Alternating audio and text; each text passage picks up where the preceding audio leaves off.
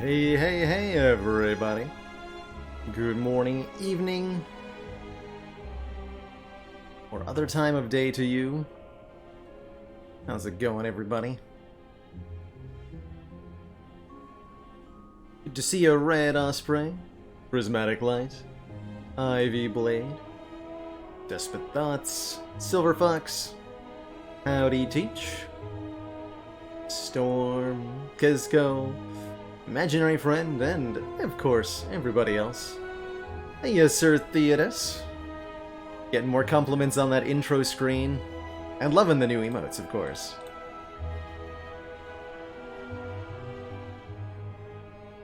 How's it going, Simply Aces? Bailey. Silver Fox, hello, hello. Hey, you Zackles. So excited to be here today for some lovely, lovely ladder action. I don't know where people are getting those damn Advent burgers, but if I find another wrapper stuffed under one of these command consoles, there's gonna be hell to pay. Thank you so much for that full year of support. Whole year of cozy lurking, ladder shenanigans, and all-around fun times. Here's to another one, hey? How's it going, Zimir? Howdy, howdy. I'm on the right account here. Raise your smoothie to me. Ooh, what kind of smoothie are we dealing with today? I made a peach and ginger smoothie a couple days ago that I really enjoyed. Been having fun making my own this past month.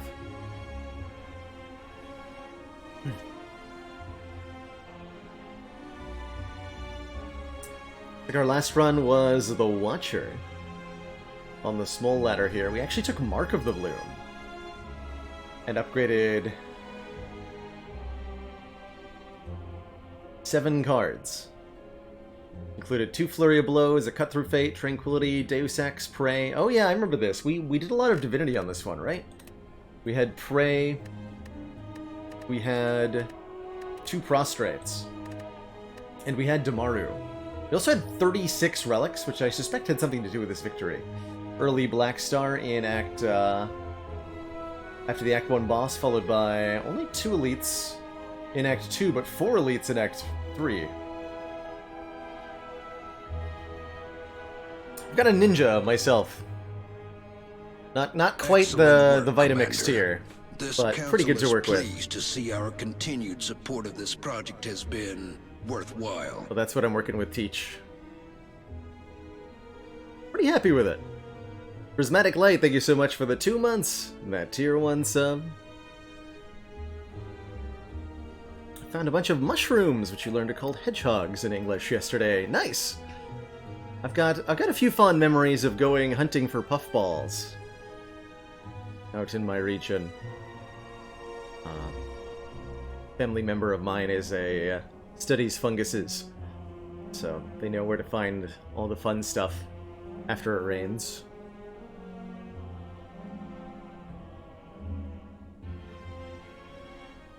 A very old blender from probably the 70s. If it's still working, that's a pretty good sign.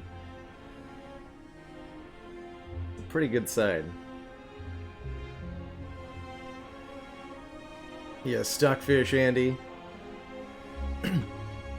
Puffballs are interesting. I wasn't prepared for like the kind of spongy texture it had, but it was pretty good. Fan of mushrooms in cooking in general. There's a lot of fun stuff you can do with them. They're basically very good sponges for sauce. Very delicious. So it's Ironclad time, huh? Cool. Excited to dive on into another small ladder run here, keeping it down to 20 cards or fewer as we try to topple this Spire over and over again. Definitely starting to crank up the heat as we reach these middle ascensions. I think this ladder gets very challenging at Ascension 10. Quite challenging the whole way through.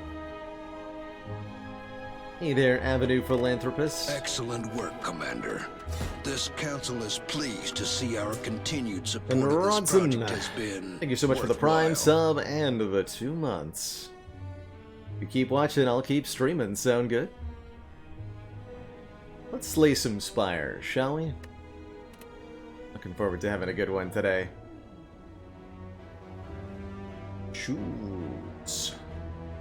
Well, you have a hard time convincing me that it's ever wrong to go Rare Relic start on Ironclad, I think. Immediately drawn to this option.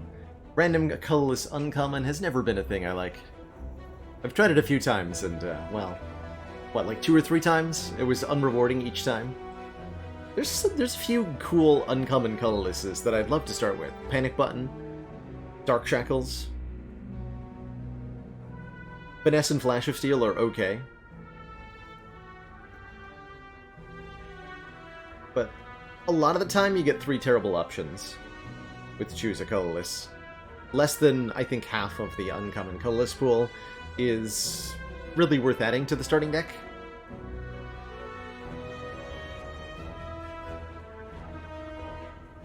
Three random potions is great if we want to fight an early elite.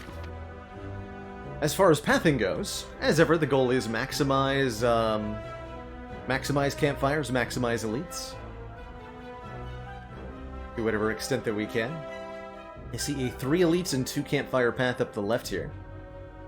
But more attractive, I suspect, is taking a few combats here and then getting an upgrade, fighting elite, getting an upgrade, fighting the burning elite, and then lastly, maybe getting one more upgrade before Guardian. That's a little ambitious to think we can rest at all 4, or to upgrade all 4 of these fires, but it might be possible with a little bit of luck. This path only hits 2 events for the entire act, which is a little bit of a downside, I think. But I overall recommend Dream Quest. Seemed like a fun game, but the seemingly random ways to lose a run to RNG bosses seemed off-putting. If you're talking about yesterday's stream, I do in general recommend Dream Quest. I would say that the Grizzly Bear difficulty did feel enjoyable and comfortable, and I didn't feel like I was fighting for my very life right from the get-go. So you might enjoy that more. The Velociraptor was pretty relentless. Might go back to try to conquer it, but it definitely seems like a really rough start on Velociraptor. Excellent specifically. Work, Commander. Stockfish This Andy, council thank you so much for the is Prime pleased to see sub. Our continued support And of 3 this months. project has been worthwhile. Smiley face to you too. Give me a rare relic. Gallopers. Well, those might be good here. Oh, I can also take this path, get 1 more event, and 1 less combat. That's better. I'll take it. Okay, so we know our exact draw here.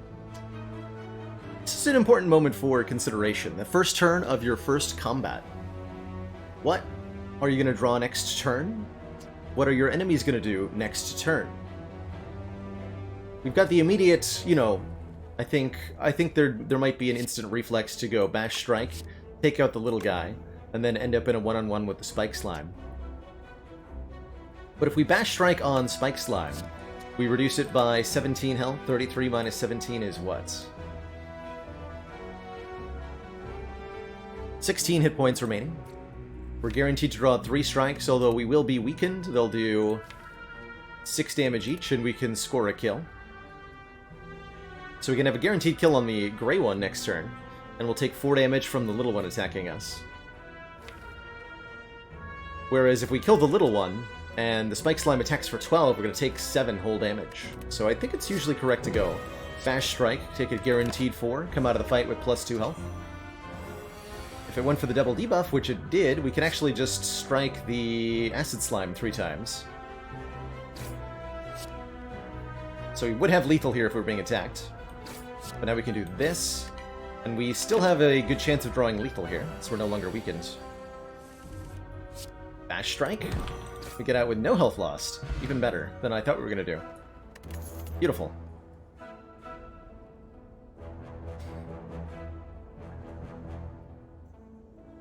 I see you there, Body Slam.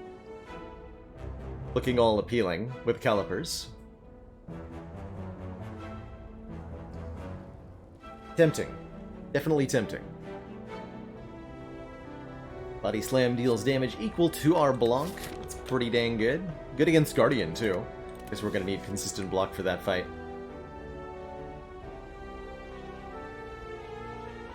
Body Slam becomes a zero-cost attack when you upgrade it, which is definitely helpful. You could also take the Anger. I think Anger is a very good floor 1 take. A zero-cost strike is how you can think of it. And that's a pretty good thing to have at the start of the run. Let's go Body Slam here, though. I've got a feeling we're going to do some Blanc stuff with these calipers. Do we go for a transform, or do we rely on the upgrade density? It would probably be removal, right? We're playing Small Ladder. Gotta get some cards out of this deck. Hey, Merle. Small Ladder goes marvelously thus far. Random Ironclad card, huh? Transform would be a bit ambitious. Could be great, though.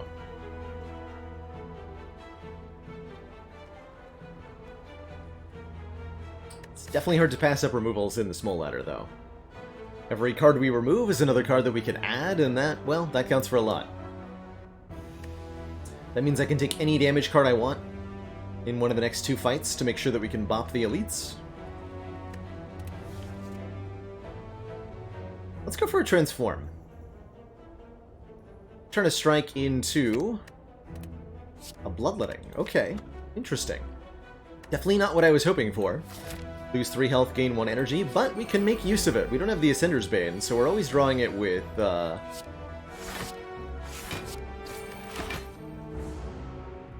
energy costing worth of stuff. So I suspect we can make use of it here. Yes, 7. Life is good. Stream is good. Everything is good. Okay, Headbutt combos so very well with Body Slam in general, I think. And it's a solid damage card on its own. 9 damage outright. Lets us put back any card on top, not just... The flexibility of it is quite nice. And it provides the immediate damage we need, so I don't see a reason not to take it. You could argue for Iron Wave, because it does say block on it, but I'm going to argue against Iron Wave. Because it doesn't say put a card back on top of your deck. 75 gold would actually let me remove a card at the shop, or just have enough money at the next shop to do something interesting. Or we can trade our face. 50% chance of a good face, 50% chance of a bad face. The way I like to think of the Face Trader event is that the good faces are better than the bad faces.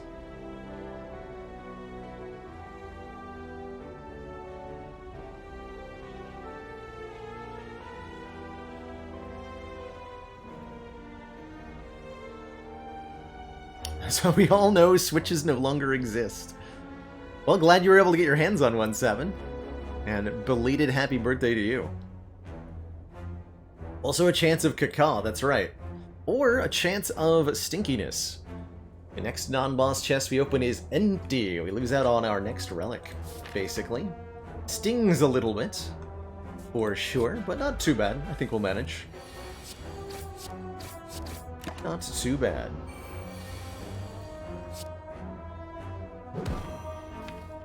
Five, I should be able to get a kill next turn. Maybe? Not quite.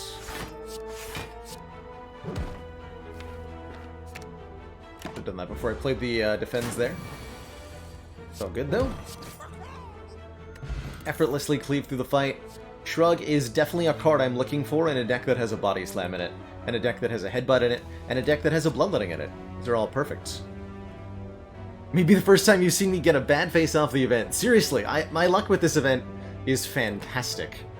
So I have no hard feelings about the Endless Hungry face. I feel like I'm long overdue for a couple of bad faces. Been waiting a year to play Xenoblade Definitive Edition. Nice! Hope the wait was worth it. Yeah, what? I think we need to upgrade Bash so that we can beat Lagavulin and Gremlinob most securely. Upgrading the Body Slam to be free is good, but less important with an energy potion and the Bloodletting. upgrade the bash. And we should be good to fight this first elite. It might take, 30 hit points to win, but we have 30 hit points to spare. We're at full health here. It is an orb. We did draw bash on turn 1. Got some decent draws coming up. Pretty much just going to count on vulnerable plus strikes to carry this. May need to use the energy potion if we draw too many attacks at once. This is certainly an opportunity to use it. We could go defend, defend, and body slam for 15 damage. We would increase Knob's strength by 4, meaning he would do 20, but we'd block for 10, so we only take 10. And then we deal 15, putting him at 36. How often do we do 36 damage in one turn? Very, very rarely. I'm gonna do it anyway. I think we need the damage.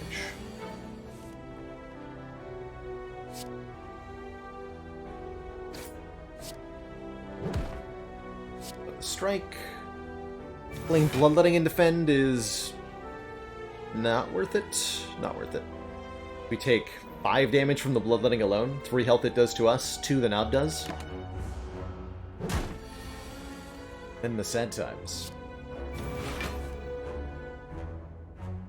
8 plus 6 is enough to kill, though. So we just barely scrape by here. 21 health and a potion is a reasonable expenditure on that first elite. And our reward is generous, 30 gold, and the self-forming clay, which says whenever we lose health, gain 3 block next turn. Which is A, very good with our calipers, and B, is actually synergistic with the Bloodletting now, as this also gives us 3 block the turn after we play it. Which means that we can think of it as net neutral in terms of health. That's pretty good. That's pretty good. Pommel Strike is a good consideration here, especially if we upgrade the Body Slam.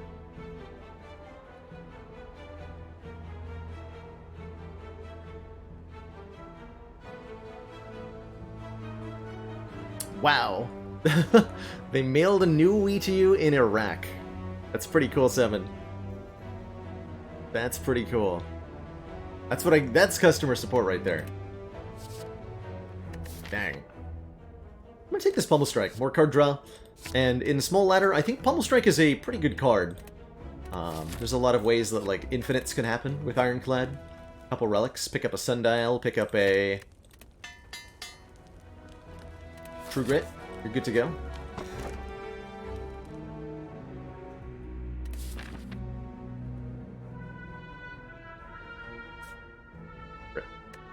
Fair enough. Fair enough. We got the Body Slam upgrade. I'm liking the Shrug upgrade. Although the Pommel Strike upgrade's a good consideration too. 1 more card and 1 more damage. 3 more block on my best block card. With a Headbutt? Let's upgrade that Shrug It Off. We know we're not fighting Gremlinob, so premium block cards are going to be very good here.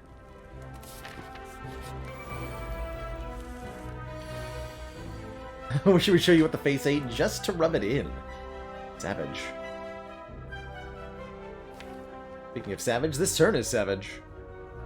I block 15 and take 6? Oof.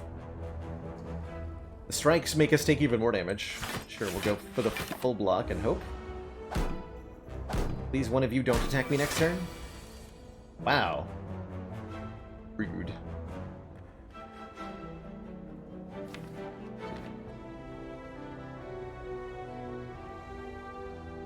Fortunately,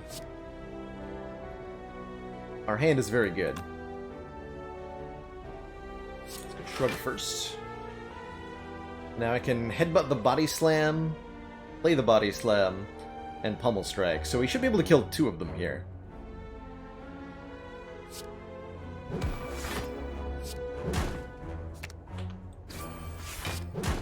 Like that. And that's the trick we're going to be doing for most of the rest of the run. It's a good trick. It'll work very well.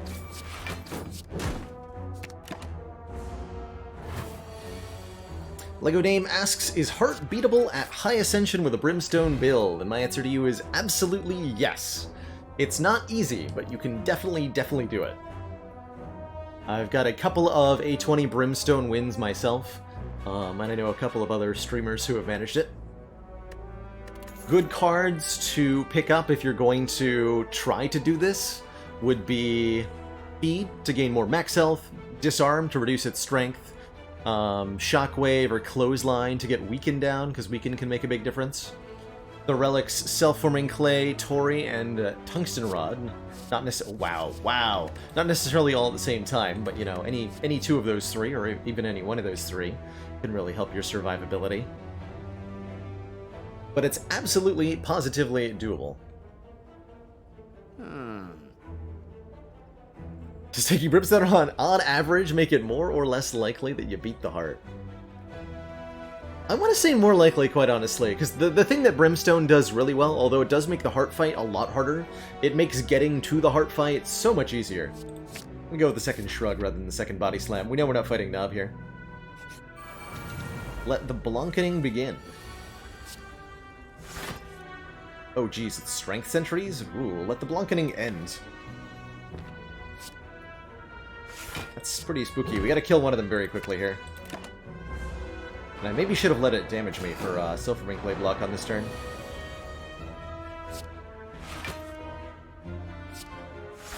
It's all good, though. Deal 24 damage and block everything. Or I can Pummel Strike to deal 4 more. Let's just go like that. Kill this one before it attacks me again. And now, Self-Forming Clay. You gotta do the work. Lose 3 health to gain 3 block next turn doesn't seem worthwhile. I did think about the Pummel Strike into Bloodletting, it just didn't quite seem likely enough. Didn't think it would happen. Choosing the back line, kind of arbitrarily here. They both have the same health. Kind of just a guess at who I'm gonna be able to kill in the requisite time frame. 9, 9, 6 is 24. Headbutt a Dazed and draw into it. And then we don't shuffle the deck with all this in my hand. This. Get the maximum number of playable cards in the draw pile. Wow, okay. So despite the... I'm not going to say anything quite yet.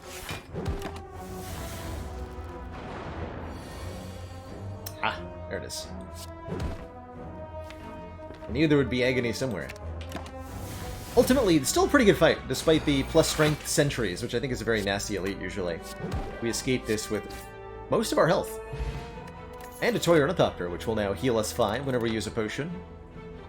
A barricade.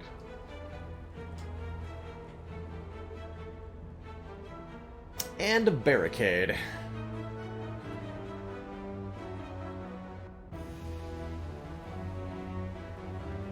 Interesting.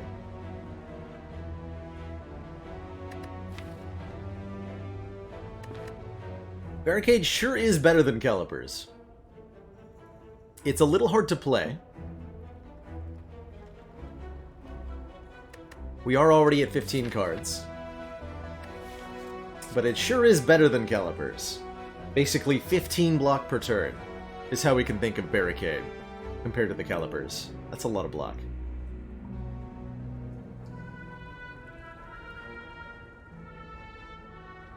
Evening, Janet. I was gonna make a joke about obituaries, but you're late. True. Ghostly is also quite good. 10 block for 1 energy. This barricade is pretty good. Calipers won't cause us to lose 15 block, no. Once barricade's in play, we'll keep it all. A little easier to play with a Bloodletting, too.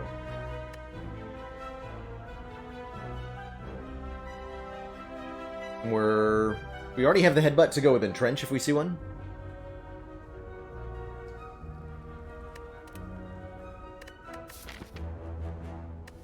Yeah, it's 15 block per turn is definitely overselling the barricade. It is a 3-cost power, not easy to get in play. And we have to be overblocking. Not easy to do, but we're most of the way there. I take it. I think we can make it work. There's a couple reasons for that. I think we have what it takes.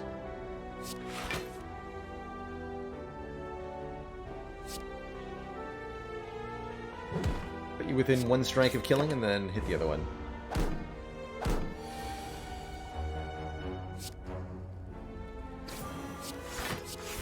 Get the Fire Spirits event, just give it away immediately. That's the 5-head play right there.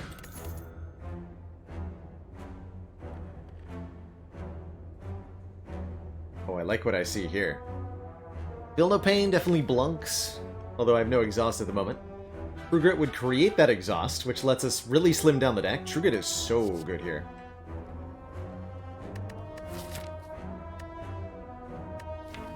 I would definitely like a True Grit. Armament's nice too, to upgrade cards. I'm gonna take the True Grit. I really want that True Grit, as it turns out. YOLO? Got it.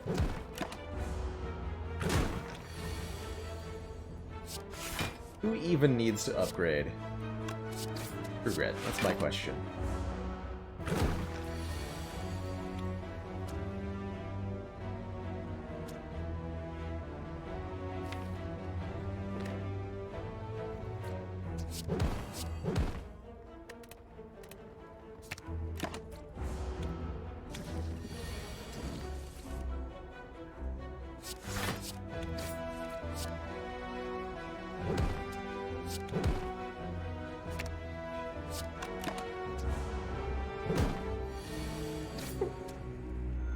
Get him.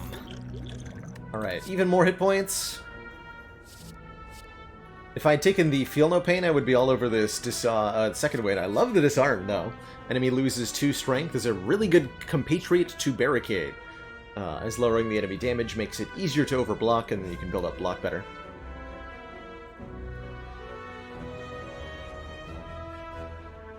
Hey, 039. No promises. Probably more of a Spire day today. Take that Disarm. I think I actually upgrade the Disarm now. I was planning on upgrading either Barricade or True Grit, but against the Guardian, a Disarm Plus does so much work here. All of the work, in fact. Just every amount of work.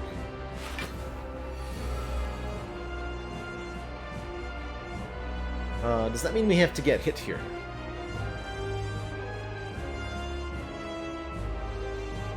There is no way that I do enough damage to stop this. Correct. Okay.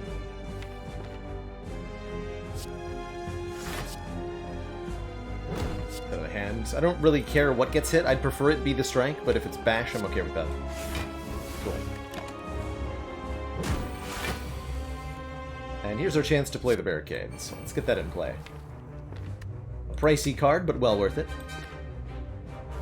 And I think I'm going to Bloodletting Headbutt, too. Give me my bash back, please. Need to transform it next turn.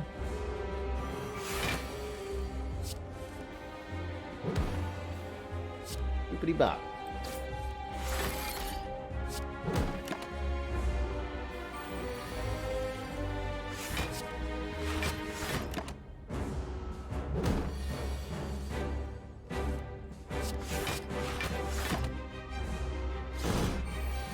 Disarm goes to work.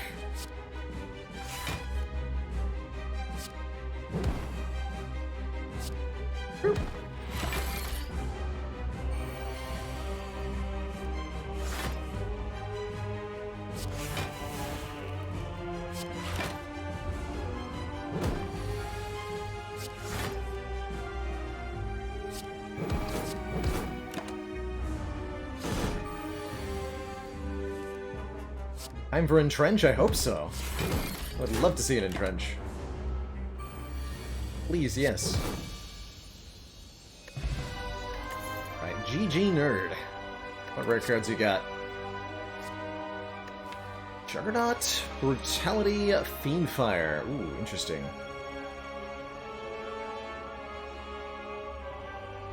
Hard to go wrong with the Brutality when you have a self-forming clay. Start of your turn, lose 1 health, activate self-forming clay, and draw 1 extra card. Juggernaut is sweet, but we're gonna have a hard time affording it. I think. So I really like this Brutality. Then we've got some self-damage kind of synergies going on. Could even maybe take a Rupture or something. Oh. Well, heck. Oh, that's a Sneck. It's also a Pyramid. Snecko versus Pyramid, the eternal question. What do you take? Can we go back and take the Juggernaut, right? Would be a much easier Snecko-eye. This is a very, very good Runic Pyramid, I think. If we take Runic Pyramid, we get to upgrade the Bloodletting.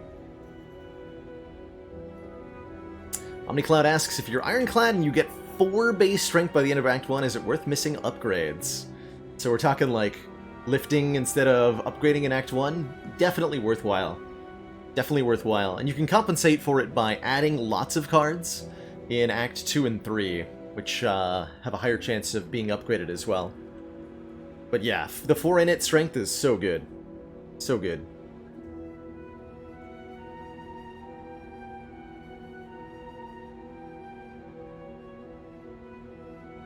Being able to retain our cards in hand, I think, is gonna... The Brutality becomes a lot weaker. We won't often need the extra draw here. But I think that Runic Pyramid's gonna be insane.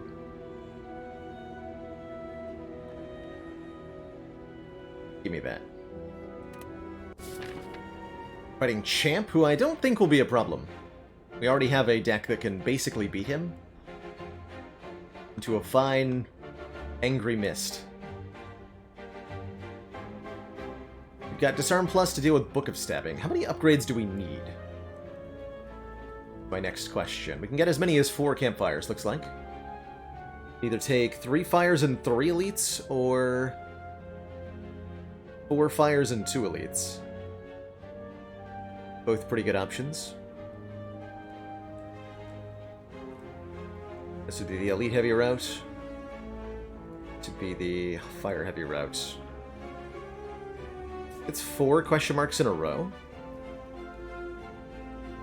Events are pretty good right now. I would take apparitions instantaneously with this deck. I would think about bites. They'd be actually pretty good, bites. Even though we'd add a card. Actually, I can't take apparitions, because they would put us way over our card cap. Excuse me. I would not take apparitions. Dang it. Well, that's disappointing. I would upgrade all of our strikes and defense as well. That would be very, very good. We want to get the True Grit upgraded, we want to get the Barricade upgraded, we want to get the Bloodletting upgraded. Okay, I think we're going to take the 1 more upgrade route. Take more events and see how it goes.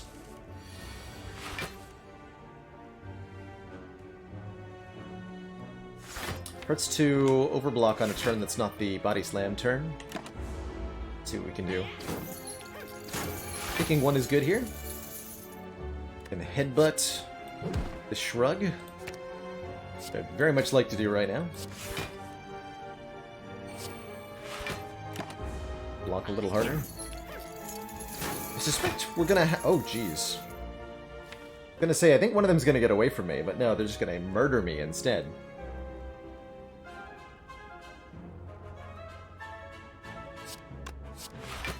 Please do not kill me. Shoot.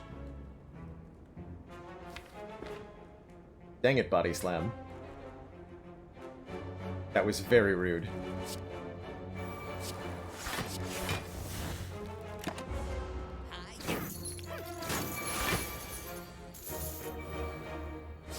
Taking damage and losing our money, unfortunately.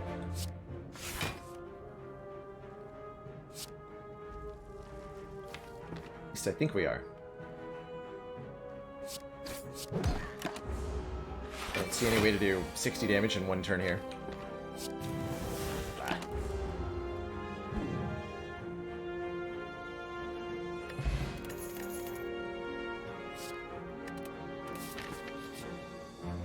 Ooh.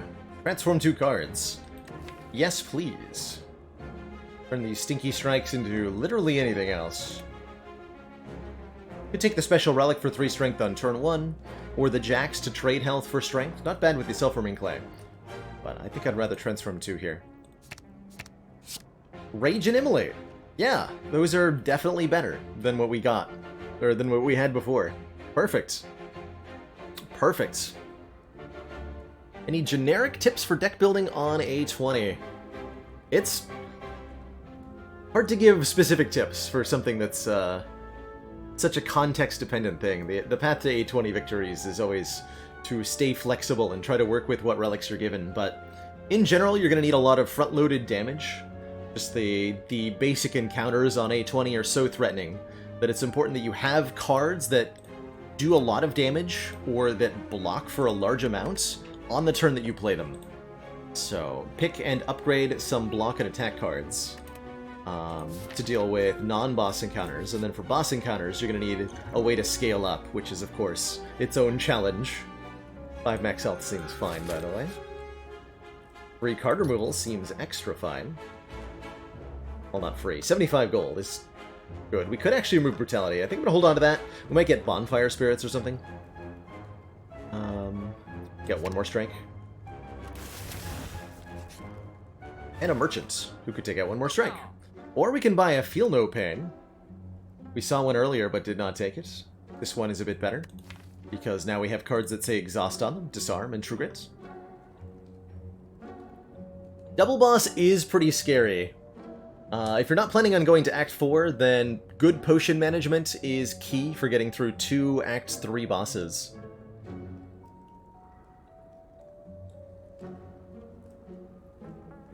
And a solid block core. All 3 of the Act 3 bosses require you to be able to block pretty consistently.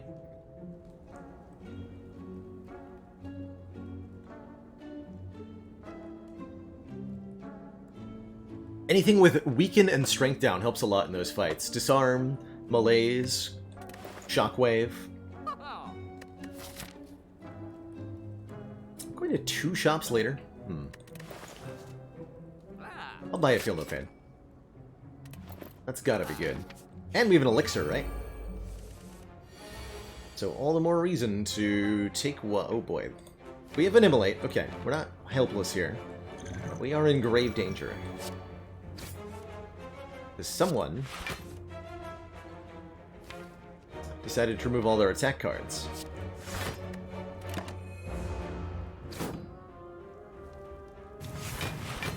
That was dumb of them.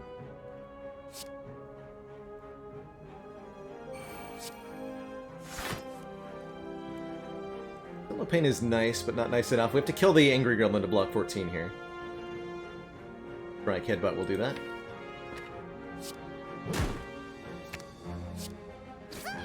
This blocks for 9, which is better than any other 1 card. Take 10. And now we have a wizard that's angry at us. We also have a body slam, so that's good.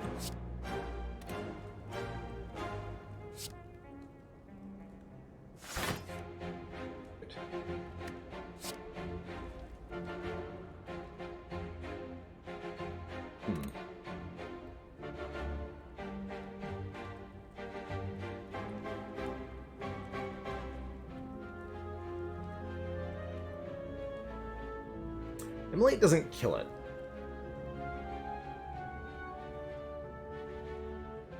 Rage goes off after attacks, yeah, so the rage won't add damage to the body slam immediately. Unfortunately. Can actually block this. Just let him summon again. Although I can't full block, huh? Probably just defend body slam then. We don't play the Immolate. And that lets me get down the Feel No Pain.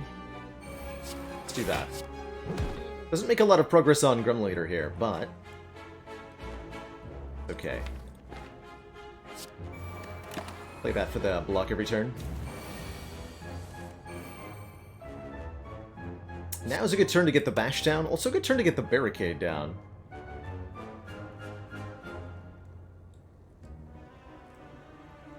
I think we're going to be in this fight long enough that I should play barricade. Next turn we can rage and immolate. And get attacked. Very rude.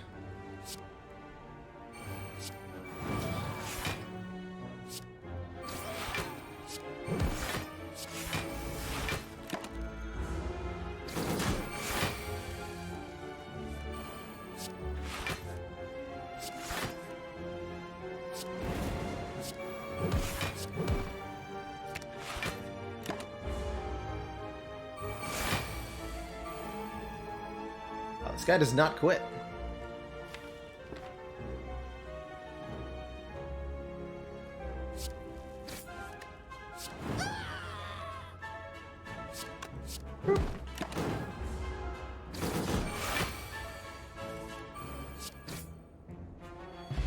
Hey, that was a little sketchy, but we now have Weight B statue to go with our toy ornithopter, so we're getting a potion after every combat, which will heal us for 5. And we have an Exhume, letting us return Disarm from the exhaust pile, which is very, very powerful, especially against Champ. And especially against Book of Stabbing. And especially against our Act 3 boss. And especially... Well, that's enough incentive, right? Could be more than enough incentive.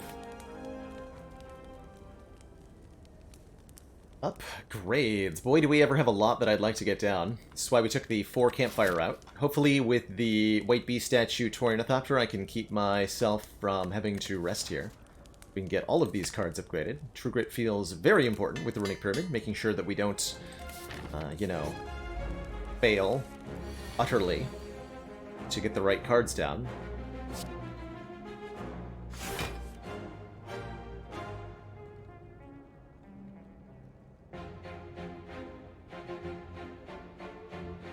Malates, I kind of need you right now.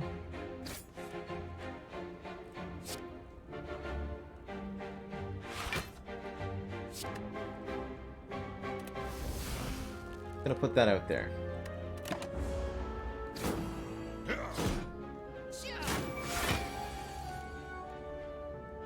Uh-oh. I am a late.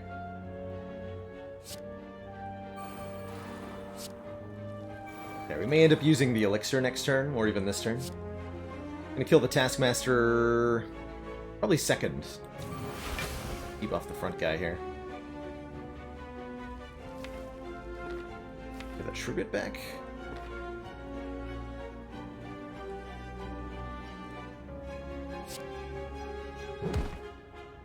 True Grit back. Might be impossible to avoid becoming vulnerable here. Unfortunately so.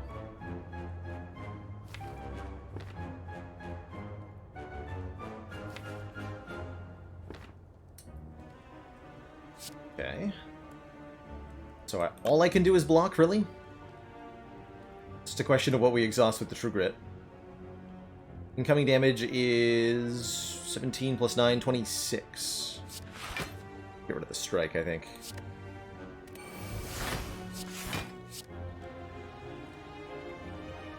Take 3 is more block next turn. Wouldn't shuffle the deck. Don't want to shuffle the deck. So let's keep it at exactly this many cards played and not play another card. If I play another card, I draw 1 more card next turn, and then we shuffle the deck without all of these cards in hand. I'd rather play the Immolate next turn so that I have a chance to draw into it again. With the Shrug or something. Be like Rage, Immolate, Shrug, Body Slam. That should kill the back line and block for enough that we don't die. And we can always use the Elixir if we need to. Next turn, which is likely, I think. Look how much damage these two are going to do. Only 17? Actually, not bad at all.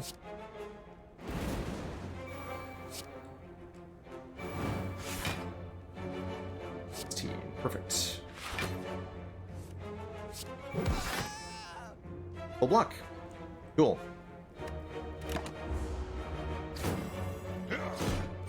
Alright, we are alive and we're kicking. Or striking.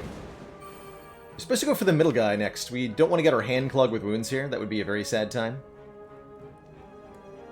Be a very sad time.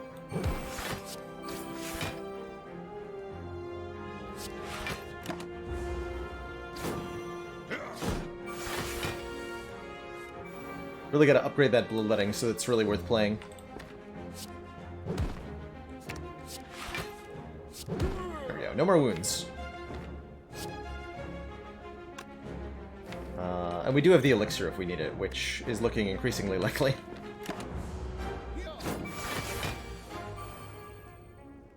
Oh yeah, I'm also losing health every turn, huh?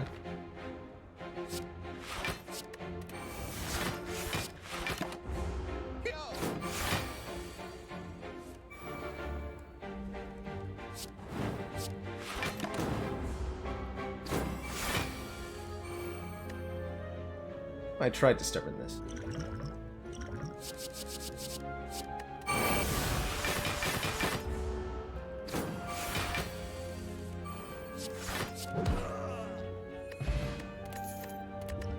Heart of Iron, 6 metallicized, and boy are we lucky to find a smiling mask making removals cost only 50 gold. We have 2 shops on our intended path coming up, so this is a huge discount on 2 removals. Really, really happy to see Smiling Mask. Could almost see this being a deck where Berserk is good, but I'd rather just upgrade our Bloodletting. That was indeed a scary fight, but I'm feeling okay now. I think with the Heart of Iron and the White Beast statue, Self-Forming Clay, we're gonna be fine. And there's an actual relic in this chest, Stone Calendar, which lets us deal 52 damage on turn 7. Kind of cute. We're very good at stalling out to turn 7, but we're trying to kill stuff with Body Slam. I think we're gonna take the Sapphire Key here, so I suspect we'll be given better offerings in the future. And let us get this upgraded. It's an important card now. Swear it.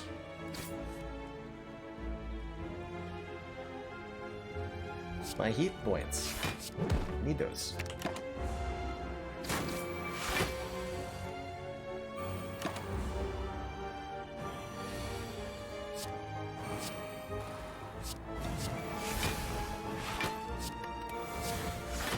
Add as many days to the top of my draw pile as you want.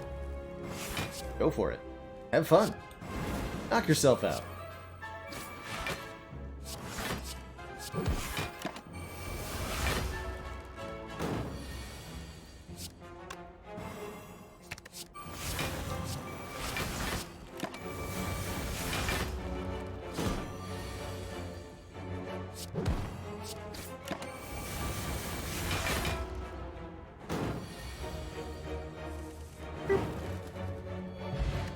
X-Pot's great.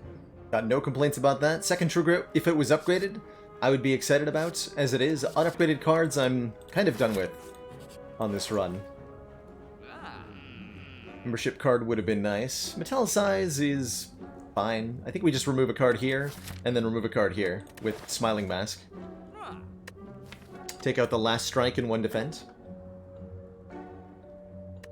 Sounds good to me. Probably use this Dex Pod on Champ. Win very decisively.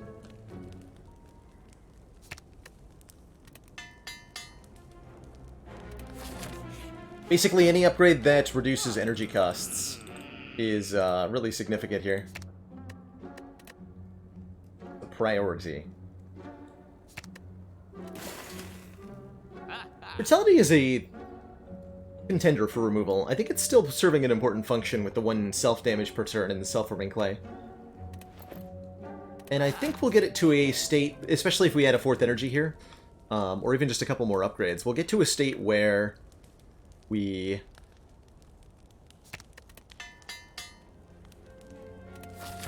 want to draw more cards. Well, I don't think we're going to play it in this fight.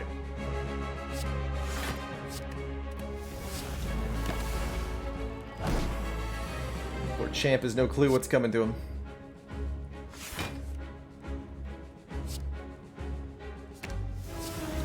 -6 strength, that's what's coming. Oh, I was supposed to dex pop, wasn't I? Yeah, I was. Do that now. Whoops. Slight bit of whoopsie there.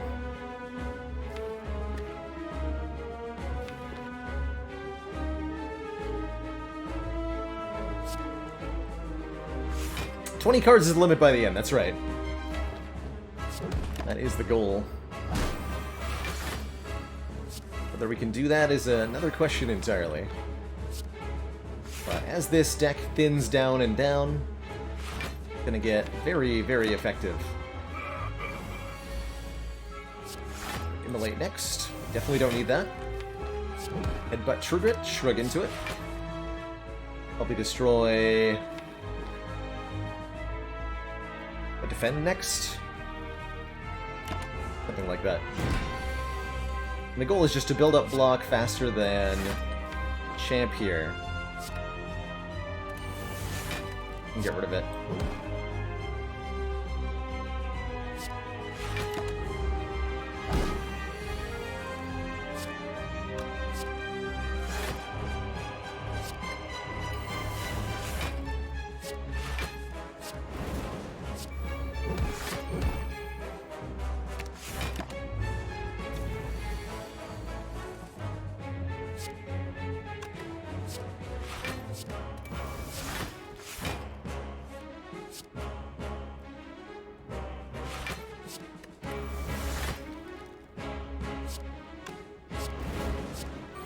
As we get smaller and smaller with the number of cards, we start to get more and more effective as we can play the Body Slam more and more often.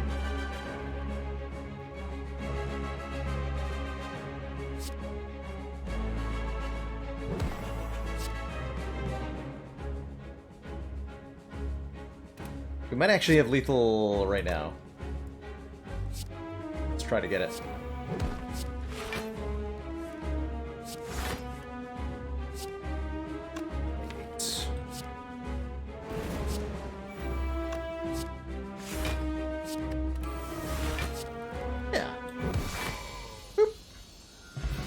GG champ.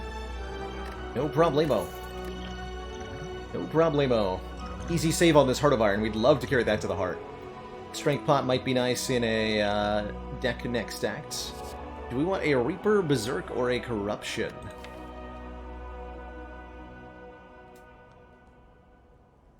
With the Smol deck, honestly, probably none of the above. We're okay skipping. And we can use that. Well, we can't use skipping, but we can... We're very reliant on playing most of these skills more than once, the Shrug and the True Grit especially, and occasionally the Bloodletting as well. And the Rage. Yeah, I'd rather not have any of these cards. Although the Corruption would be nice in a deck that was more than 20 cards. We could add, like, up to 30, 40 cards with a bunch of skills, and that Corruption becomes incredible. But as it is, can't take. Don't think I should take. Well, glad we took the blue key. Cursed key is a decent offer here, just giving us an extra energy every turn, which we would certainly appreciate. Otherwise, we're taking Runic Cube. Whenever we lose health, draw a card, which is adorable. I suspect we could make it work. Mostly because of the Bloodletting Plus, but we'd be doing a lot of damage to ourselves. Or a Black Star for extra relics from elites. I think we probably just want the extra... energy. We would like some more card draw. Although we have that, we have Brutality for that already. We have the card draw. We just need to play more cards so that we can draw more cards, and the energy helps with that. Yeah, risky.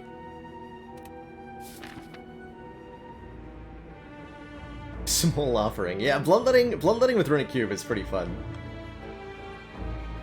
It is pretty fun. Yeah, I feel very good against the elites of Act 3 here, although it looks like we can only fight... No, we can fight 3. We can fight 3.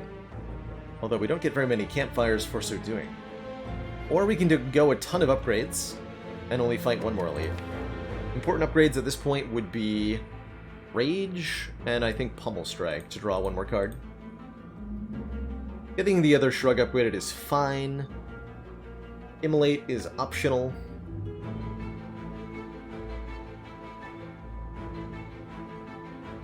Getting more removals at shops could be a priority.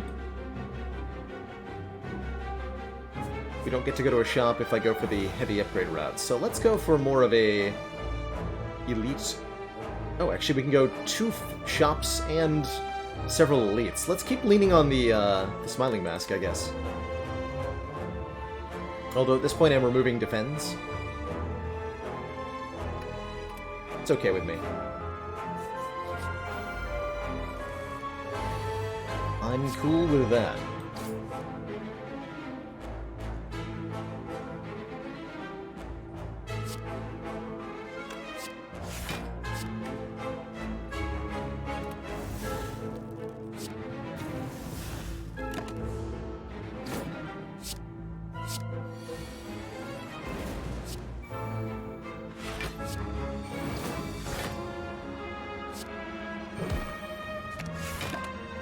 Excellent work, Commander. This council is pleased to see our continued support of this project has been worthwhile. GPS, thank you so much for the Prime sub in those 3 heckin' months. Well on your way to that half year.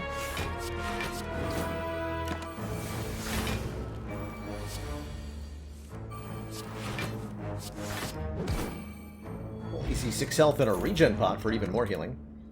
And a Shrug Plus being offered to me. We took the 4 energy and now you're going to give me a Shrug Plus? I will definitely take that. 100% of the time. And we're about to go to a shop to remove cards, so I have no interest in the red mask here. Do I have interest in Brimstone? No. Not with a block deck like this, certainly. There is a Rupture here. Whenever we lose health from a card, gain 1 strength, and we can definitely take advantage of it to gain upwards of 1 strength. But does strength really help what we're doing? Got single hit attacks mostly. Strength will add to them, but not by a whole lot. So I think I'm more about just removing a defend. How do you beat Heart with Brimstone? One way is certainly to have disarm or multiple disarms. Disarm and Exhume can do some huge work there. And if you can block well enough or dish out enough damage quickly enough, it's not impossible by any means. Kind of interesting things we could do with Forethought there, actually. But I'm just going to save the money for the next shop. And I'm going to take 16 damage on turn 1. Sound good? Sounds good to me.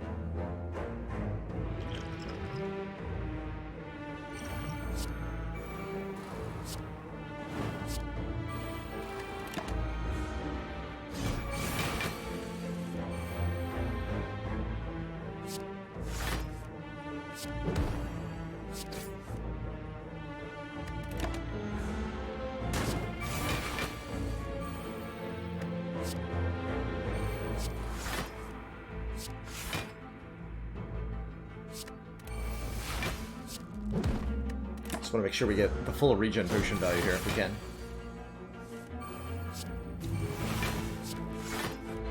Well, I recognize I'm also losing health to brutality.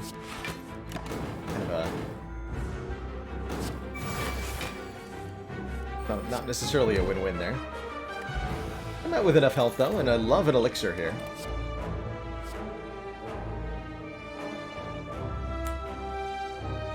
Yes! Burning Pact Plus or Dark Embrace. Both very, very good here.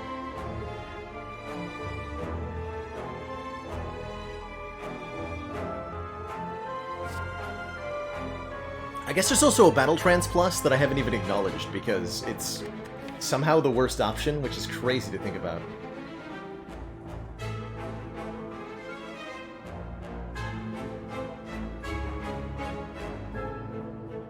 Crazy.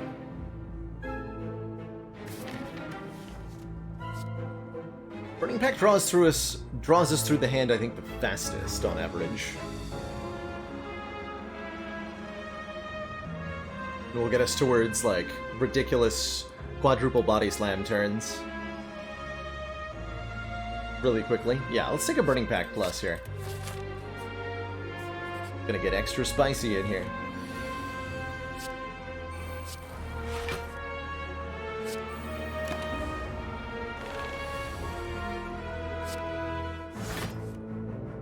Extra spicy.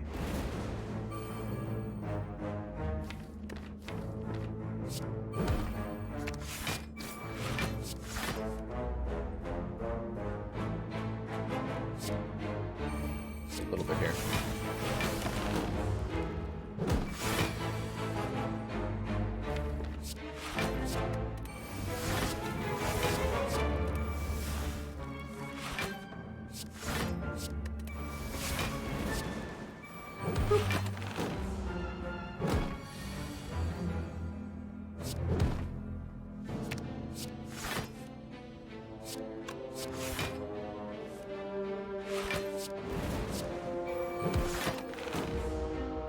We quickly reach a place where we can just play the body slam every single turn.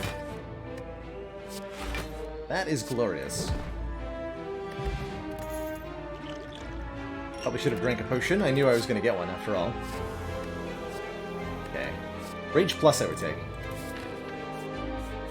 Fire first. Might as well. Important upgrades. Rage. Pummel Strike. More card draw, please. More card draw, I demand it. Kill the daggers now, or we can wait until next turn when she summons one more. I don't really want 2 wounds, so I'm gonna go ahead and kill them both now.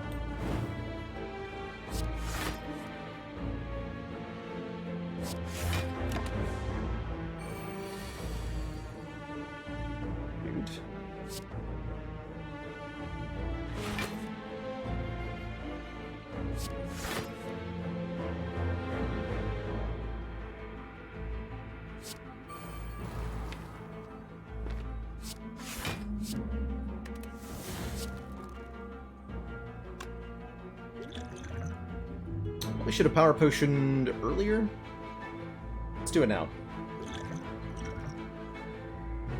Ooh, fire breathing.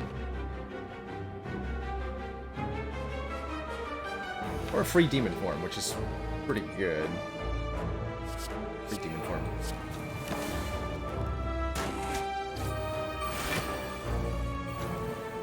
How could I say no, really?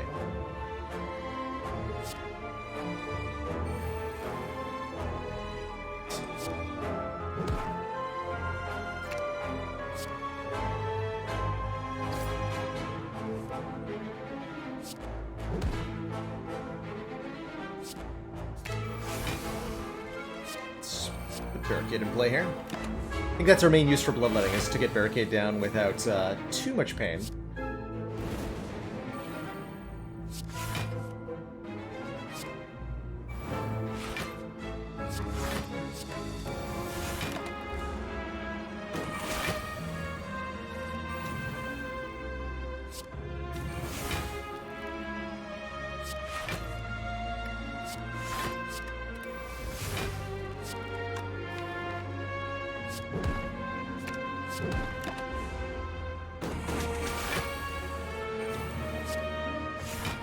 Gonna take a Rupture? We skipped a Rupture in a shop not too long ago. Just don't feel like the strength actually helps me much. It's all about this body slam. What the body slam can do. Which is everything.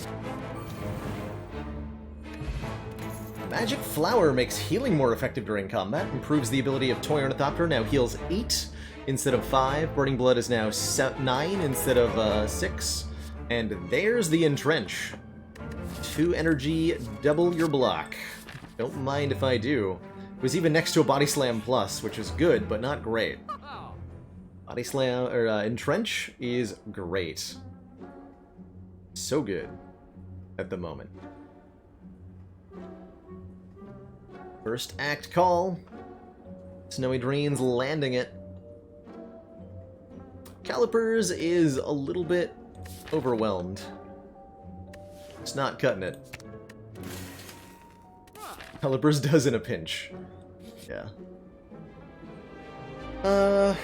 Probably just skip this. It's a small chest. Common or uncommon relic here. We'll get a curse if we open it. We already have the blue keys, so we don't have to open it. We can just walk on by and lead life wondering what might have been inside that chest.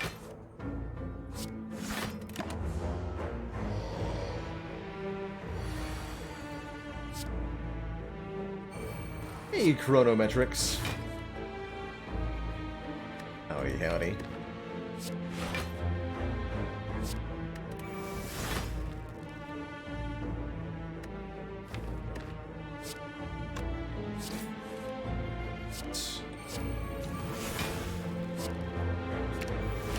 Double disarm, Nemesis Crunch.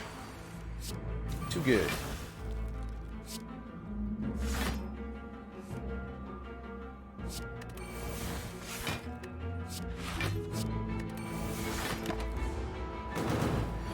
I'm pretty sure we can remove burns faster than Nemesis can add them.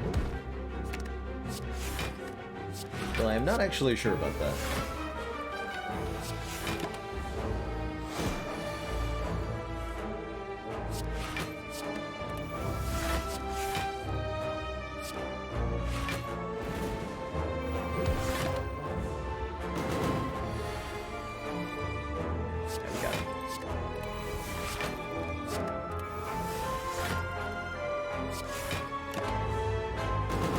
And Belunk.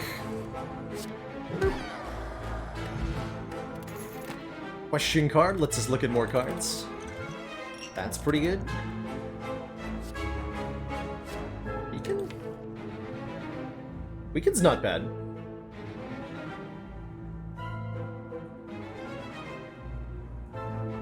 Hey, First Dane. Good to see ya. What if it was the boot? We could have used the boot to make our body slam do 1 damage, or 5 damage, rather, when we have no block. Or 1 block, or whatever. Boot body slam, so good. How can you say no? That's right. You can't. Let's get that Entrench upgraded. We're going to be leaning on it real heavily, so let's actually afford to play it. Ooh, okay.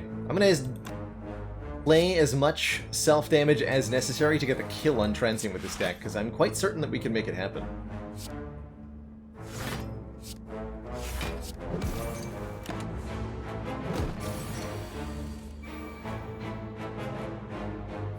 I'm pretty sure.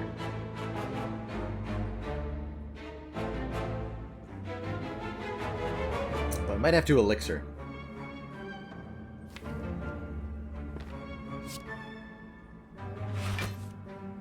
That would be okay doing.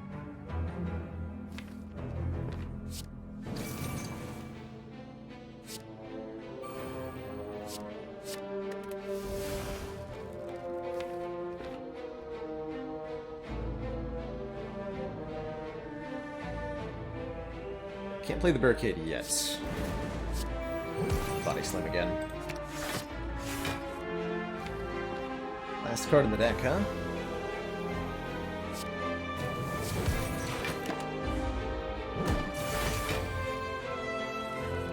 Okay, I think we actually just don't even bother to play the...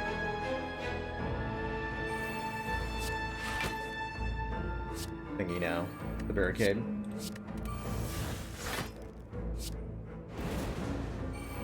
There we go. Entrench. Headbutt the Entrench. Shrug to get the Entrench into our hand again. Couldn't actually afford it like I thought I could. Got more turns though.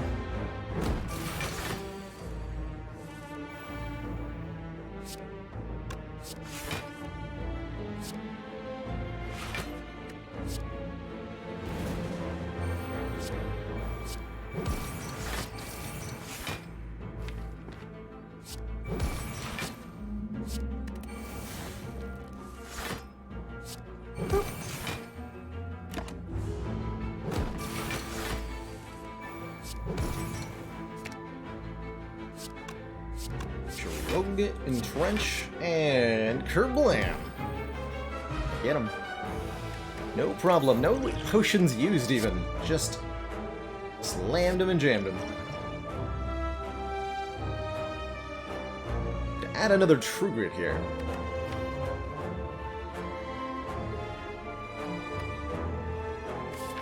Not a bad idea. Let's add one more. Add one more. And a Mind Bloom. We can fight a boss, upgrade all of our cards. It's an okay upgrade all.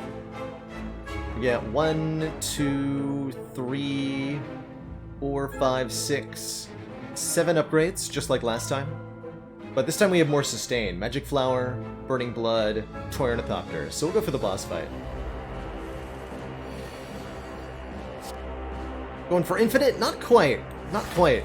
The deck... The way you can think of this deck is that as the number of cards in the deck decreases, the damage it does goes up.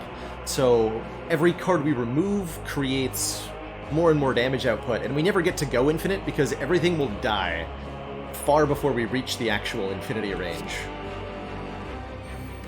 Just results in massive amounts of death, really.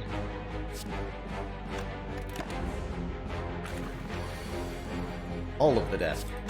Forever.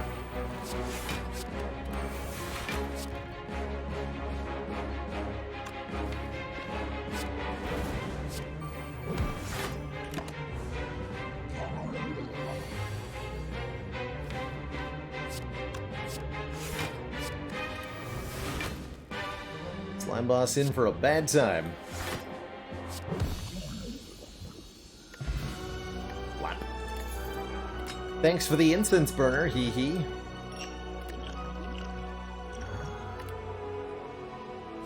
Almost take another bloodletting. Almost. And a bonus merchant with an actual medical kit. What? That just seems redundant, really.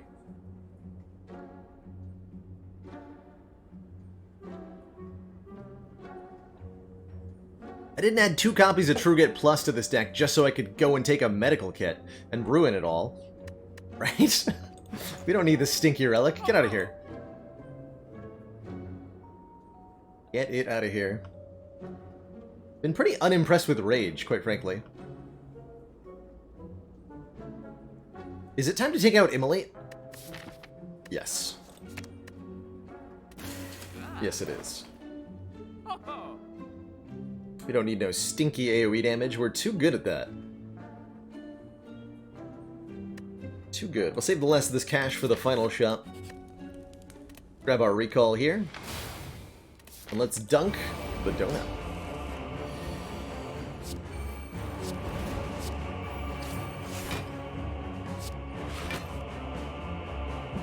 It's not quite dunking. Close to dunking. Quite dunking, though. Put the debuffs on Deca here. Probably have to just play the barricade. Put it in play the hard way. Here's that very important Feel No Pain.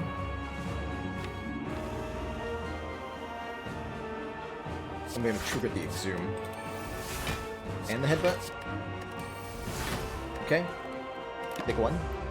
Get 9 block from the self-forming play next turn. And here's where we start to speed things up a bit.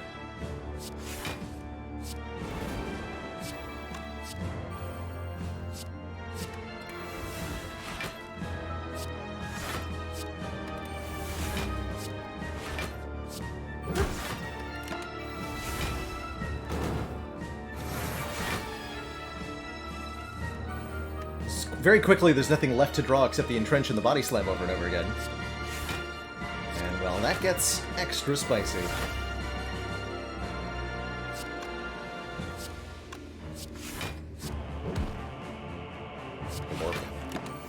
My favorite ladder so far has lit.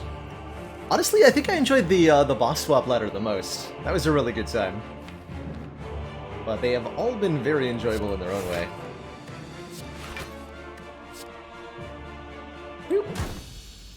Setting up Incense Burner. That's for nerds. To thump, a deep pulsing dread can be felt throughout the room. Also, 5 might actually be decently correct, too. Is this the Horde of the Spire, the source of this evil? The source of all this blunketing. We want to hope that Spire shield attacks us on turn 1. Then we can leverage that a bit better. The rage upgrade or the shrug upgrade? Probably the rage upgrade here.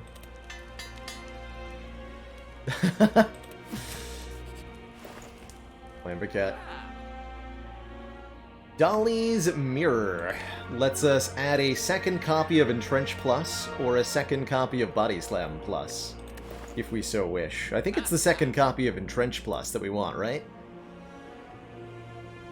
Wait, hold on. We can just buy a regular Entrench. If we don't want an upgraded one, we can buy and then remove the Defend. So I think I prefer the 1 energy version. We only have 4 energy per turn. 2 is a lot to spend on doubling our Blunk. And that's gotta be good. To have 2 Entrenches in this. It's gotta be good. It's Exactsies, after all. How can we say no? Attack me? Yes! Nailed it. Alright, very good at this game. Just the best at it. Exhume the Defend? Probably don't want to do that. Probably don't want to do that. Certainly I don't want to play these in trenches right now.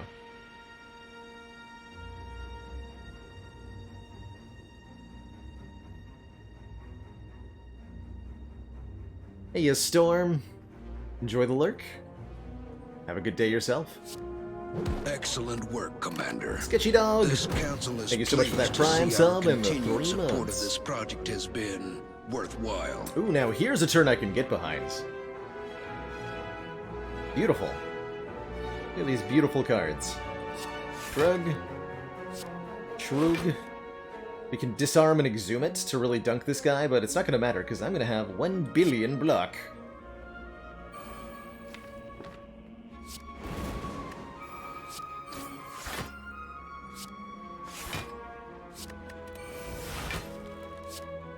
$40 goes to 80, goes to 120.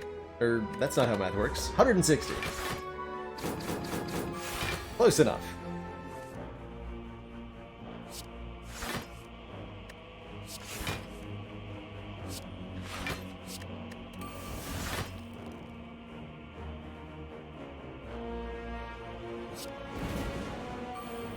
Just don't ask, okay? Close.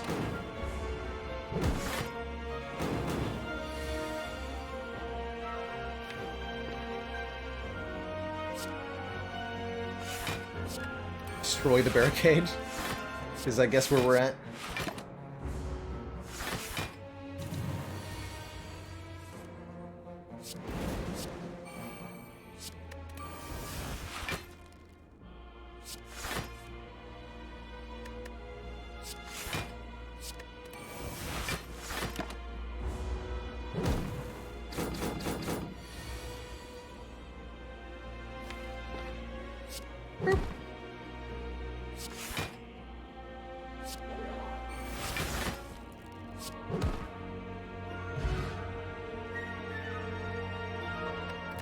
Got to set that up again.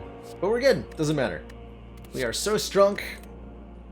Gonna be just fine. Mummy Hand is sweet here. We have 1, 2, 3 powers. And we'll make cards 3. Definitely did not want Burner on 5 here. I got carried away body slamming. But I suspect we'll find a way to beat Heart anyway, so I'm not too worried here. Not too worried at all.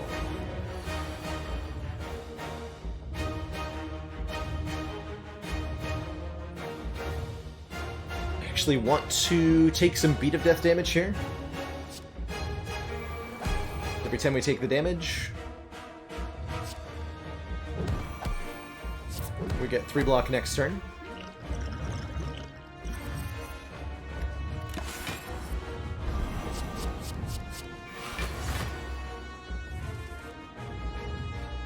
Okay, that's a little scary. We ever just distilled chaos?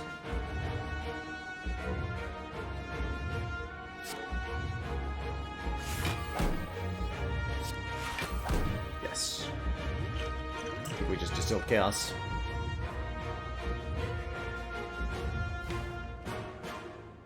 Well, let's disarm first, in case we hit the Exhume.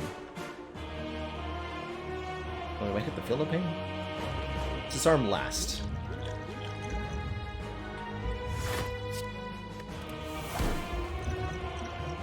We did hit the Philippine. How convenient.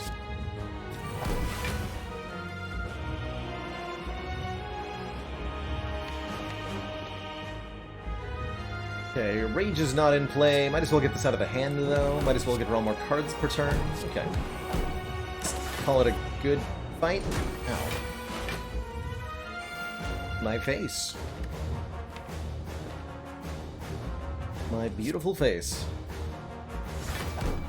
Wanted the burner on 4, yeah. 4 or even 3 would be okay. In this case, we wanted it on 4.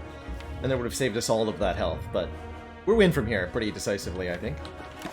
So it shouldn't matter too much.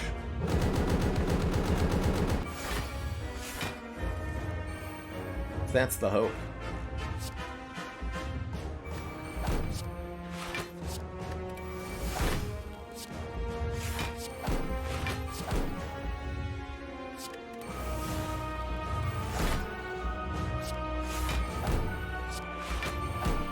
I block.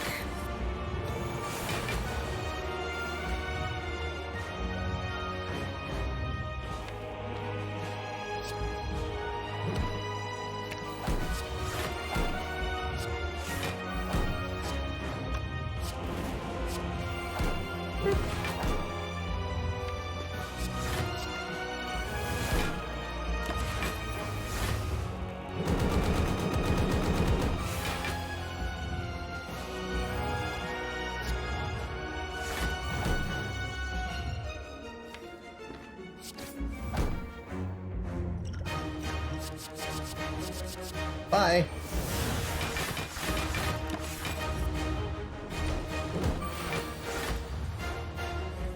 Now this is the deck. Body Slam, Entrench, Pummel Strike.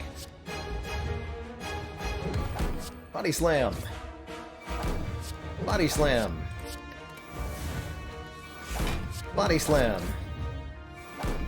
Body Slam. Body Slam. So that was what, 5,000 damage? Pretty good. GG.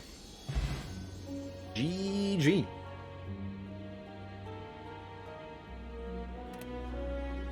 Got him.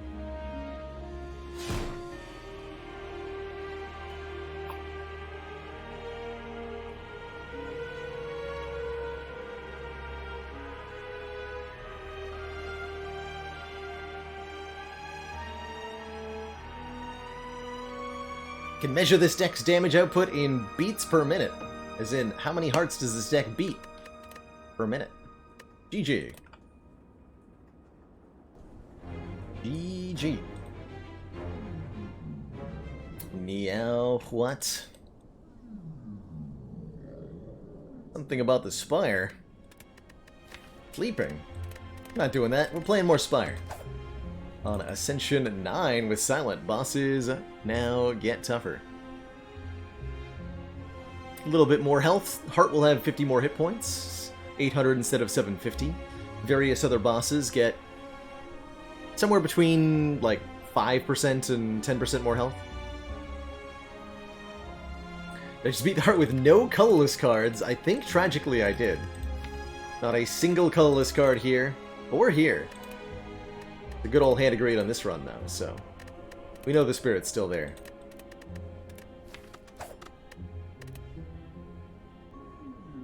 Hello again. And there's a rare colorless card on offer at the start of the silent run here. As far as pathing goes, looks like a relatively easy pick. Fire, Elite Fire, maybe even Burning Elite. I would have to feel really good about that, though. We tried double Elite, but that's really ambitious. Probably Fire, Elite, Fire. And then from there, we can fight one more Elite and 2 more Fires. So 4 Fires, 1 Elite in Act 1. Plenty of upgrades, and we're fighting Hexaghost at the end, so we're going to want some scaling damage. The rare colorless cards I would like to see would be Hand of Greed or Bomb, probably, or Apotheosis. We took the enemies in our next combats of 1 health. We could maybe snipe this first elite. But we require 2 events to not be combats.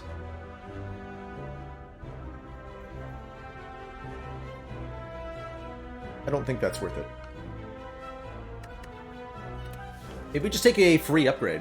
Upgrade Neutralize, call it a day. I think the Neutralize upgrade for extra weaken is very important for Silent, particularly in Smol ladder. We're never really removing Neutralize. There's so many strikes and defense to get rid of. Let's do that. Let us upgrade Neutralize.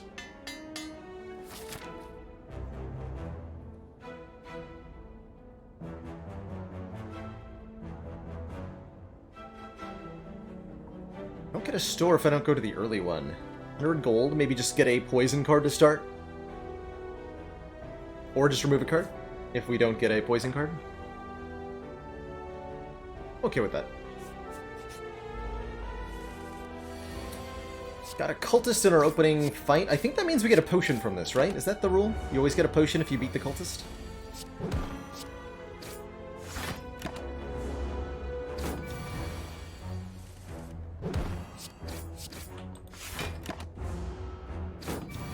Kind of misremembering that, I think.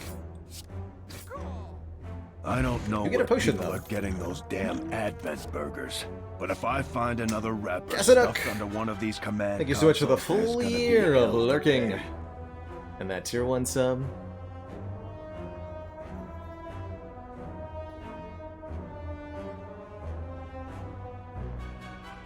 A long time. What's with these card rewards, by the way? What the hell? Distraction, backflip, reflex? Really? Distraction's really unreliable. This could be what you need. It's like... I did the math on distraction one time. It's like 35% chance to give you block.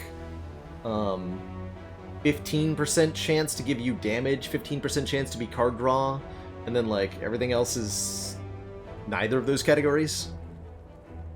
So no matter what you need, distraction is probably not going to give it to you. Unless you need everything, in which case distraction will probably not save you. Backflip could be nice.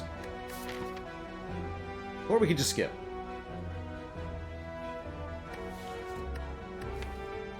Take a backflip, remove a defend? Give me a poison card. Those are not poison cards. Alright, we'll take the removal then. As tempting as that footwork is. Can't be overloading on defense cards right now. This quick slash might be the damage that we have to take. Upgrade it before our elite to do 12 damage.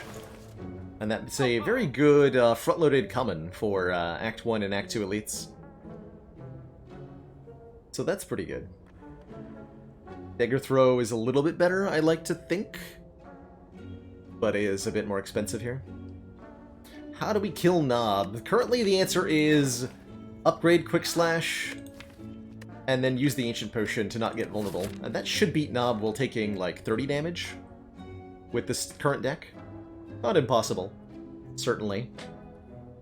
For those wondering about our starting bonus, it was upgrade the Neutralize. Just a regular old upgrade, not anything hugely special, but not bad either.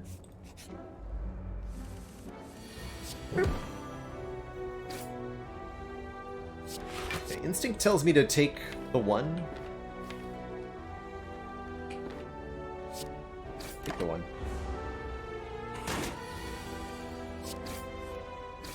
Trading damage, especially against Jawworm, is fairly important usually. The longer the fight goes, the angrier he'll get after all.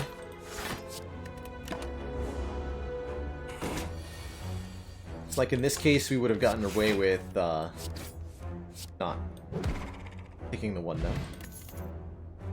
Terror. Terror beats Nob. Applying 99 turns of vulnerable means that we do 1.5 times our physical damage for the entirety of the fight. I think Terror is a very, very powerful early game and late game card for Silent. and opens up pretty much the entire realm of physical damage for Silence, because you're doing 50% more of it. It's a real game changer.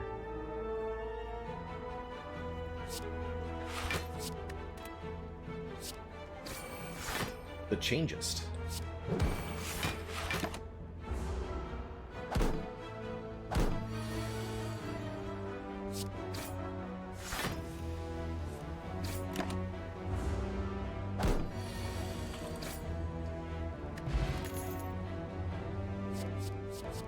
These are all cards. Yep. I can confirm they're all cards. They're all good cards. They all do physical damage, and they scale with our terror.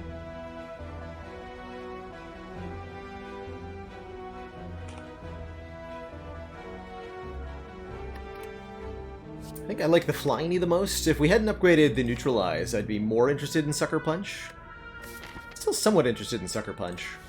See, is the only weak card in the common pool for Silence, and it's got a pretty good upgrade, providing 1 more turn a weaken and 2 more points of damage.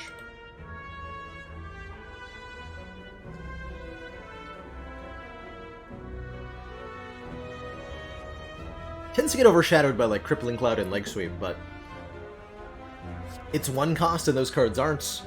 It does damage and those cards don't. Well, Crippling Cloud does, but Leg Sweep doesn't do any damage. Take that Flying Knee, though. 275 gold to get Cursed with Regret right before the Knob fight. No? No. But I'll take the free 100 gold, thank you very much.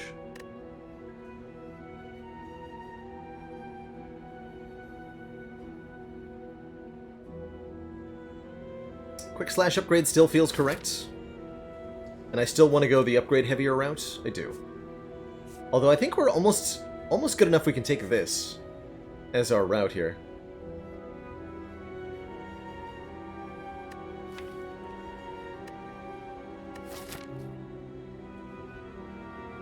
If we upgrade the attacks and make sure we land Terror on Hexaghost, we should be good. Go for the 2 upgrades. Or the 2 elites. 4 upgrades. It is the Knob, as we knew it always would be. How do we beat Knob, then, is the question we must answer definitively. And hopefully the answer is with Terror. Bitty. Okay, 12's not too scary. I get to play at least 1 defend, because we have 3 energy here. Question is, can I play a second?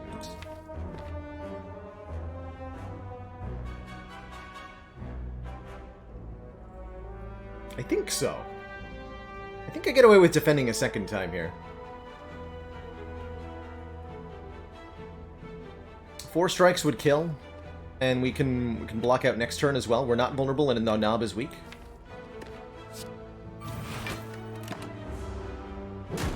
Take 5, and then we just kill it. Not even hard. Full credit to Terror for that one. Not only was it scaling all of our damage, but we drew it on turn 1, which was fortunate. Thanks, Ring of the Snake, for making that happen. But the easiest Knob fight you ever did see only took 5 damage there with no potions used. Score a block potion and, of course, the Horn from the Knob. Nightmare? Nightmare lets you duplicate a card, creating 3 copies of it on your next turn. Which is good and all, but you need to have a good target before Nightmare is a good card. Currently we have nothing to really duplicate. Neutralize? Terror? Like, no. No thank you. If I take in the footwork, we might consider it. A little iffy, I think, in Smol Leonard. Nightmare likes larger decks where you have lots of different targets for it. What I'm gonna claim, anyway. Dang it, you'd better believe me.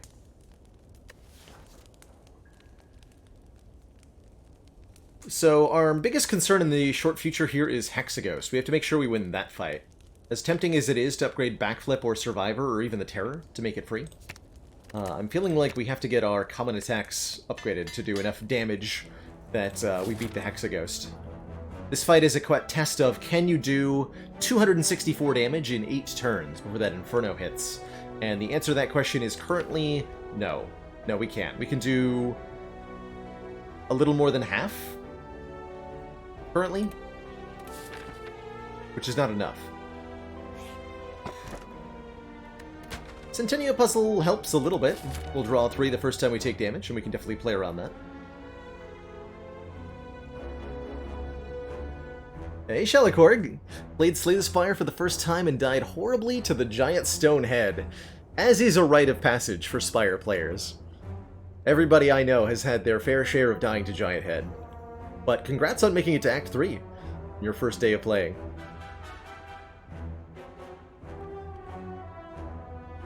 So Desperate clarifying, if your first combat encounter is not a cultist, then your first mystery room will be an event. If your second combat encounter is a cultist, then there's a chance that your second mystery room will be an event. So is there a connection between cultist and potion drop? I actually can't remember. I feel like there was, but I might be wrong. Something about potions. This way? Go for the elite first. Go for the elite last. Oh, I'm so lucky we pulled a shop here. Wow. Cool. Okay. Let's talk. Random store, huh? Cool. So we can buy either the orange pellets or the potion belt. Potion belt's 2 more potion slots. Orange pellets lets us remove our debuffs. Oh, that was your previous message. Aha! If your first card award from your first encounter is uncommon, then a potion will drop as well. So it's specifically the uncommon and the potion. But that's not linked to your encounter either. Interesting. I'm gonna do some more testing with that.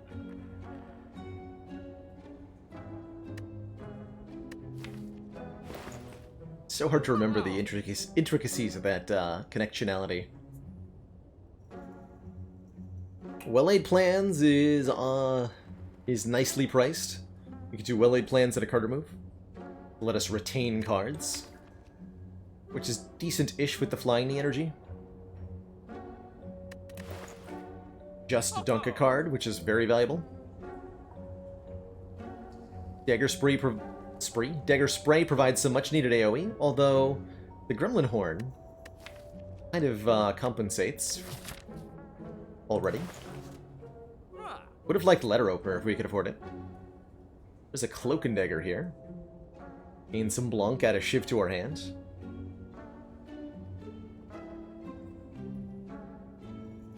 Oh, you're not alone in that, Despot. I think I'm only starting to breach the level of Spire experience needed to actually gain any meaningful value out of that kind of information. I like Discovery a lot here, too. Choose 1 of 3 random cards to add to your hand, costing 0 this turn. I'm gonna be pretty aggressive with the potions next act. Let's just remove a card. Another Defend, because we're fighting Hexaghost. Remove 2 defends before the first strike on Silent. How often do you do that? Not very often. Trummeray! Hitting us up with a dad joke. Why don't cats like shopping online? They prefer to do it via catalog.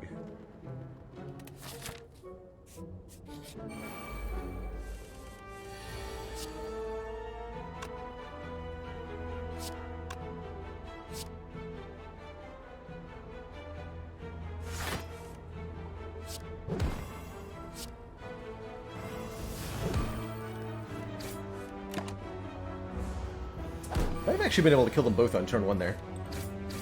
Very easy fight.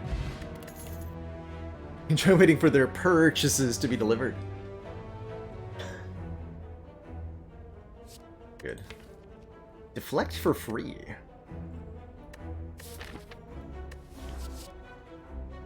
We're really good at the moment. Well, I mean, and by really good I mean we're probably gonna die to Hexaghost if I don't get some more damage. But we're really good for the moment. At Act 2 in combat encounters.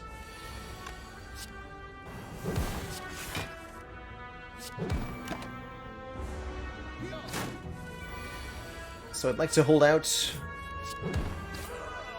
for Act 2, try to get some upgraded cards. Stab. We've removed too many defends for flechettes to be any good. Poison Stab could help with the whole knob thing, though. Or not knob, Hexaghost thing. Excuse me. We'd go for a second copy of Flying Knee, become the ultimate Flying Knee deck. I think I'll take the Poison Stab here. Just a little bit more towards winning the fight against Hexaghost. Very important. As I'm sure you well know. Good turn to wake up. Got most of our damage in hand. We got blocks upcoming. The neutralize will make it weak next turn. Just hit it. Give him the boopsons.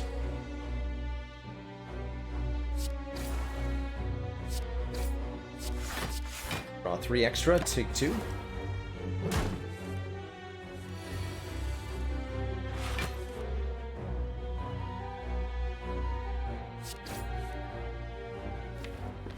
It's fine. I keep all these potions for Hexaghost.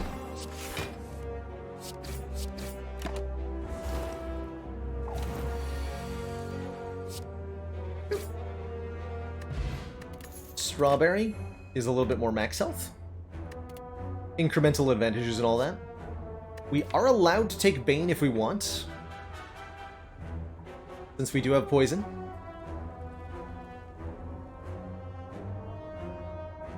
We're also allowed to take this Quick Slash. Slash might need to.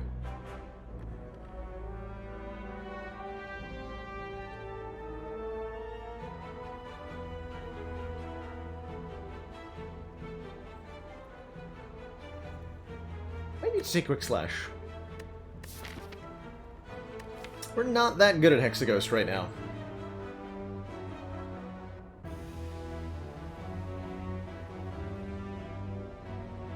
Bane Plus would do 30 damage. Quick Slash should be 18 in a card.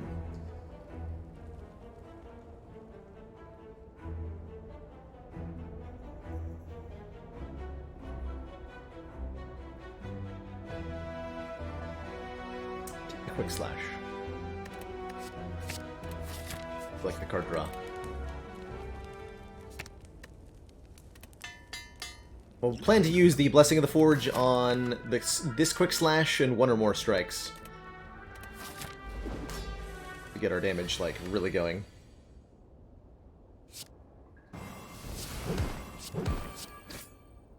Get him.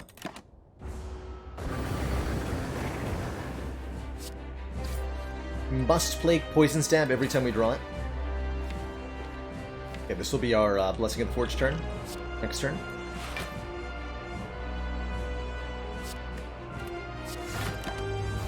Especially with the Centennial draw.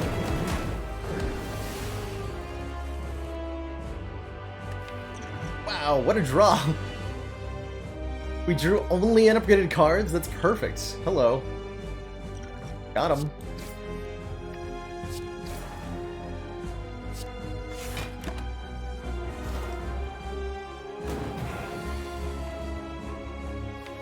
Streamer luck is real.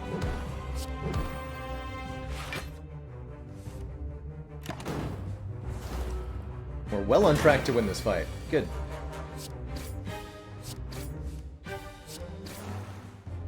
The 9 poison? Yeah, we're gonna crush this fight.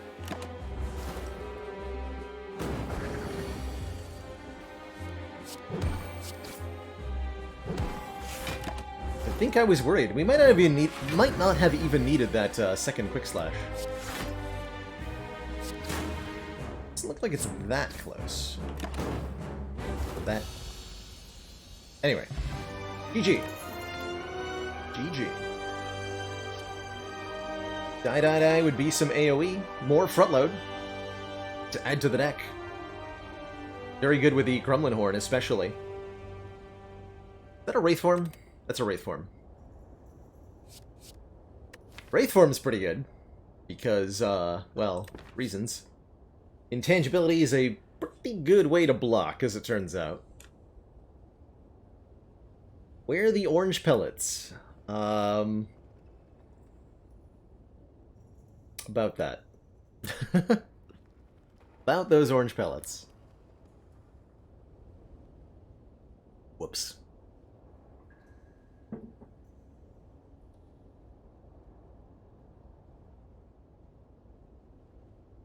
So the Wraith form is a really good endgame blocking mechanism. Helps in the mid-game, too, quite frankly. Would enable us to take a Snecko Eye and feel okay about it.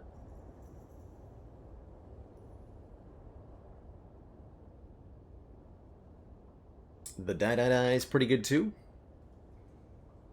Got no complaints.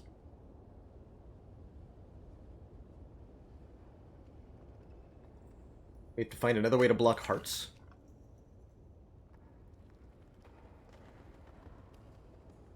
Find another way to scale. I'm gonna need to go aggressive against elites if I take Die.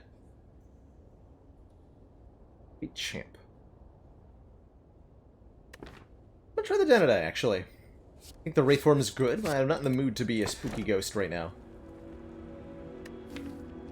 Pandora's Box. Transform all of these strikes and defends into literally anything else is top tier, but it's up against Runic Pyramid, letting us retain our hand every turn. I wouldn't call this a particularly good Runic Pyramid. If we'd taken the other thing, the Wraith form, it would be a lot better here.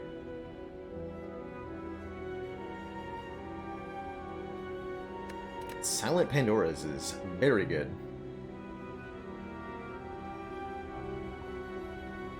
Nearly October. August. At least where I am, it's August. There's also a Philosopher's Stone for one more energy, but, like, whatever, right? Give me that.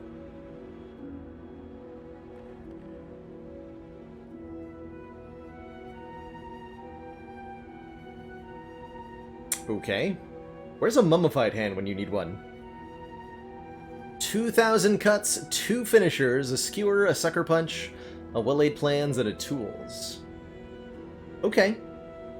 I can work with this. I actually really like the double finishers here. Double finisher, terror, 2 quick slashes? Yes. We will take that. Blocking, a little harder to do now. We're fighting Collector, though. Do I think I can fight 4 elites? Probably not. Not with that roll. I think we've got a lot of do-nothing cards now, unfortunately. So we need a couple of adjustments to this deck, where I'm feeling comfortable. Couple removals. Could go remove here, remove here. Upgrade, upgrade. Fight 2 elites, fight 3 elites. Or we could go for the Burning Elite and try for 4, but that seems really ambitious.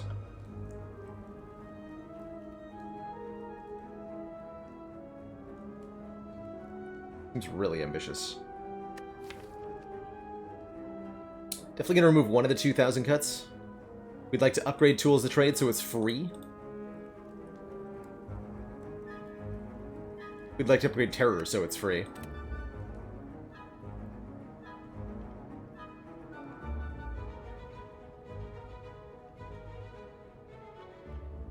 Combats give card rewards, which are kind of important right now.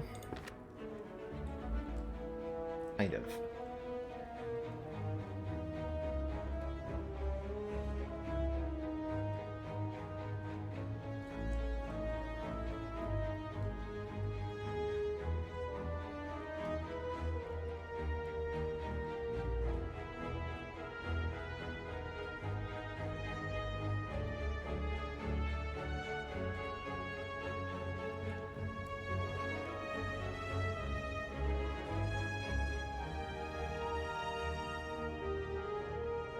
I'm gonna go with the two-shop route. Hard choice, though.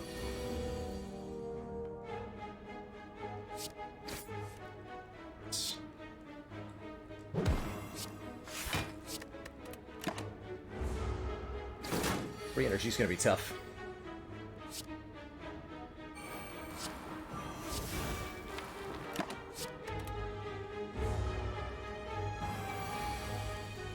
Or is it?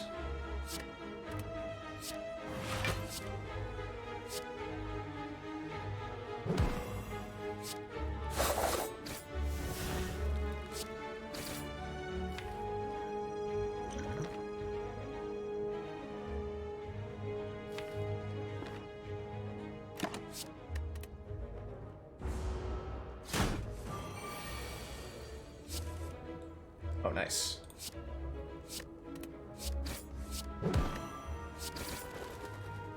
Cool. That was a really easy chosen fight. I think this cunning potion with 2 finishers in the deck is going to be insane here. How do we feel about an acrobatics?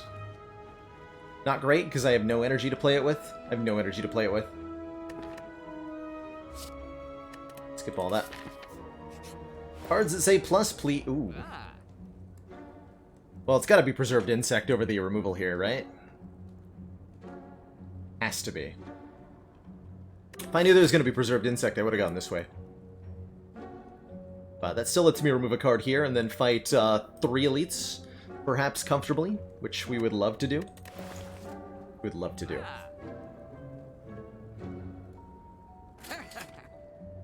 And then we can afford removal at the this shop. Still. But Insect is so good in terms of making the elites just more manageable, especially with these packs that we've got. We got Sucker Punch neutralized, don't need any more weaken. Flex Potion's very powerful, but I have potions already. Pass. Okay. Might be using a potion here. I'd say we're very likely to, in fact. We can go die, neutralize, finisher. That would deal 18 plus 13, 31. That would kill the front one, and then I can full block with Block Pot. It'll also draw a card. Hold on. Also draw a card.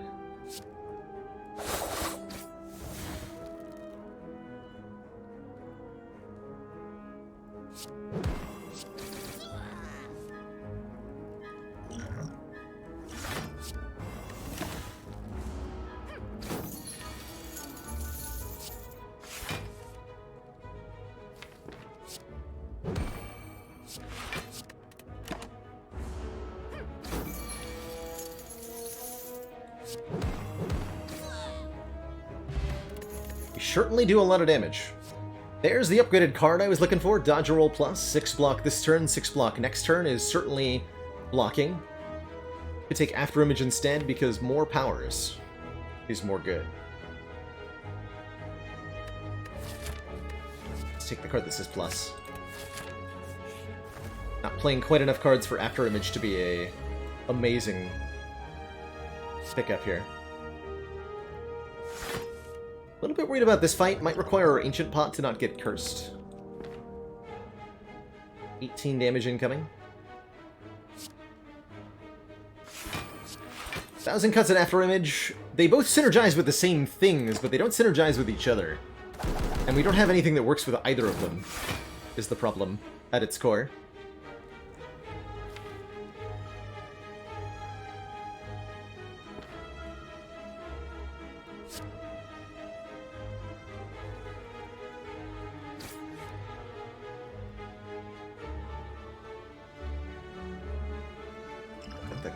Potion. Bird should be buffing next turn.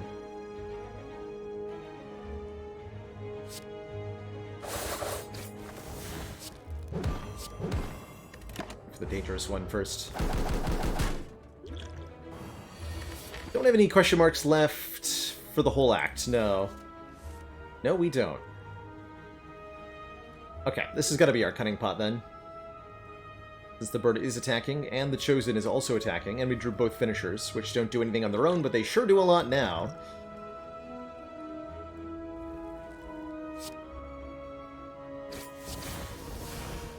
Terror first. What am I doing? You're doing.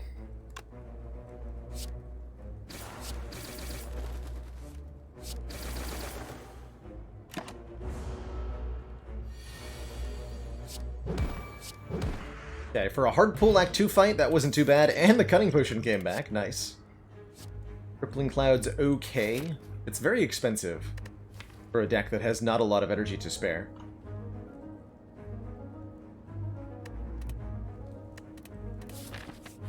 Let's say no. And this fight's here. Yikes. Okay, this is probably where I'm going to use the Ancient Potion. Like, kind of has to be.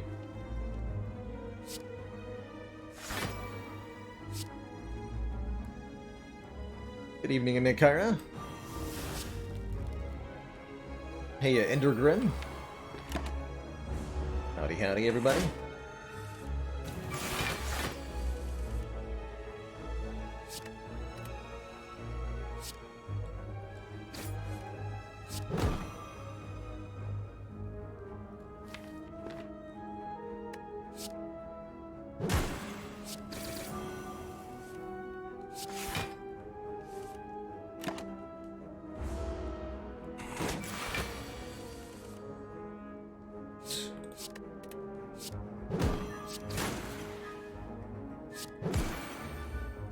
Bit here, unfortunately.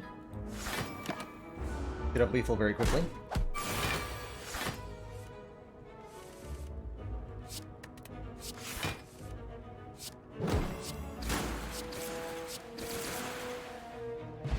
And a poison pop to apply 6 poison, that'll help. Masterful Stab Plus is a 0-cost high damage attack, which is kind of what we need right now. It's not the form I'd like to have seen it in, but you know what? I think it's good here. I think it's quite good here. Just get our cost reduction upgrades where we can to make our 3 energy a lot less painful for ourselves. Smol Slavers. Hello, hello. 24. Just shy of being able to kill the, this guy. Could mean this is our Cunning Potion. Because I have 13, 24, 32, 36 damage in hand. Well, that's unfortunate. 1,000 cuts is just too expensive to be worth playing, right? Way too expensive. Alright, that sounds like a Shiv pot to me then. Let's see what Quick Slash draws first.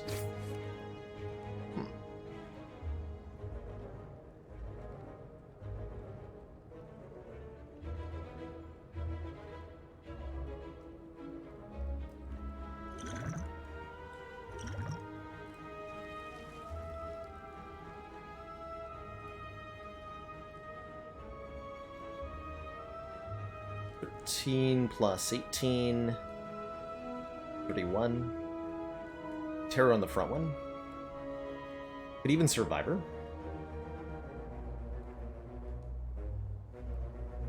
If I put Terror on the front one, we do 19 plus 16. Not quite enough to kill. Oh, the neutralize will get him. Okay, yeah. Yep. Like this then.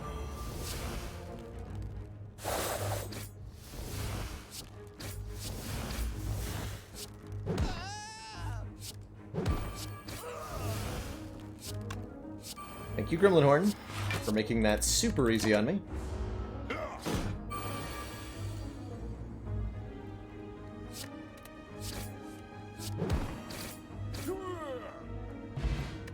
And our reward is an Art of War. If we don't play any attacks during our turn, we'll get extra energy on the next turn. Okay, that makes it easier to play 1,000 cuts, knowing we'll get extra energy the following turn. Probably won't see this activate much. Offered 2 copies of either Tactician Plus or Cloak and Dagger Plus. Which would I prefer? Probably the Cloak and Dagger? Or one of each. Probably the Cloak and Dagger.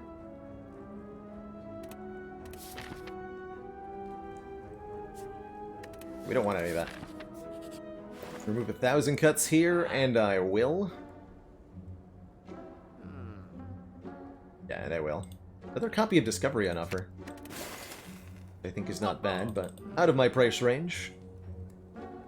Hey, Andy Pants, how many hours of Spire? We have 3,500 hours in Slay the Spire, which is probably, oh my god, probably too many hours. Now I definitely take the Cloak and Dagger Plus. I was hoping we'd see Shuriken on this run, giving me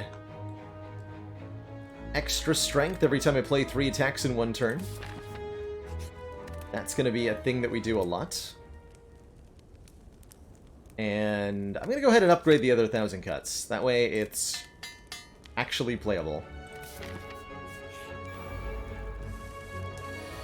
I don't think I've got any other game with more hours than that. Although it's not more than any other, it's not more than all other games combined, or anything like that. But it is an awful lot. I take 12? Oof. Ouch. My masterful stab, no. Agony. Etc.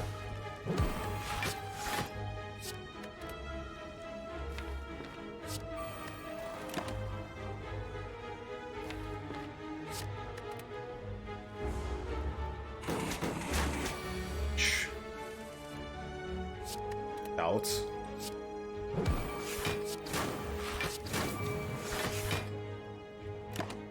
Let's keep doing damage, we should be good. Gotta kill this thing before it kills you, pretty much. Lo and behold, we did. Solid meh.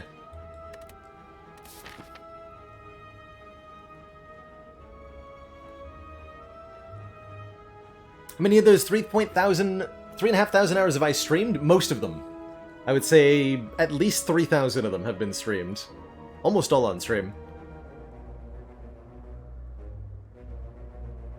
Total hours I've streamed is about that much, hilariously. Most of my time streaming is spent Spire. And most of my Spire is spent streaming. Okay, we have a lot less health than I was hoping we'd have going into this elite. We might end up bailing on the double elite plan, but we're definitely going to fight at least one more here. Good luck to us. It's the Smol book. And we drew decently on turn 1. Good. Very good. Looks like a Masterful Stab, Sucker Punch, Flying Knee, dodge and roll kind of turn. And I think we want to use the Poison Pot support. We are extremely impressed. for a little bit more damage help. Thorondor, thank you so much for the 4 months and that tier 1 sub.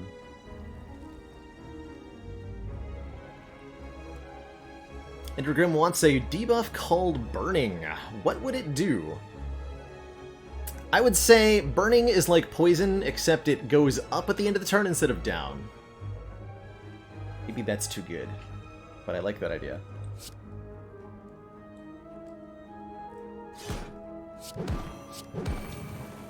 Get a strength out of that. This is 21 damage, or a little bit of block. That block is kind of important.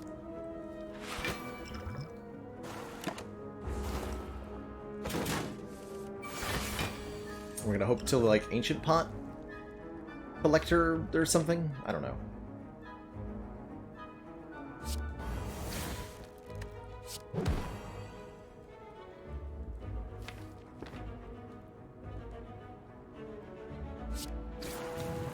Should win next turn.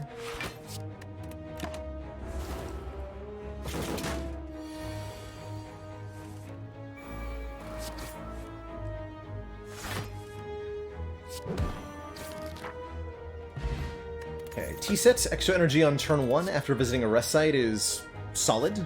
I think this Heal Hook Plus is really good. It cycles itself and draws a card if the enemy's weak, and we have both Neutralize and Sucker Punch. And several finishers, and 1,000 cuts, lots of reason for spammy cards, and it's upgraded, and a Shuriken. Like, a lot of reasons for this, right? A lot of reasons for that. Okay, we can fight another elite, because we came out of that with enough health, and it's guaranteed to be a fight where the Gremlin Horn will do something. So let's go this way.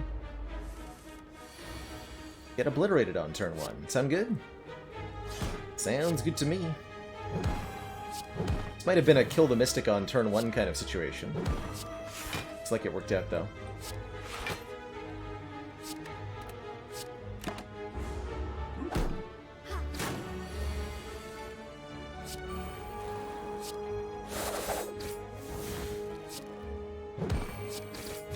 Kill that stinky Centurion. Get him. I have done the dumb. Oh, jeez. Oh, dear. This would do, what, 15 plus 12? We're so close. We're only one off. Only one off from killing him. Dang it. That's with the terror, to be clear. 15 plus 12. It's 27. I can't also play 1,000 Cuts. Dang it. Alright, well I guess I will play 1,000 Cuts. Do this then. Order, by the way. Lose 10 health. Ow. Not a trade I was expecting to have to make.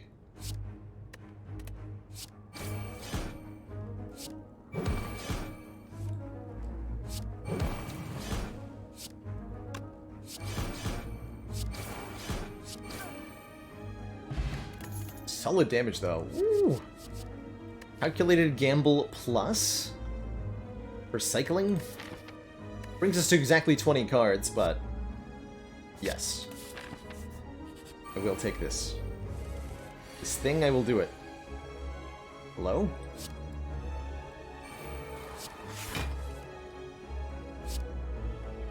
Give me that look, Gremlin Leader.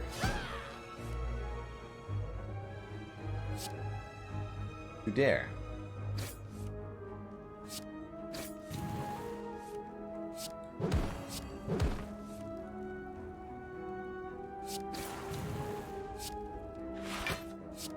Two points of strength on turn 1 feels very good here.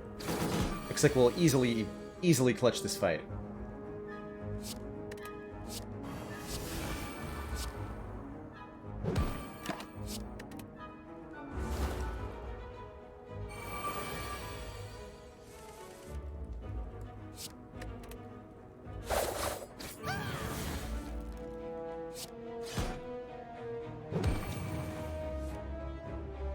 Good. The Specimen. Whenever an enemy dies, transfer any poison it had to a random enemy. Capped on cards, so we can't really add anything more. Psycho Grace. Nice waffles. That's a lot of waffles. Hey, crit error. Do I think I can beat Collector on 24 health? Probably not, right?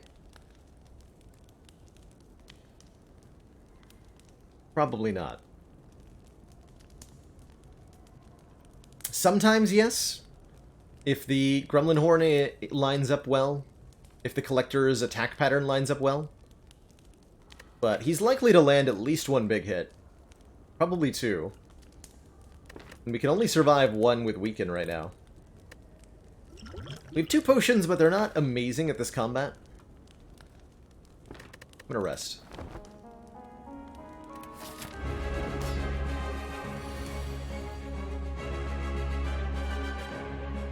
We do have a lot of energy on turn 1.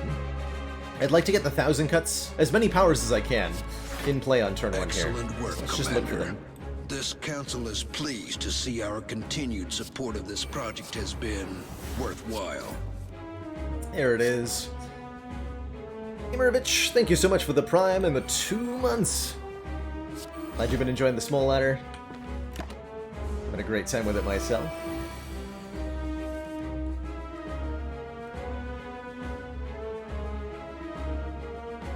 Such a good time here on the Smol ladder.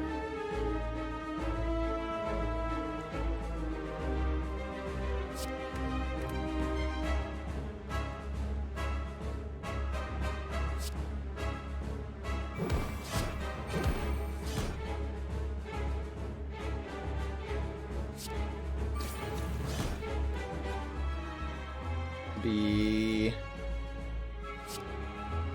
7 times 4.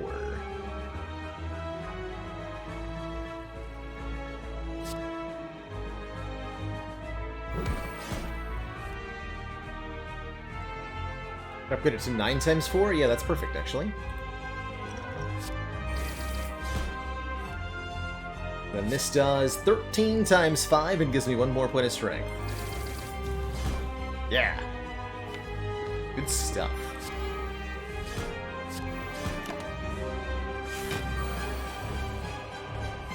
I think we could have gotten away without resting with how that played out. Well, that's okay.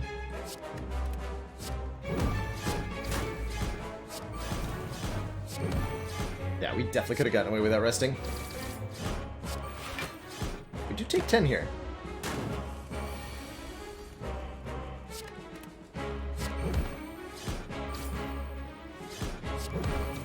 Was not expecting to kill it in 4 turns. That's for sure. Dang. GG. GG. Want it.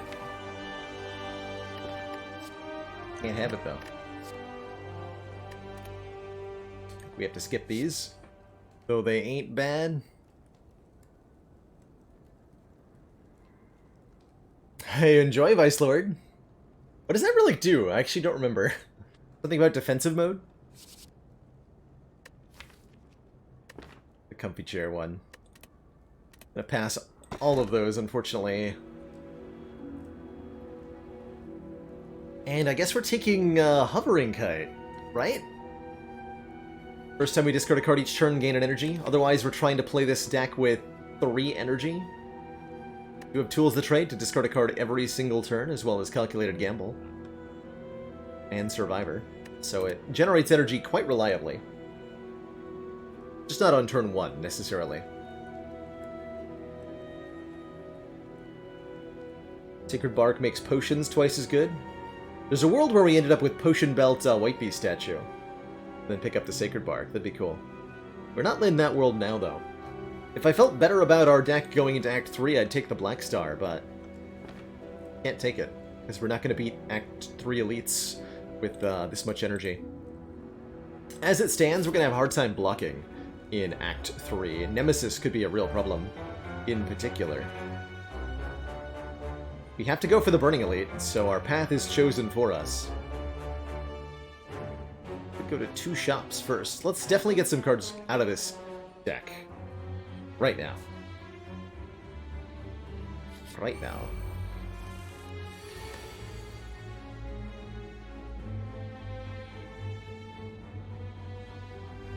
Probably want to dump the Skewer? Probably. It doesn't seem like it's doing that much for us. Don't have the extension for items, no, Dungeon Master. I prefer to play it completely unmodded.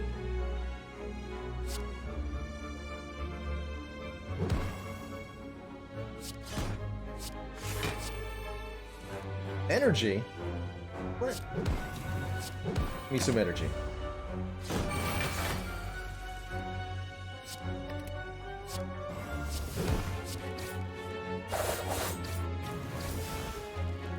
Destroy. It says plus on it. Discard this card, gain 2 energy.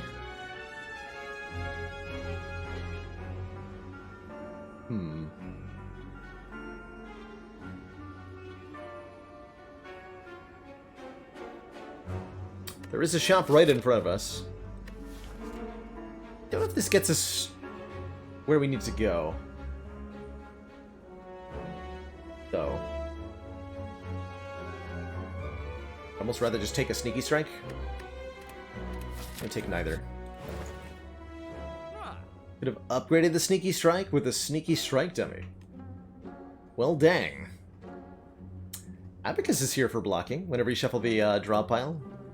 In a 6 Blanc. Skewer what I'm removing.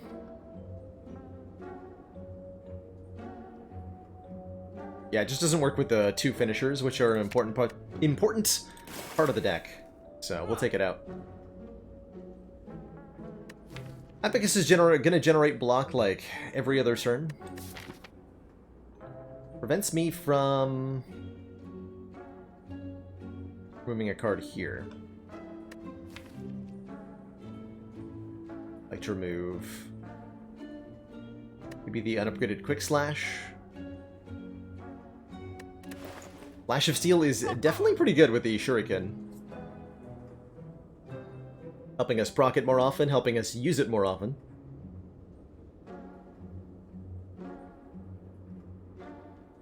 Feel like we can do better with this money. Say no.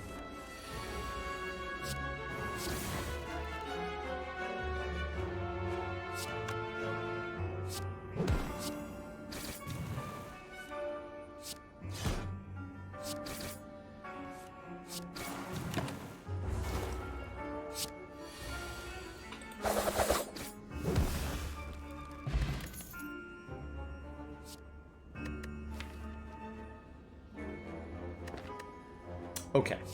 I'll take a Sneaky Strike Plus. That seems fine.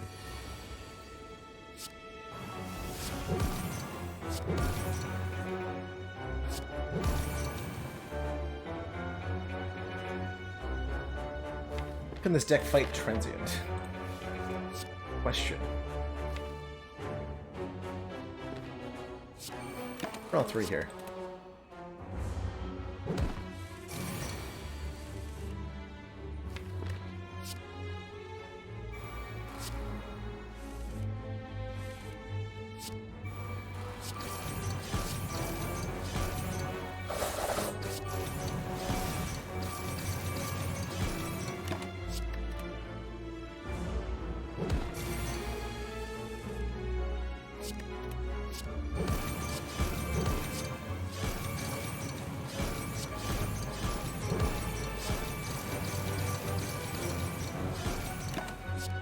Not too bad, not too bad.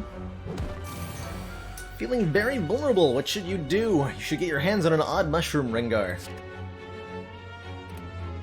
Will help you to feel less vulnerable. Or failing that, the orange pellets could really make an impact there. But joking aside, sorry you're feeling that way. Truly.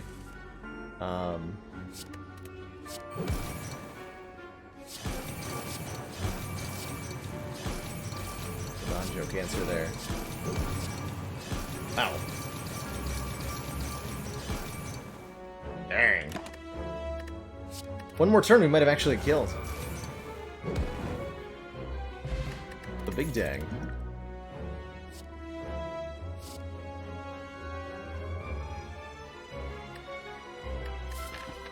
You know, I kind of missed that after image that we were offered a while ago.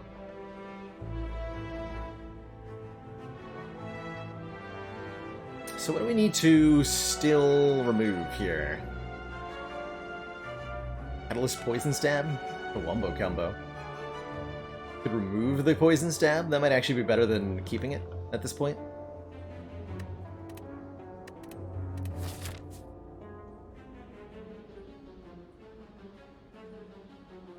Look at the shot.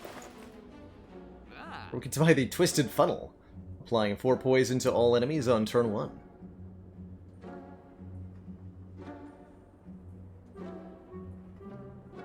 Vulnerability is not necessarily a bad thing.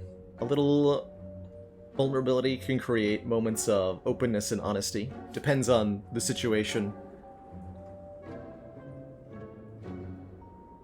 So much context dependent there. It's hard to give advice, you know?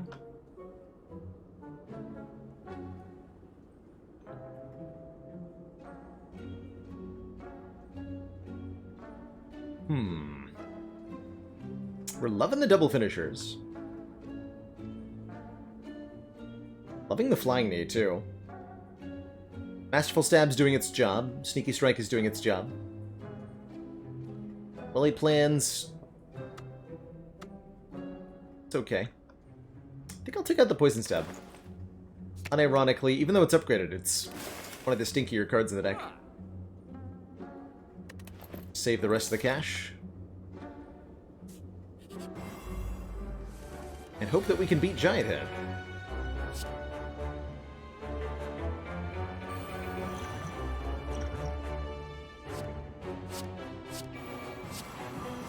I think an Infinite Blades will help quite a bit.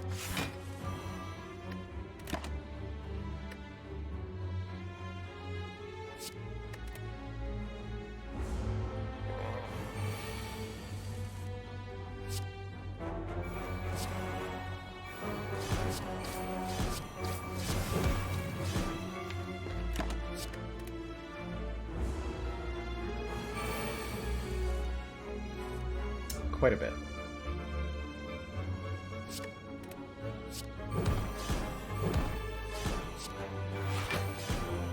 Gotta play Survivor last here, that's okay.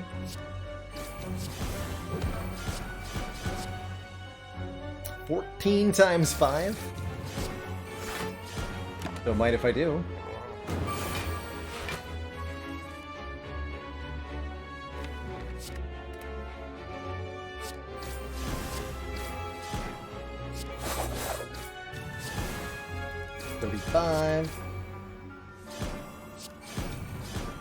Finisher would have been 26 times 6. Well, actually more than that, because we could still play the Sucker Punch. That stinky head out of here. Gambling Ship with Hovering Kite. Amazing. Amazing. So at the start of each turn, sorry, at the start of each combat, we can discard any number of cards and draw that many. Up to 7 cards from an opening hand. If we discard at least 1, we'll get an energy. And it helps us draw towards our enabling powers more quickly. There's the Cloak and Dagger plus that we wanted, and we'll take it. We will absolutely take that. Big time, yes.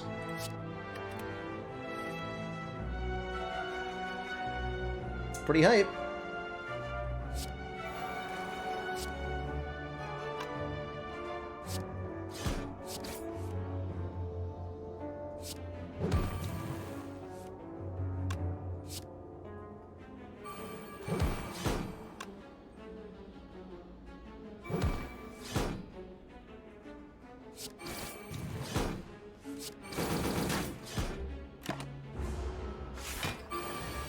Actually could have gotten them all on turn 1 there, I just kind of borked it a bit. Well, we'll just have to kill them on turn 2. This would be decent-ish, but we're at our card cap, so let's not add any more cards. Ancient Pot Flex Pot's a thing that we can do. Keep those 2 potions.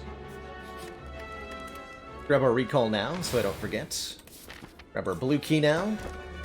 Over the Toxic Egg. Grab our green key now from the Burning Nemesis. It's that easy. As easy as 1, 2, 3.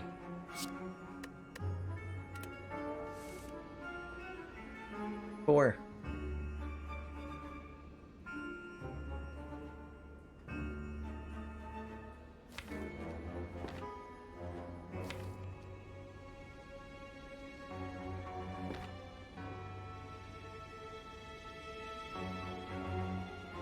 Math.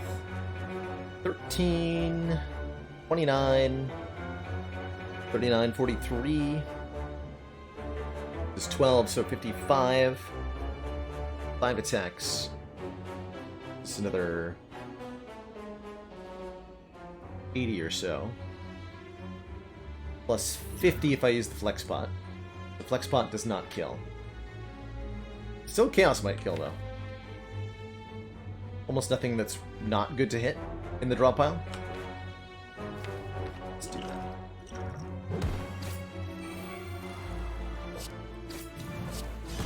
Oh, I also forgot to calculate the shuriken in there when I was doing the math earlier. Oh well.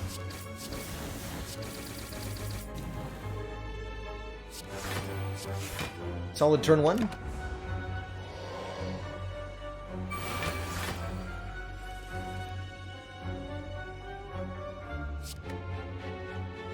Can I hit 12 times on this turn? That's the more important question.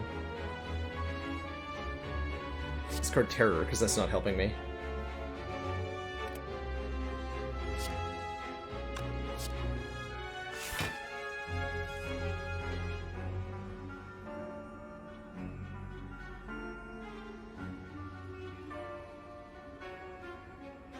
Doesn't cuts does not get there.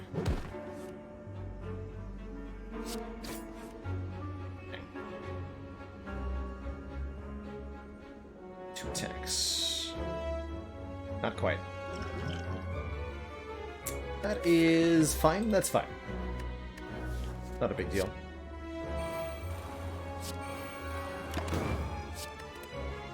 Does hurt a bit.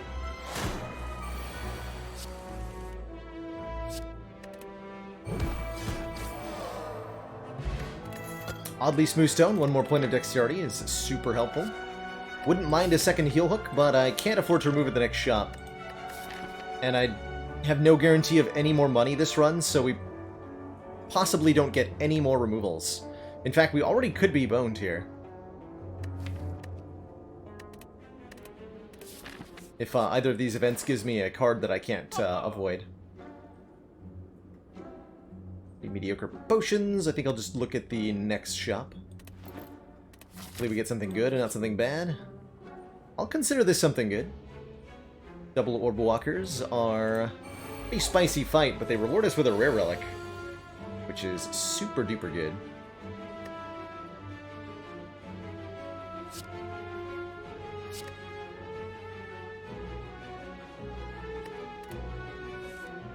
Nice. Landed the neutralize. Good. Okay, we kill one on turn one then. I'm pretty sure. Let's do some quick math before I bungle that up. 21 plus 24 plus 16 is 61. And then this would do... 8, another 21, 13.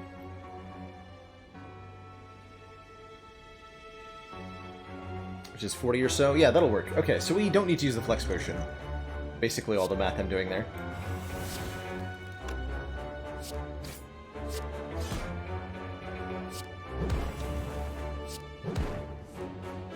Oh my.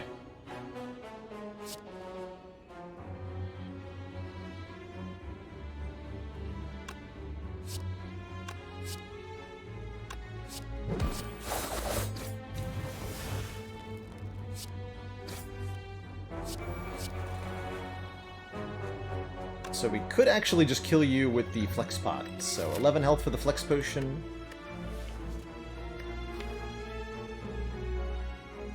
I think that flex potion's pretty important.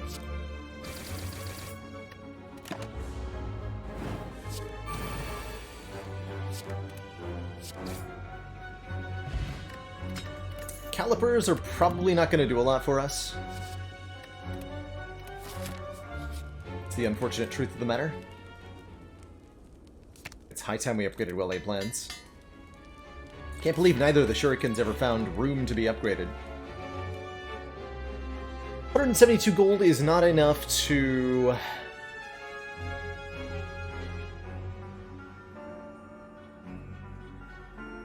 buy a removal, right? It's enough to buy a relic. Maybe a potion. Red Mask could be removing artifact on Dunu and Deka and on Spire Spear, Spire Shield. Not convinced. What I am convinced is that we suck at the Donu Deka fight. I'm gonna rest before we fight them. We might even need to use a potion. But we are not good at this, because we cannot get through the artifact very easily. And their constant onslaught means we're going to be taking damage unavoidably.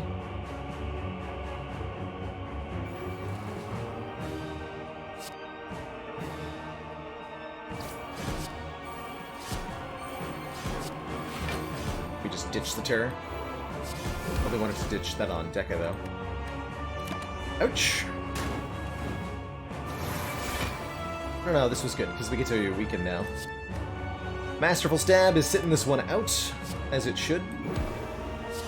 Kind of needs to.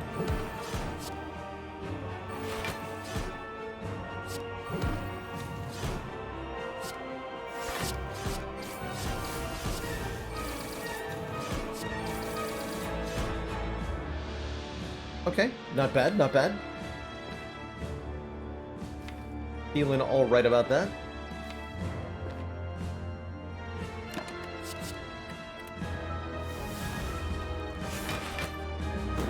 This turn, a little bit yikes.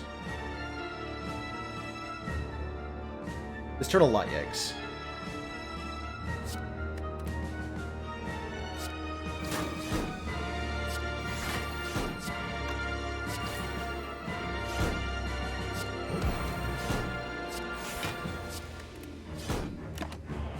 We have to kill Donu on this turn. Very glad we rested right now. Looks like we do at least kill.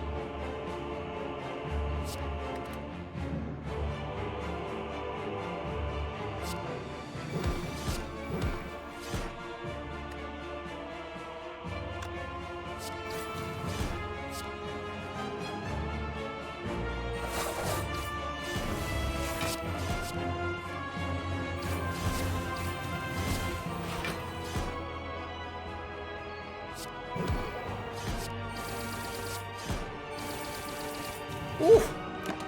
Dang.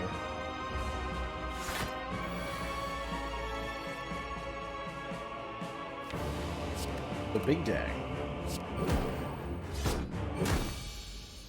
Okay, we had enough damage output. I think we would have barely scraped by, but I would have panicked really hard had we not rested there.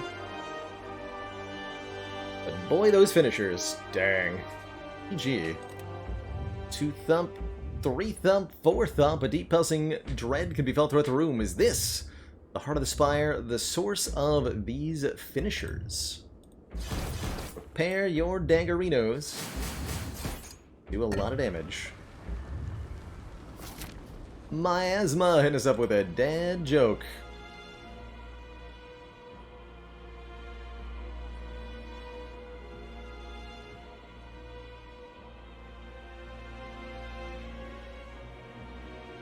Why don't dogs make very good dancers? Because they've got 2 left feet. Let's see, we got 13 health here. Probably means I want to rest. For 13 hit points, yeah. And Ranger Elm hitting 1 more. What do you call a cat that gets arrested by law enforcement?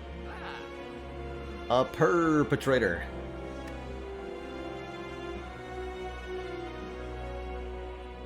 Oh boy, this is gonna be dangerous. Waffle for 7 max health. Can't buy any cards here. And 1 more from Get Down.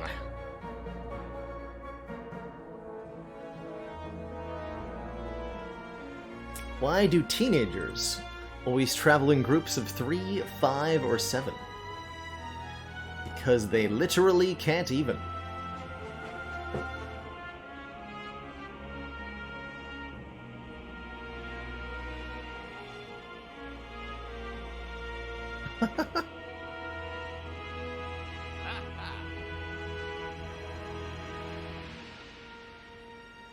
And an astronomy fact for a foolish. Today we're learning about comets. Comets are distant bodies that orbit the sun and are made up of a mixture of rocky material and icy frozen gas, which is compared to an asteroid, a body that orbits the sun that's just made of rocky material and metal. Comets spend most of their time in the outer solar system, but some have orbits that bring them closer to the sun, where you can see their long, distinctive tails. One of the most well-known comets is Halley's Comet. This one visits Earth approximately every 75 years, next scheduled to return in 2061. Most other comets have longer orbits, taking hundreds or even thousands of years to complete one revolution. Supporters says continued support. And of the random XCOM person, project. thank you so much for the 8 full months. And the smiley face.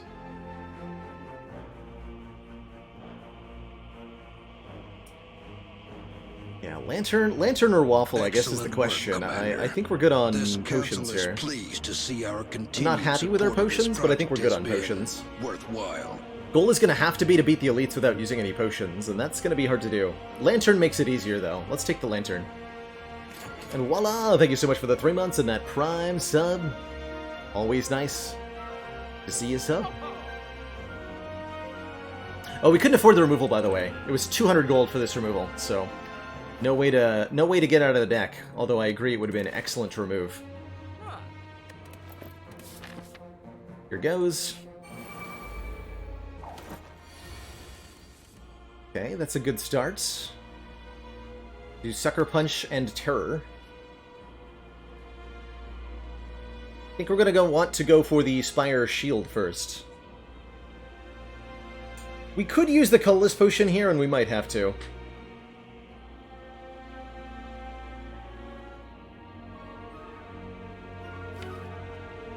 Can't block very well. Maybe we need to kill the Spire Spear on turn 2. Can I do that much damage? Let's find out. Does that mean discarding Thousand Cuts? Just going for raw damage? I think it does.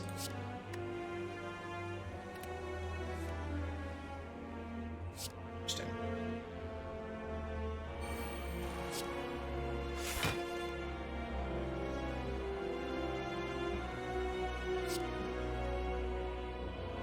From the Colorless Potion, I want... Apotheosis would be okay. Finesse would be good. Flash of Steel would be good. Panacea is what I want, actually, to block Vulnerable from Heart. I want this to be a second Ancient Potion, so I can block Vuln and keep 5 Strength. Panache should be okay as well.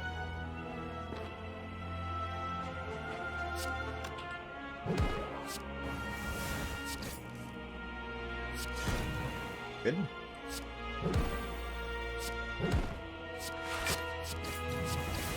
Okay, that's a promising start.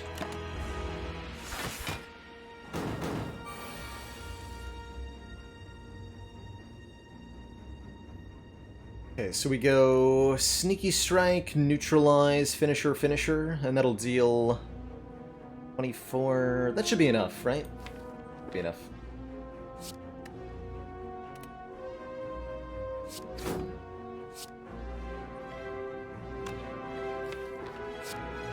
This would be 12 times many.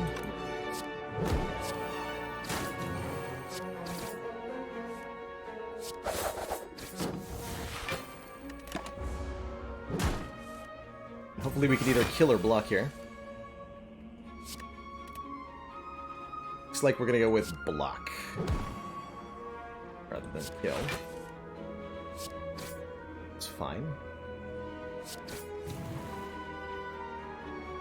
It's 11 plus... yeah. Block. Okay. End up taking 10, but not using any potions, which I'm okay with.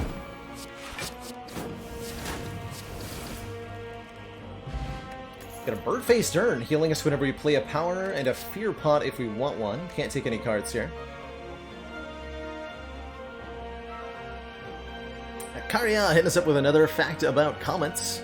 Did you know that every comet has a tiny frozen part called a nucleus, often no larger than a few kilometers across, in the center? The nucleus contains icy chunks of frozen gas with bits of embedded dust. As a comet nears the sun, it warms up and develops an atmosphere, or coma. The sun's heat causes the comet's ices to change directly from solid into gas, sublimating, so that the coma gets larger as the comet approaches the sun.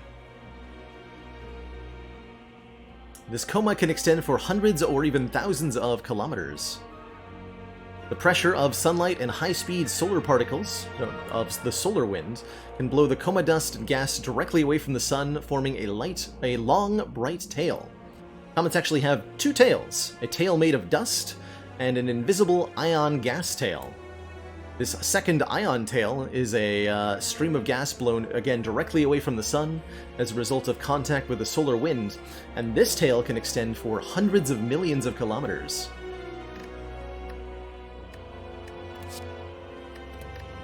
Really stretching across the vast expanse of space.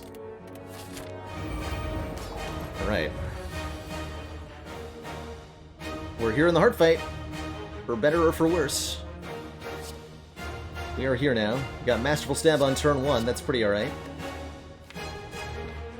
Keep the Sucker Punch in case we draw Neutralize. Got dodge and roll to block Beat of Death on this turn, but Beat of Death is going to be brutal.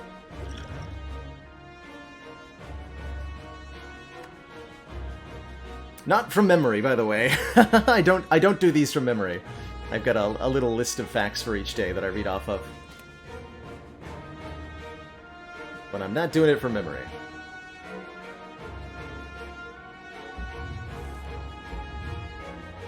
Okay, turn 1 Terror is good. Do we turn 1 Colorless Potion? I think we need to. And we're looking for Panacea. Magnetism's good. Magnetism's really good. It's gonna be a random colorless card every single turn. Take that. So I'm gonna block Vulnerable because I think we die if I don't. And... yeah. I'm gonna block Vulnerable because I think we die if I don't.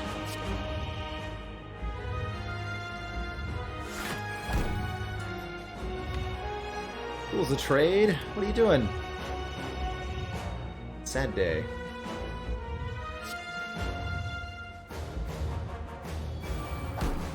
Ooh, Birdface turn. Ooh. How exciting.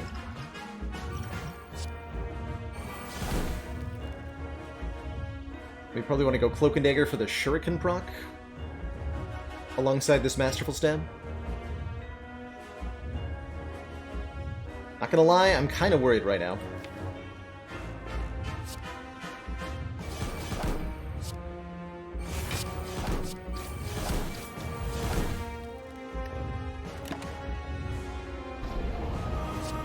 Come on, Dark Shackles. Chrysalis. Chrysalis. Well, we drew the Neutralize at least. That's nice. And we have Centennial Puzzle here. 3 random 0-cost skills. Not today. Rip Masterful Stab. It was nice knowing you.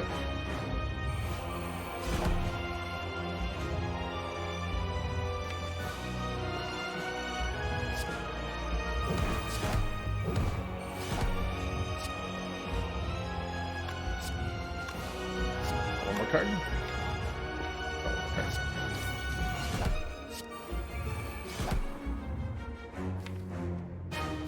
Five cost Masterful. Well, it's gonna be more than that.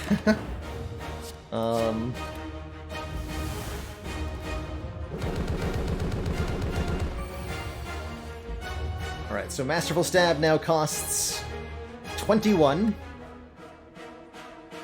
Okay, okay. I see that we are dying, because this deck can't block very well. That's not good.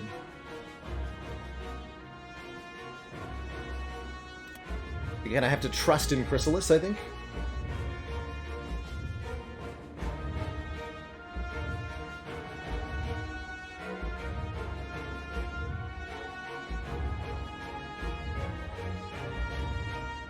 I'm gonna discard Die.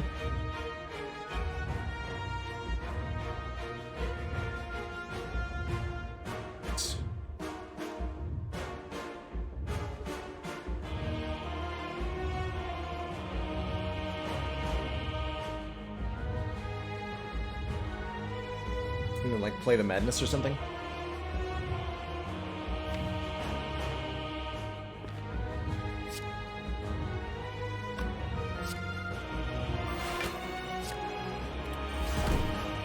Madness hits Sneaky Strike. We can make a lot of money off of it. Of energy, excuse me. Heal Hook's good too, because now it's an energy generator.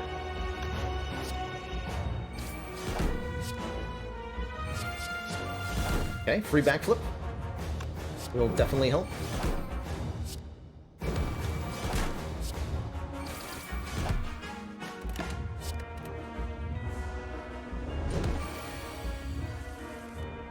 A bomb.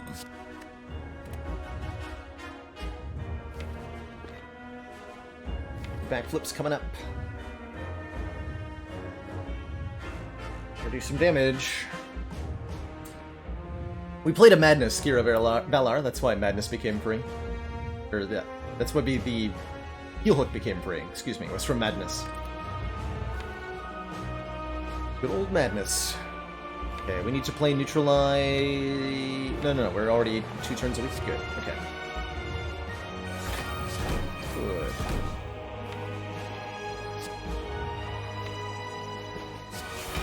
I don't think I should have played that, but we did.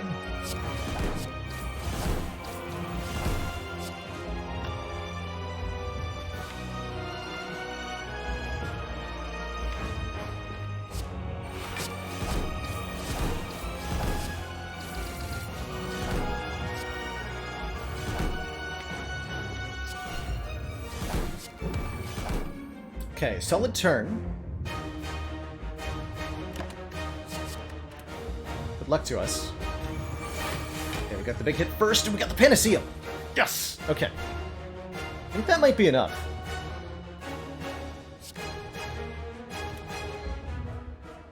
Just have to survive. Which is not that easy to do. Not a lot of block here.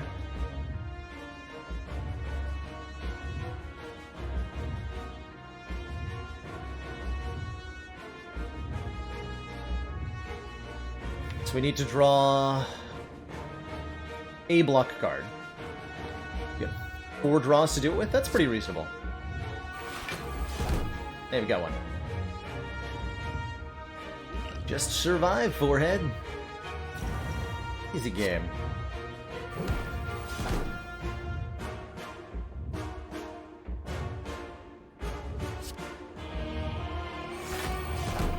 Okay, so we're at 39. I can play 3 more cards. That's not enough. Oh, shit.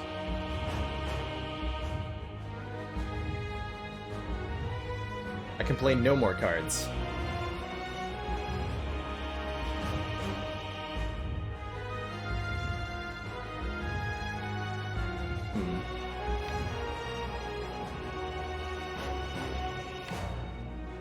One, 2, 3, 4 hits. Off quick slash here. I mean, I lose if I don't bring it below 300 this turn. So if we end turn and go to 1, we die 100% of the time. Next turn. Because we cannot block the 4 times 15 that's headed our way. So we have to get lucky.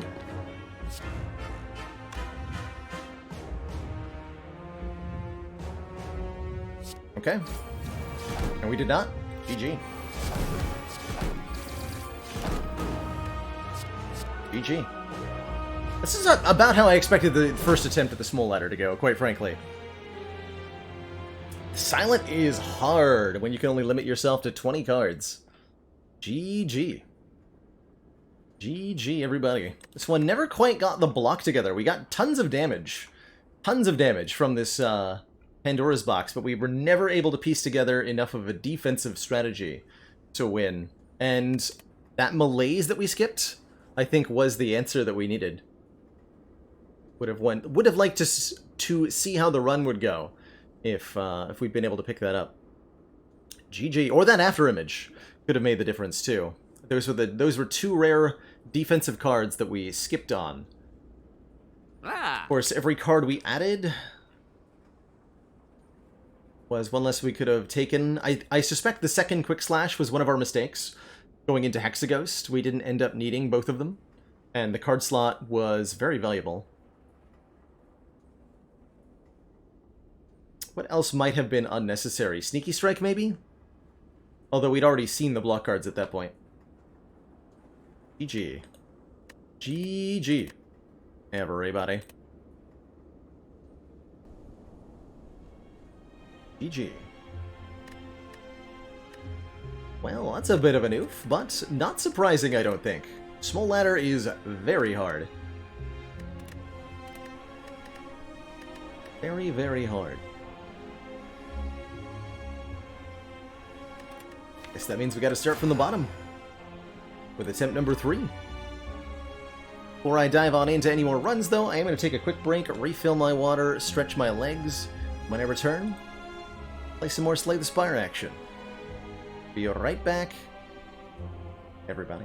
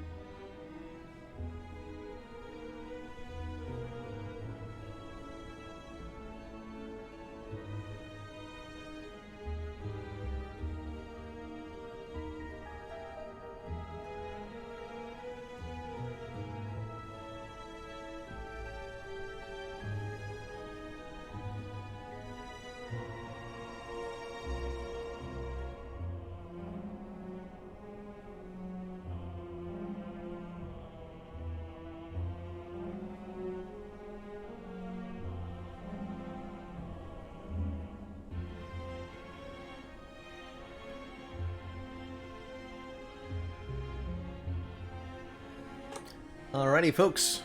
We are back. Thank you so much for that patience.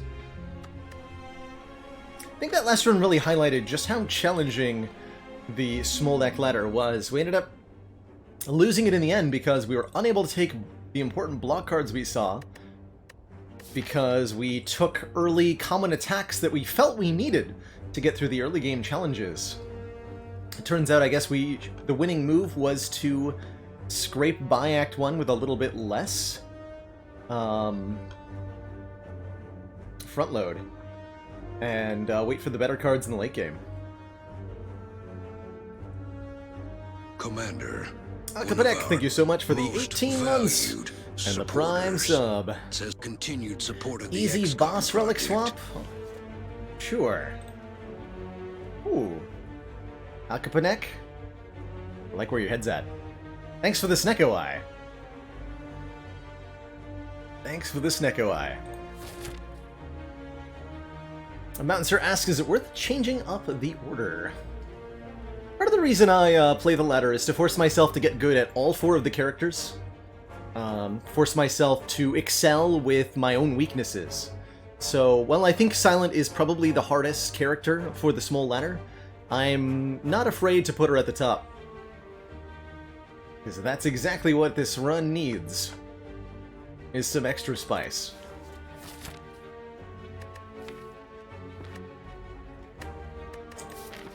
So how do we start with Snecko Eye then? On Ascension 1, I think we can just kind of do whatever we want. Let's do that. Fight some elites. Upgrade some cards.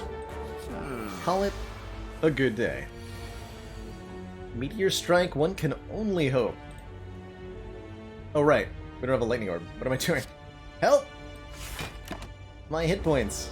I was genuinely expecting lightning to happen. Very surprised when it didn't.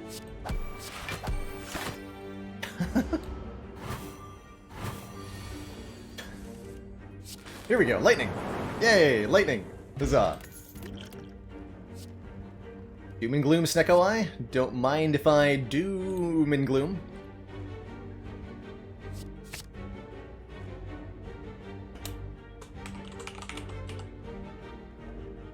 Don't mind if I doom and gloom.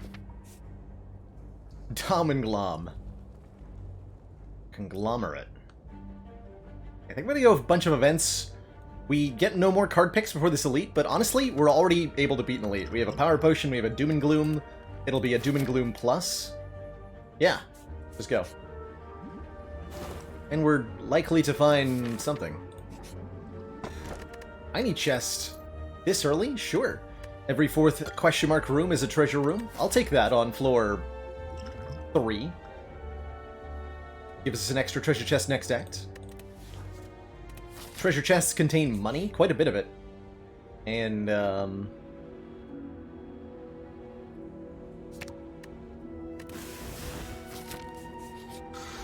and stuff. Quite a bit of money and stuff. Yes, words of wisdom from Bela Lord.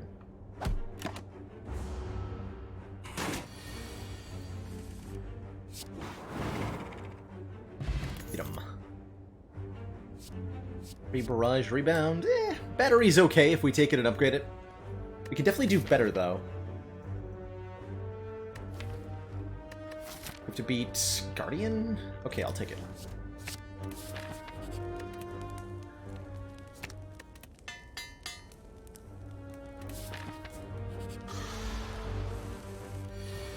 I like charge battery with Snecko Eye quite a bit. Org, etc.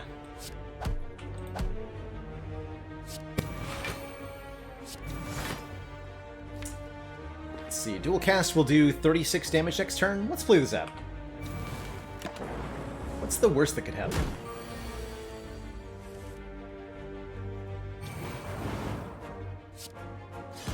Nothing. And now we are a boat, starting combat with 10 Blanc. These I think we want to skip on. We're not in immediate need of any more cards.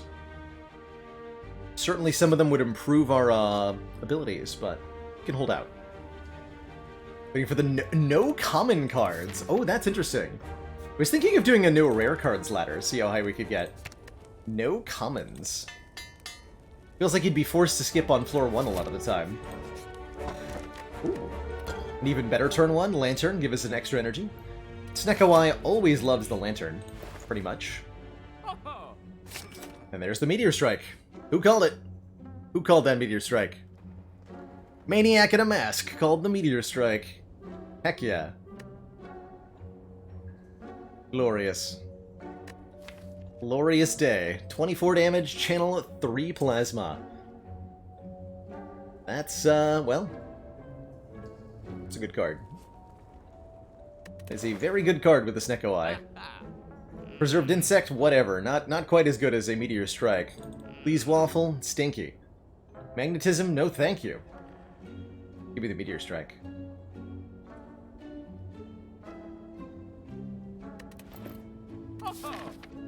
This is where I'd put my Meteor Strike emote. If I had one.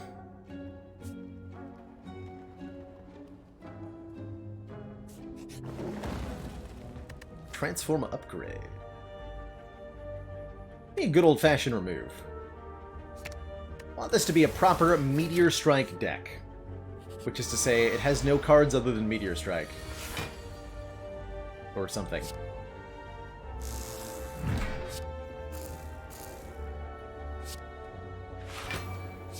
Yeah, or something.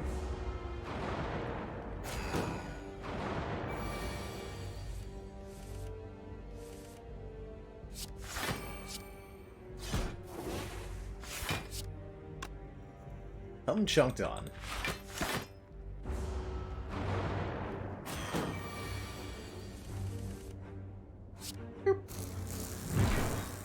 I should have struck first. Ah, whatever. I think we're... I strongly suspect we'll be okay here.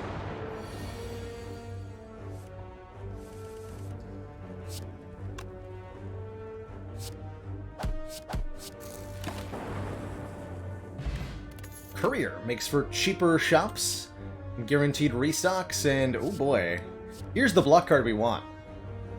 12-16 upgraded with a random cost. Loop can do some stuff too. Kadutza hitting us up with a fact about comets.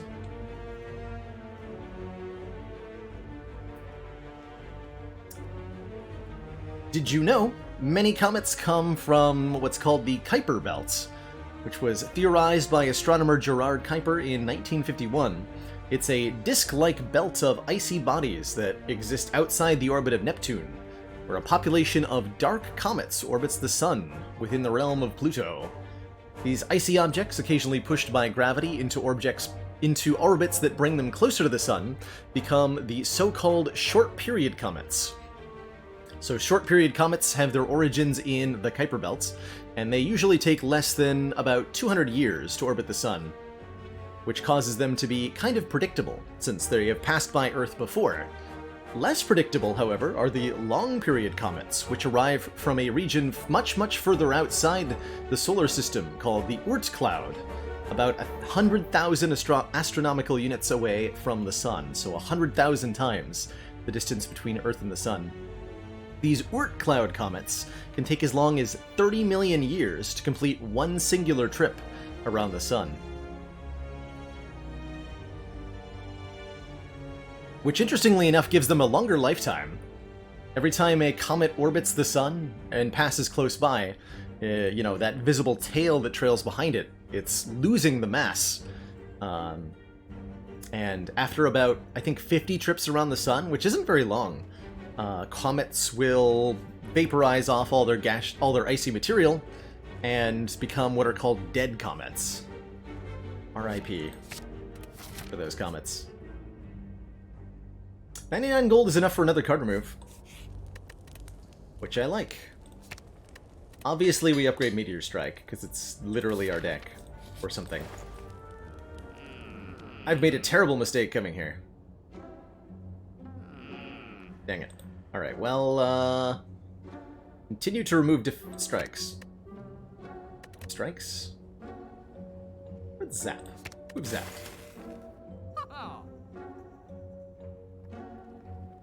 So how it works, Sly Flash, is that Force Field decreases its randomized cost by 1 whenever you play a power. But it re-randomizes every time you draw it. So, if it's in your hand and you play powers, it gets cheaper. But for most other purposes, no. It doesn't get any cheaper.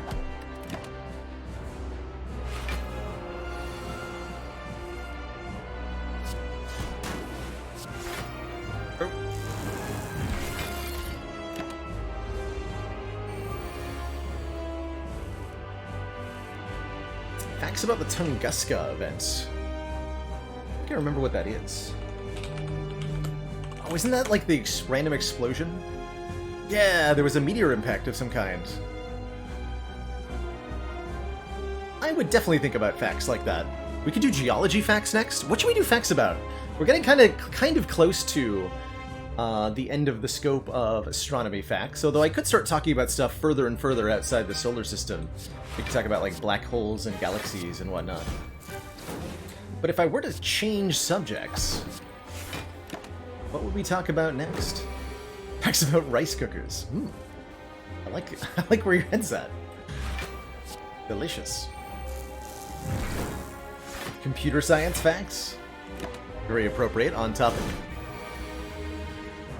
Cosmology facts. Cosmetology?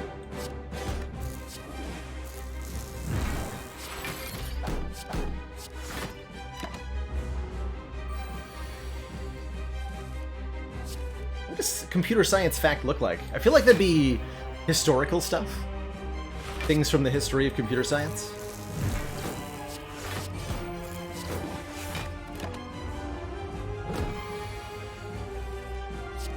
Stuff like how Microsoft got started, famous figures.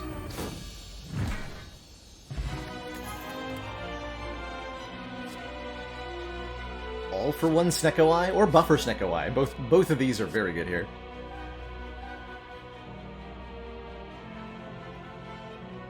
Anthropology facts. I think that's a difficult topic to slap the label facts on. There's so much context that's important when it comes to anthropology. And I don't feel confident enough in the topic to dip my toes into that, I don't think.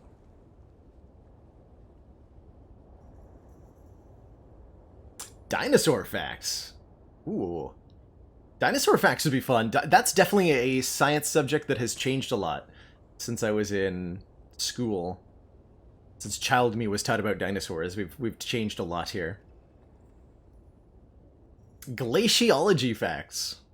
Suggests Pomortia. I don't know, those feel like they might be a little slow-paced. Chuck Norris facts. Everything you've ever heard is true. That's all I need to say, really. Stock market facts. It's just in. Channel points on a downward trend.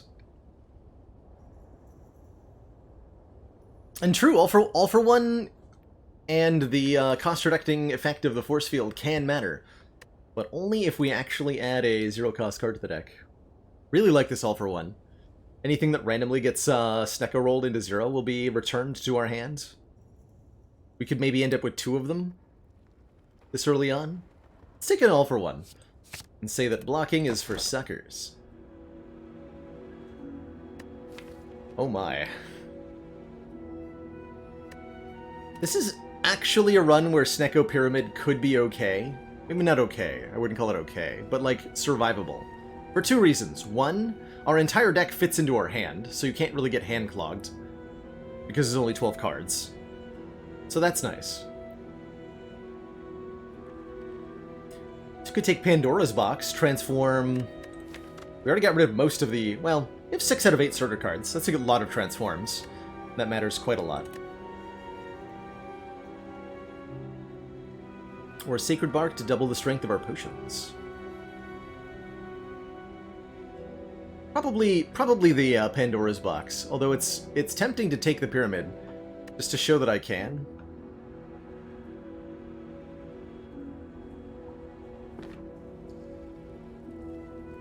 I'm doing it. I've got nothing to lose. I will show chat when and how to Snecko Pyramid. Let's go. Let's go. Double store with courier? Maybe. Commander, I think one store with courier. Most valued. It's kind of the whole point of courier. Says kind of the whole point of courier. Of the XCOM project. NC 1989. Thank you so much for the 7 months. Closing in on that Twitch, baby.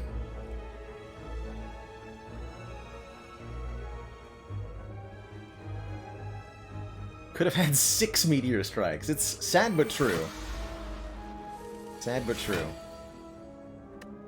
So, Snecko Eye, Runic Pyramid. We retain all of the things. For better or for worse.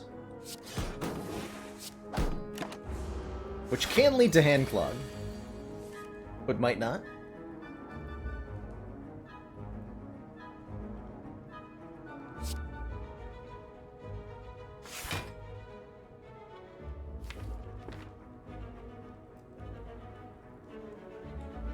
I think we should just play this.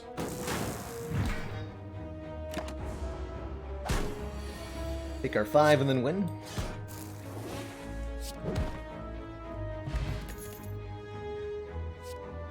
Another 16 block card. The other stuff it says doesn't matter, because we're retaining already. Some really top tier cards. Another block card.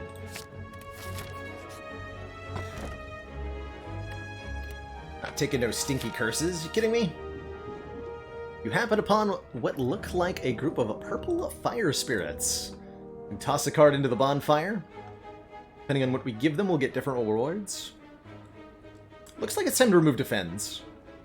Although 10 max health from All for One, tempting. Kappa. Could have even given up the Meteor Strike for some real value. There's Hologram. Hologram's pretty important, letting us return a card from the discard pile to our hand at its current cost. And I think we're just Hologram, remove another defend. Looks very good. If Hologram and All for One both cost 0 and we'd upgrade the Hologram, we can create an infinite. Which is always fun.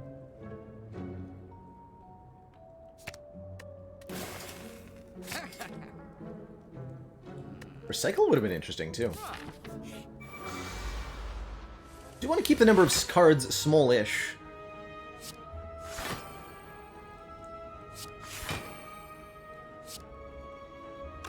Small-ish.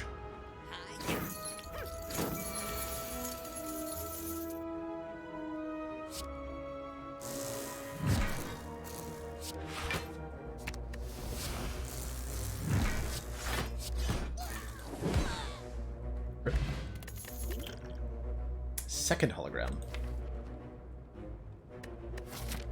Unupgraded. Ah. Let's upgrade the first one first. Zero cost Meteor Strike. That means I'm going to play exactly 5 cards on this turn, so that we can All for One the Meteor Strike back next turn.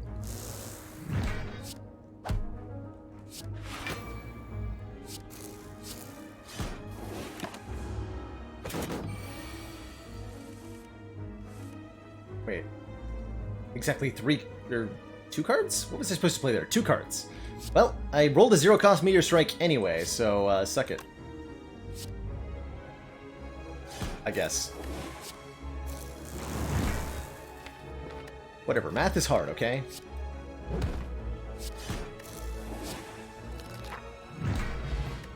Molten Egg. Any future Meteor Strikes will be upgraded. They're all pretty okay. Though not White Noise. Don't think we need to add anything.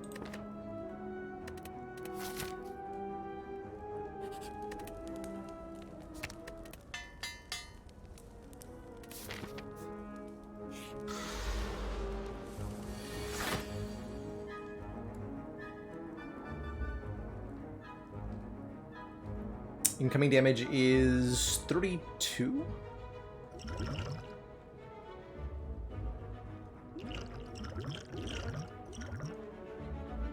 Full energy. Yeah. Let's me play the Doom and Gloom. Means we kill the back line here.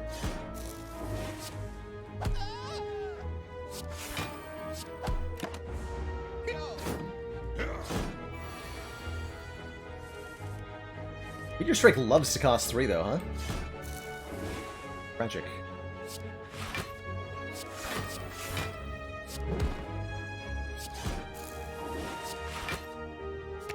And blam. Pentagraph heals us 25 with sort of boss fights. 2-cost card must be good in Snecko deck, right? Right? Right? No. Terrible. Ooh. 9 cards on turn 1. Love it. Continue the pyramiding.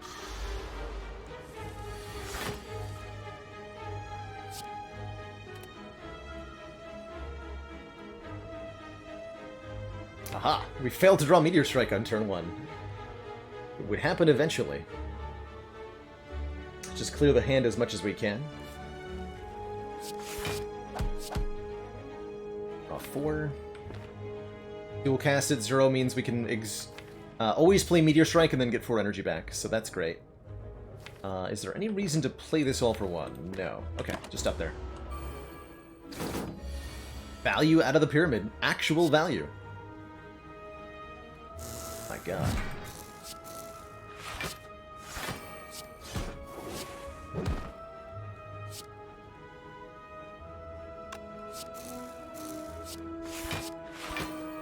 I block.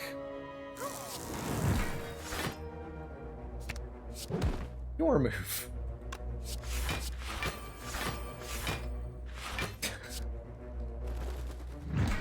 Right.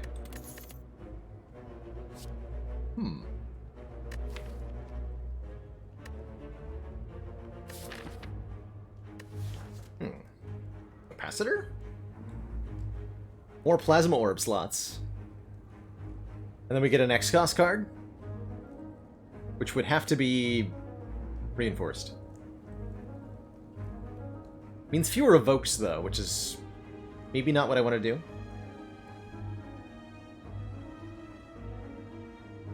Let's try it. Like, if we get weaker because of it, we'll still be crushing everything. So let's see if it's actually an improvement or not. We can always choose not to play it, after all. Multicast is also an X-Cost card, but then it would just generate more energy. Right? I mean, we could maybe... If it would be hard to line it up on Doom and Gloom, we could maybe do it. It just feels like a Carter move. Feels like a Carter move.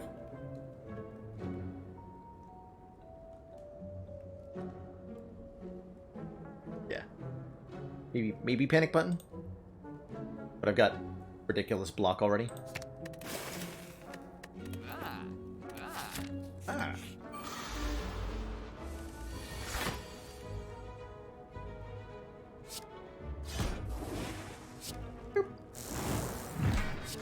Alright, 7 energy next turn should be more than enough. Let's see how you like Hand Clog.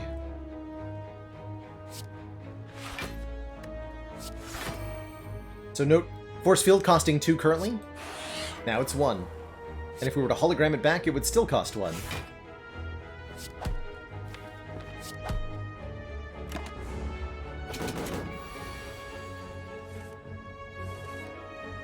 Perfect.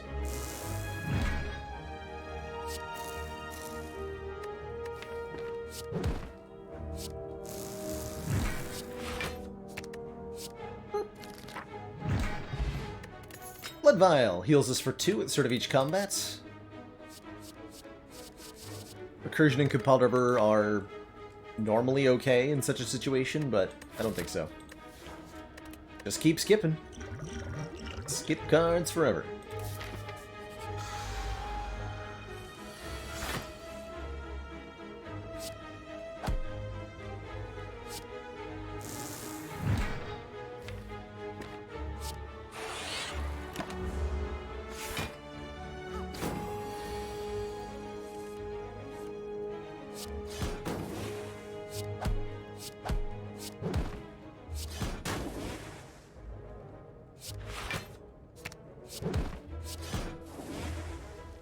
Get her.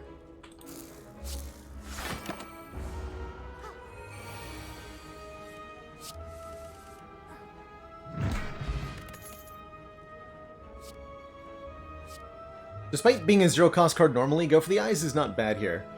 We can always line it up on an attack turn because of Pyramid, and Weaken is a really important mitigation strategy. Worth thinking about. I think I'm ultimately going to skip it, but it was worth thinking about. As a general rule, Snecko decks love card draw.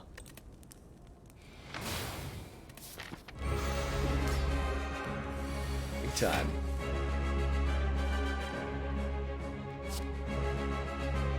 Okay, we got a zero-cost hologram.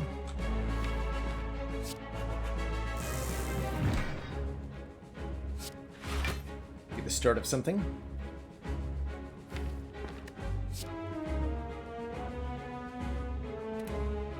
Play the all for one just to get it out of my hand, so we can re-roll it. Might be going infinite in this fight.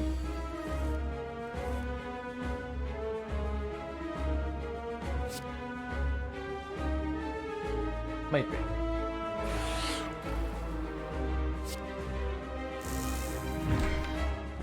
Are we gonna steal all for one? I should have killed you. Still can, actually.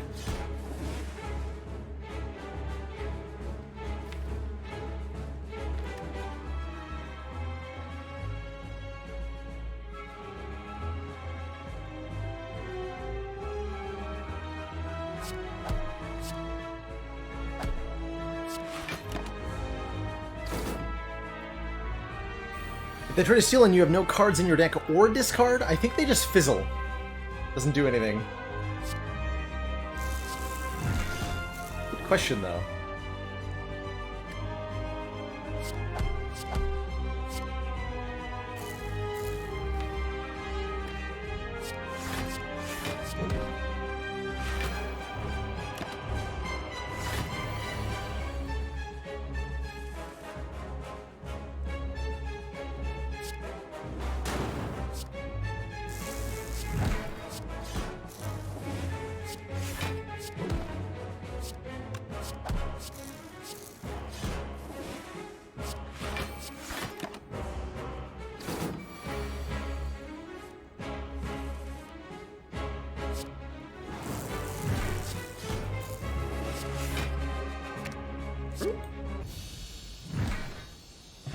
Meteorodon, nerd.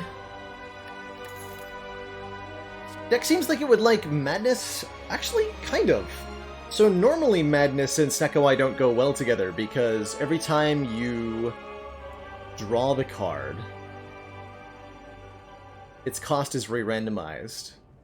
But the Runic Pyramid allows us to keep the card in hand at the end of our turn and never actually draw it. Because we can just get it back into our hand with the all-for-one and the hologram endlessly. So we could actually use the Madnesses. Worth thinking about. Thunderstrike does say plus on it, also does say strike on it, but we have no Lightning Orb generation, so it's kind of crap. Reboot. Eh. Amplify, we have no powers. Feels like a big ol'... well, we have Capacitor, I guess. But I'm not going to take an Amplify just for that. 4 months So, of support. skip. We are extremely impressed. Get raving! Thank you so much for the 4 months and that Prime sub. Can you wait to that half year?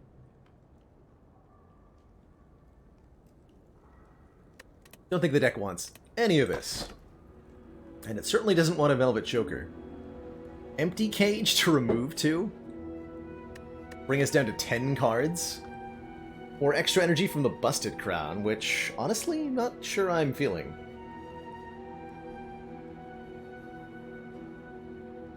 So, like, Empty Cage unironically? Cool. We have 2. These are both 1 energy every turn. Deck that has Meteor Strike and plays it every time it draws it doesn't care so much about 1 energy per turn, usually.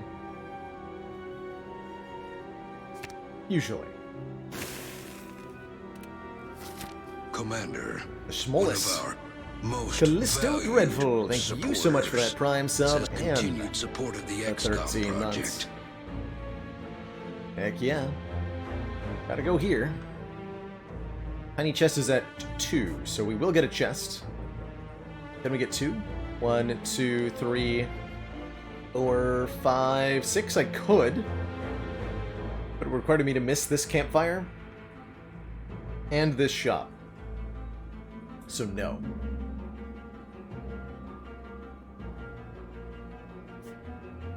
I think what I'm going to do is go to the store and go down to 9 cards, because that would mean we always draw Meteor Strike on turn 1. Which is pretty good.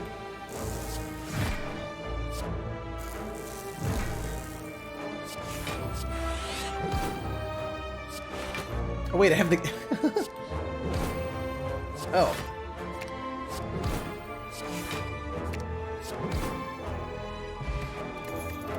I have that thing.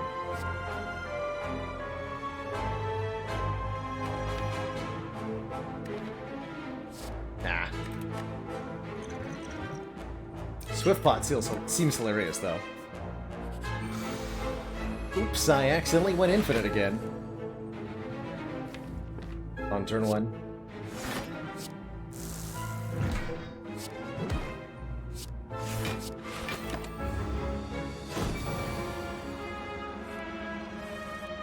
Oops. Thanks for the infinite, teehee.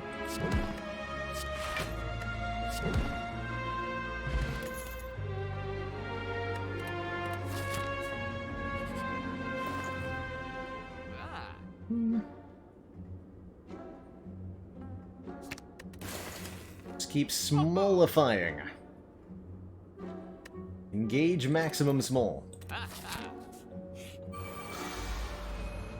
Teehee. Just the entire deck on turn 1 every time. That's so exciting. Me.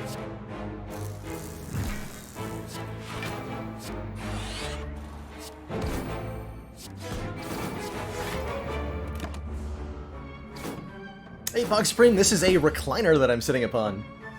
Not just a pillow, but in fact an entire chair structure. With its own ecosystem and government. They voted me as their leader. Beam Cell might be okay. I'm gonna say no thanks to the Beam Cell. I'm gonna say yes thanks to the pair, 10 max health. And we're gonna say Yonara to the Giant Head.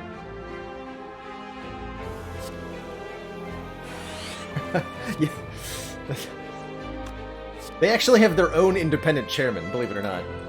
You'd think it would be me, but I was not qualified enough, as it turned out.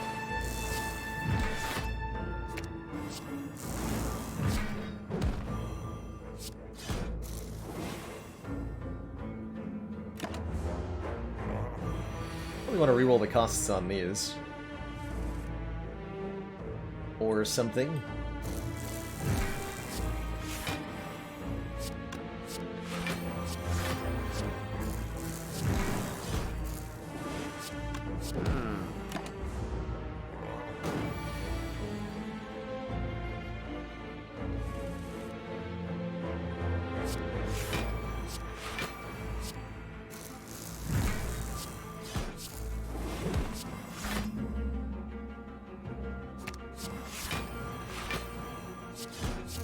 More block retain, please.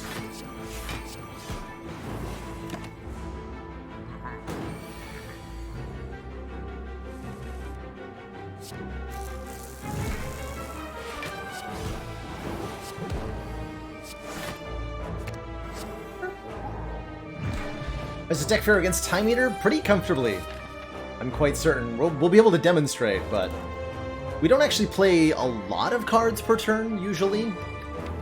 Not that many. The cards we play are very high impact. 30 damage cards. 16 block cards. Gonna be more than good enough. Creative AI is kind of funny. Is there a reason not to take it? It is scaling.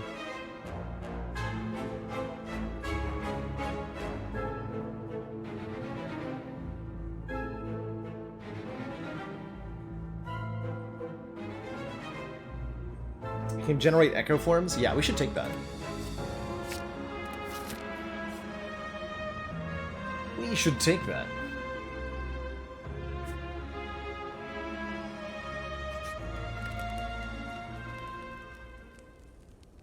Oh. I was not supposed to come here. I guess I'll upgrade the creative AI as a flex. Got him. Question mark? Got them. Ooh, force field will be actually good with the creative too. Well, that's nice.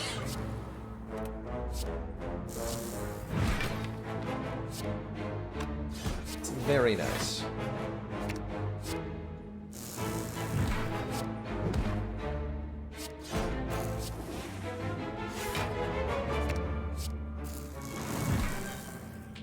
Casual turn 1 meteor strike. Like you do.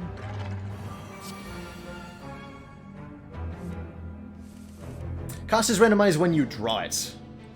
So if you pull it out of the draw pile with, like, Seek, or if you pull it out of the discard pile with, say, Hologram, then the cost remains at what it was the last time you saw it. So that 0 cost Doom and Gloom is guaranteed to come back with the All for One.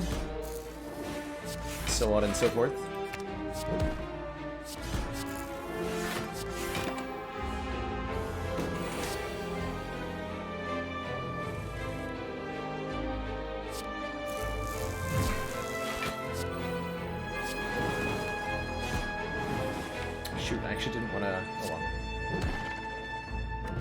We win, I guess. Genetic, you're a little bit late. Yeah, you're a little bit late. Gotta take the relic. The strawberry. 92 max health. That's a chunky defect. Discover a colorful shop with the banner in Spire and walk to see what's inside. A man with ridiculous clothing appears at the entrance to bar you. This will not do. No, no. What is this style? Disgusting. Are you bleeding? Gross. Business? You a customer? Fine. Whatever. Lets out an exaggerated sigh and points to card removal as an option. You know, this dual cast seems kind of stinky. Could upgrade 2 cards. Could upgrade dual casts. Or we can punch him. I do like removing a card to guarantee the Meteor Strike turn 1 again. Get rid of dual cast here. Get rid of the dual cast. As I say so, dang it.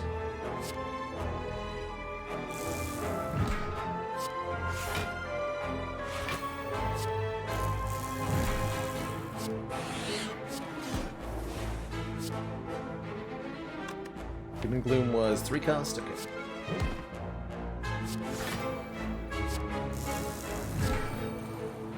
Good turn.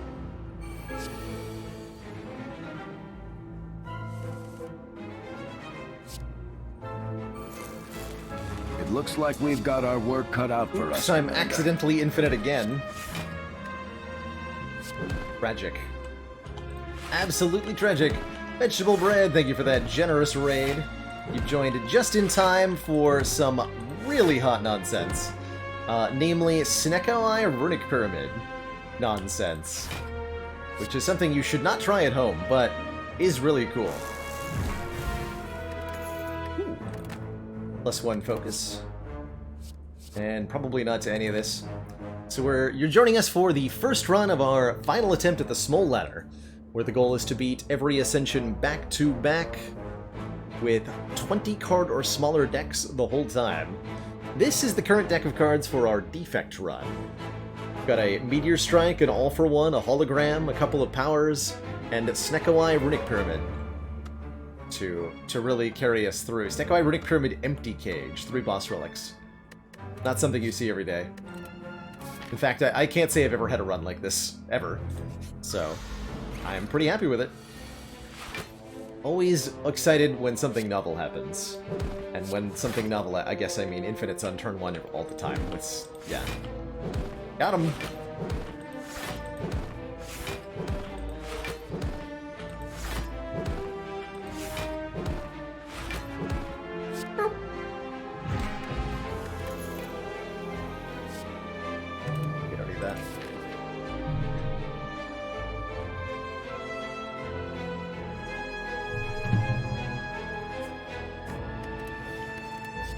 that.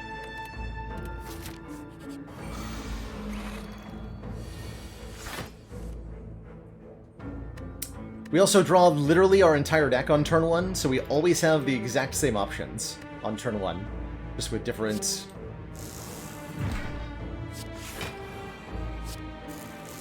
costs.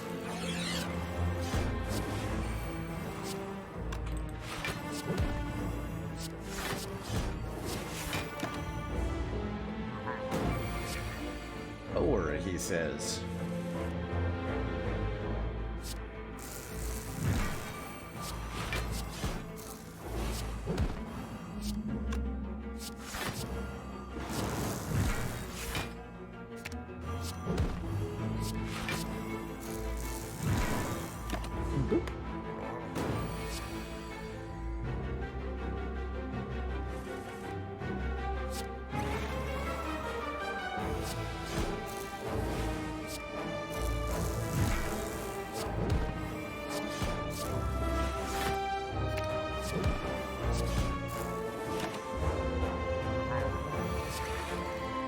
More Pious Cog. I'm in!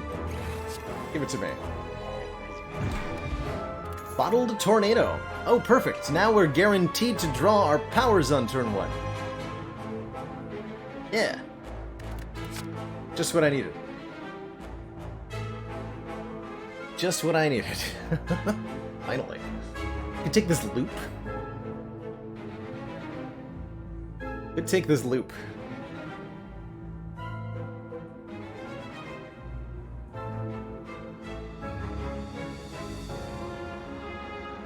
Can you believe we have not seen a single reinforced body all run? It's tragic. I don't think we want any of this.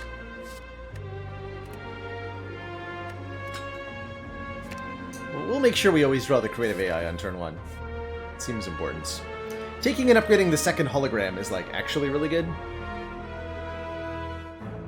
Yes, that would be very good. We should probably do that.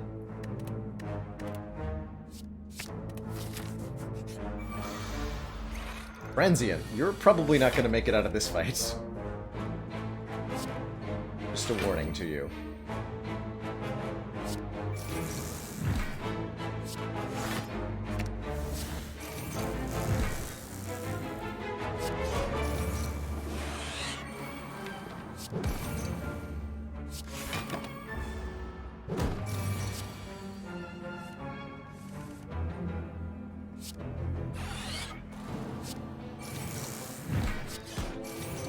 We're just holding the zero-cost hologram and trying to roll 0 on all for 1 here. Because of the Runic Pyramid, we actually have much more reliable infinites. Kind of interesting.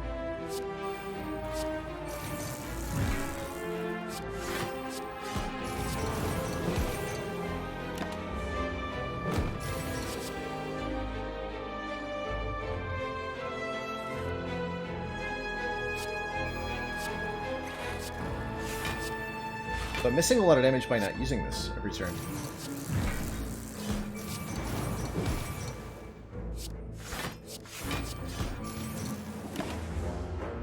Last chance. Disaster.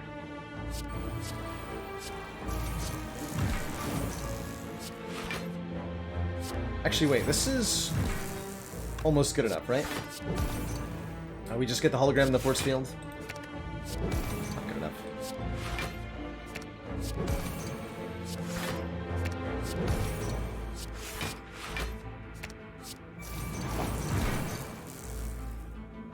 Yeah, there's you can go infinite with 0 cost hologram, 0 cost meteor strike, and then any cost all for 1. That's also infinite.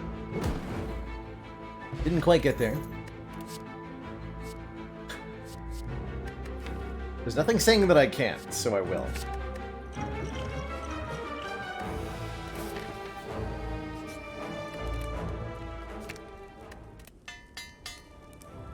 Alright, now we have 3 hologram plus.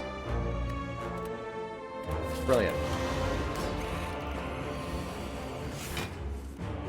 Already got the 0 cost all for 1. Which is not the thing I needed to be 0 cost.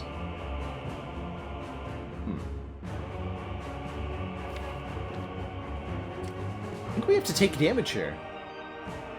Just play the Meteor Strike.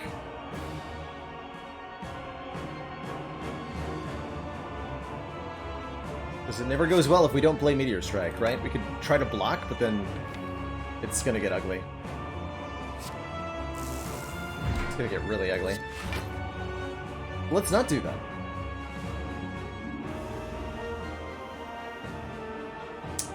Power Pot could have done it. Heal a full after all. Let's see if we can perfect the heart.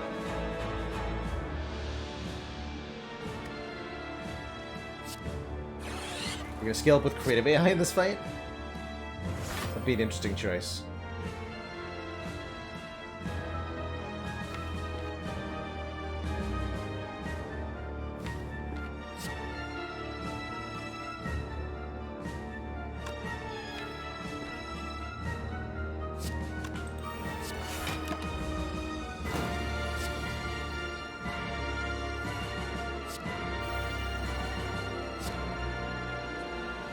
Seems pretty alright.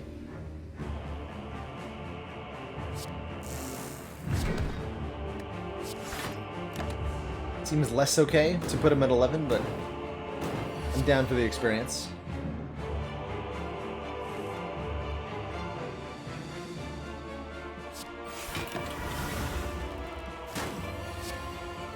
Alright, now we can do the stuff. I think the goal now becomes play 12 cards every turn.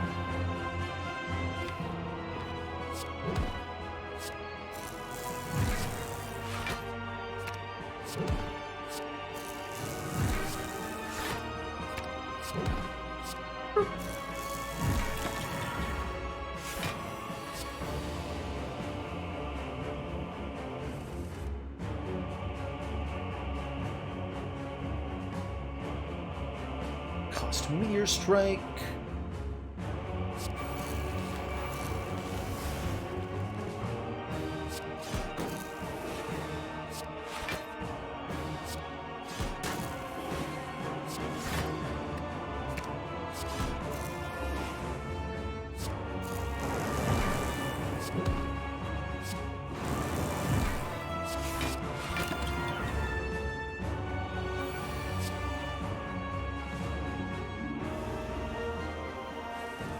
Bring it, time slug. Here we go. All for one. Meteor Strike, 0 cost. Hologram, 0 cost. That is an infinite.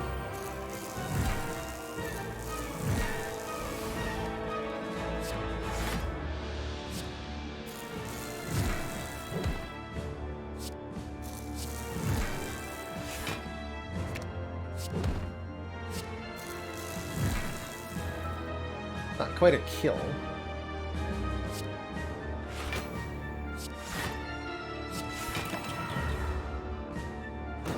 34 energy, by the way.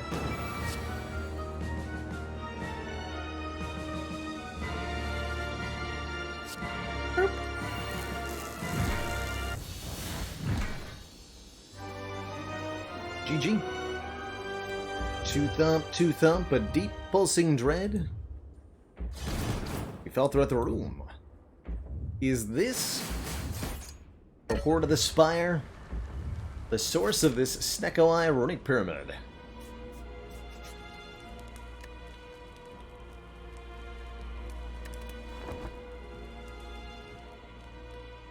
Dreamcatcher value? Because I ran out of unupgraded cards. I don't want any of that, but that's pretty funny.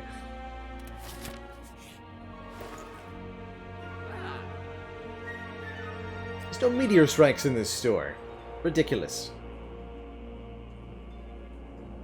Penib's kind of cute. I'll be just remove a card. I'll be removing Doom and Gloom. Is it time? It's time.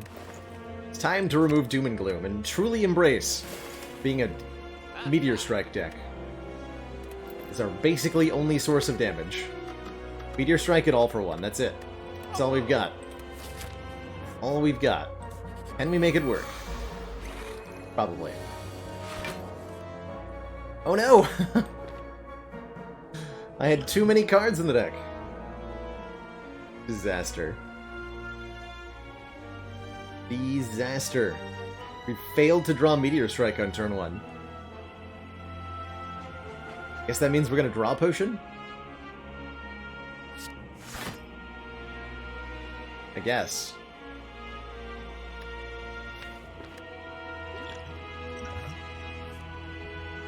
Free cost, that's even worse. Unacceptable. Unacceptable.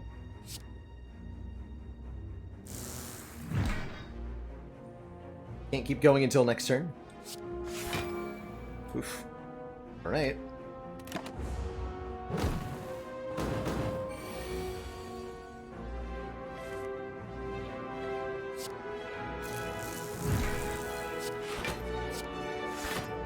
Hence the blorpening.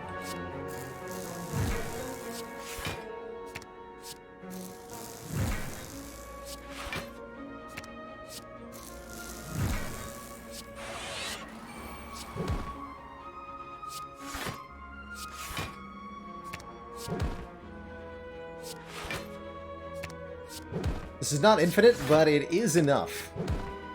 You can play each of these all-for-ones for 13 damage.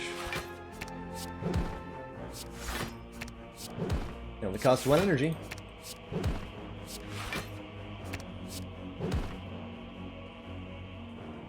What one card do I want from this fight? I would like Reinforced Body, please.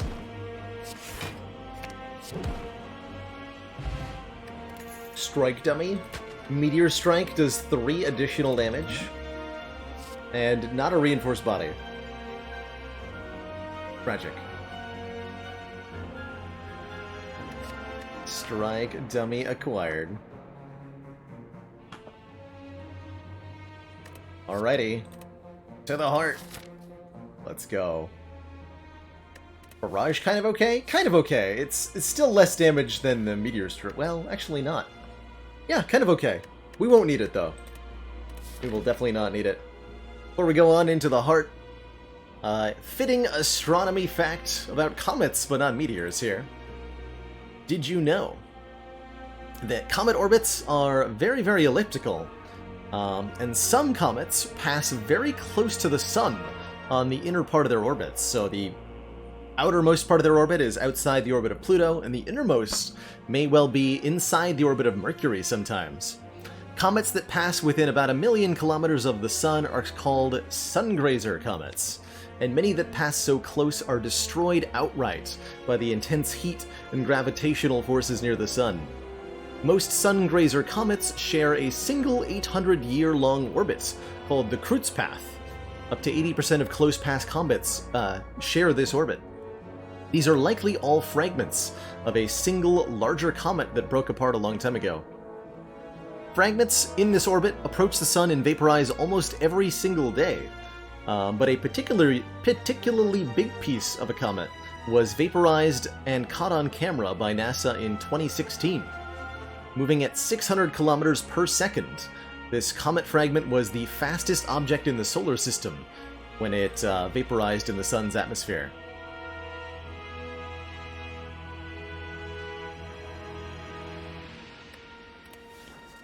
The difference between a decent burger and a shooting star.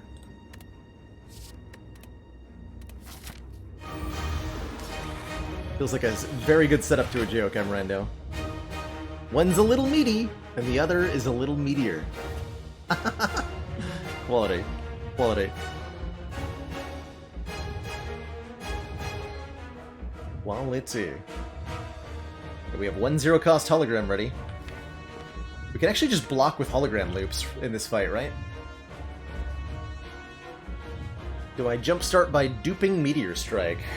Probably. Let's see what's in the power pod first. Buffer's alright. Second capacitor. Take the buffer.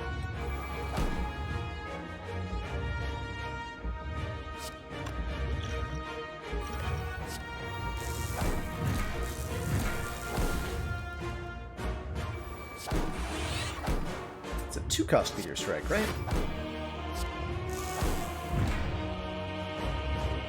Alright, a solid start. We're gonna draw all the statuses on this upcoming turn. Okay.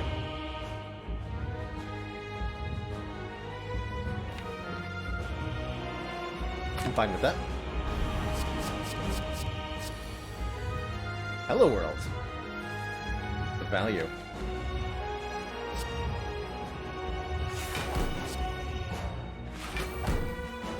For that.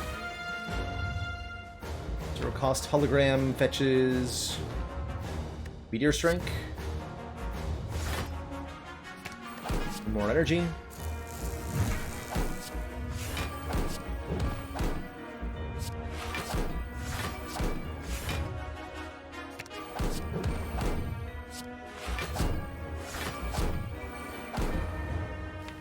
Hello, yes, I would like some Blanc, please.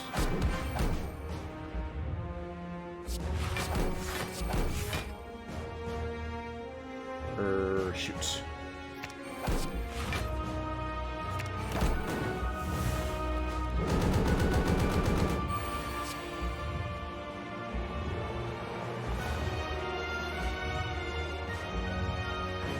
Who did it, Goku?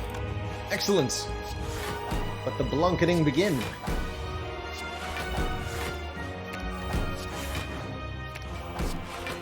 They're all zero cost. Glorious.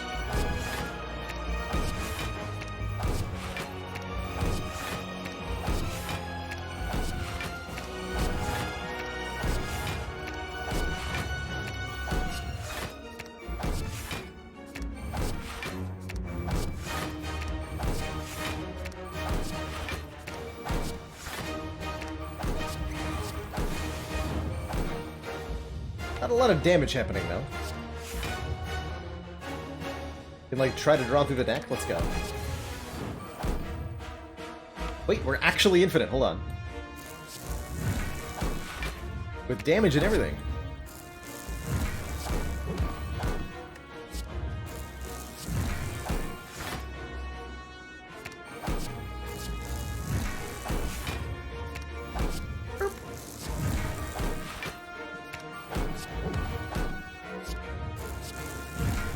This is how you get the Neon achievement, by the way. How many Plasmorbs have I channeled this turn?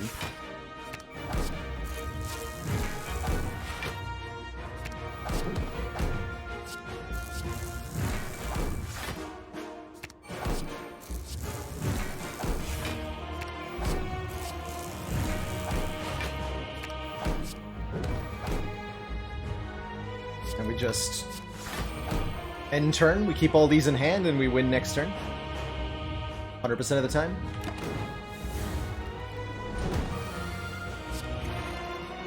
By 100%, I mean... I didn't draw the all-for-one, but I have a Swift Poke. Oop, shoots, buffer. Almost failed to perfect the heart there. Hey, now it's zero cost itself. Even better. Even better. Beautiful.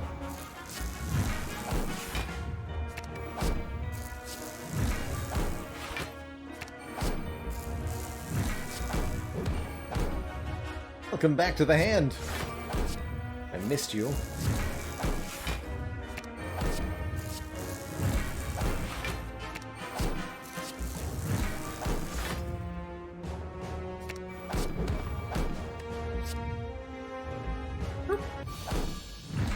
GG, the sub 1 hour.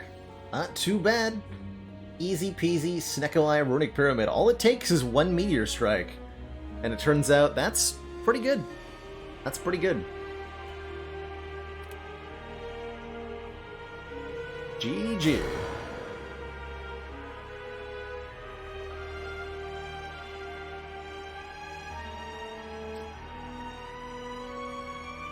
That was dumb. Dumb in the best possible way. GG.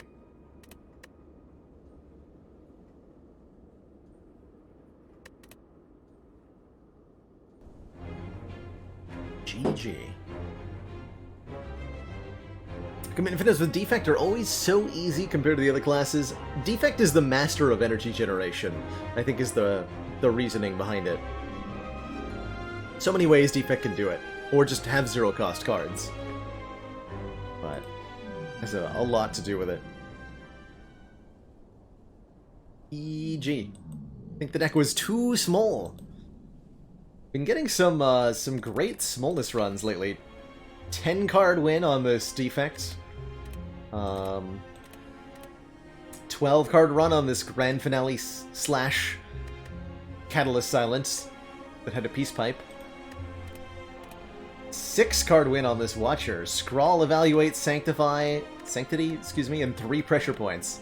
This is the smallest deck I've ever beaten Heart with only 6 cards. Did use a Pandora's Glitch to get down this small, though. Alright. That was great. Let's do a Watcher run. I'm down for another pressure points. Watcher, I think, thrives in the small deck ladder. Seems to just do really, really well with it. Go 4 elites. Does that mean I just upgrade Eruption to start? I'm not going to take a Curse for 14 max health. 7 max health is fine. Or we could take a Boss Relic. That I considered Pandora's Glitch to be cheating? I did, but the opportunity was too juicy, so I changed my mind. Basically. It was an Ascension 2 run. I don't think I would do it on anything higher than A10 or so. I showed off a Rushdown Infinite on stream? Maybe. Off the top of my head, I'm not sure, actually. Chat wants to see a Boss Relic? Alright, let's do it. What do we get? The double Snecko Eye start. They say this only happens once every 100 years. When the planets align in the shape of a giant eyeball. It's very confusing. Pretty hype. Double Snecko Eye start. How can I say no? How can I say no? Now the real question is, how do we get a Meteor Strike into this deck?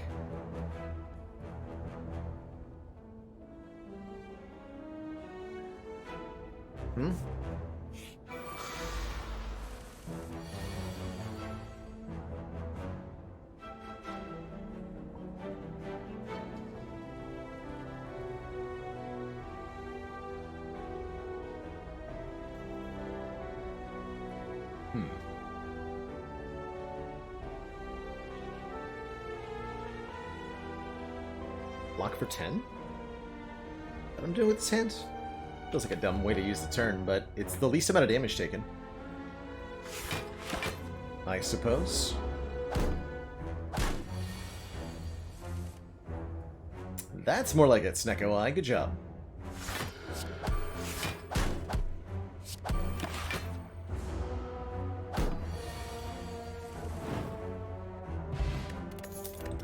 Potion's good. Wallop signature move.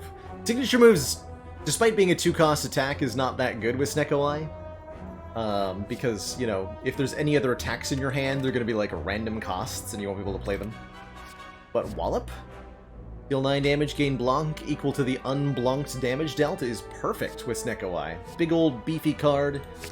Does great stuff and is one of my Watcher favorites, quite frankly. I think Wallop is such a fantastic card. And the reasoning for it is that Watcher can scale Wallop so well. We've had more than one run where Wallop blocks for more than 100 block, which is mind-boggling to think about. I can't think of any other card that regularly blocks for that much. Reinforced Body sometimes? Entrench? Like, what? Nothing. Nothing does that. Funny.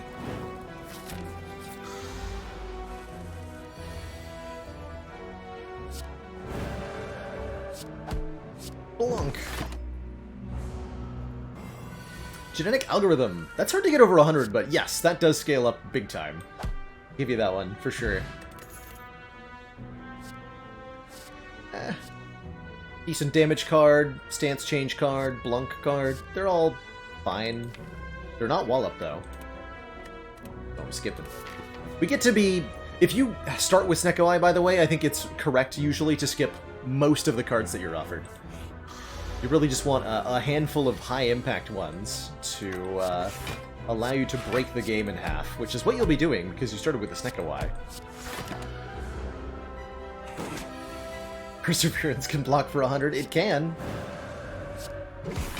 Sure can. 2 cost, yes, but reducing our energy gain by 1 every turn is super sketchy with Snecko Eye.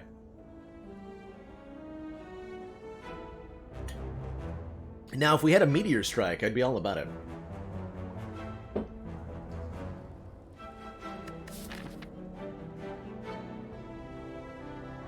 I think we just literally roll into this elite fight with Snecko Eye and Wallop and we'll be fine.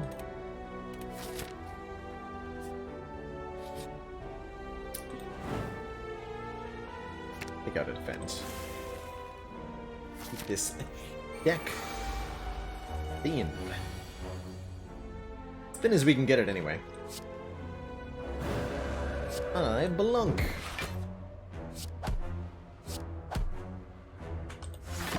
Dunked on, friends.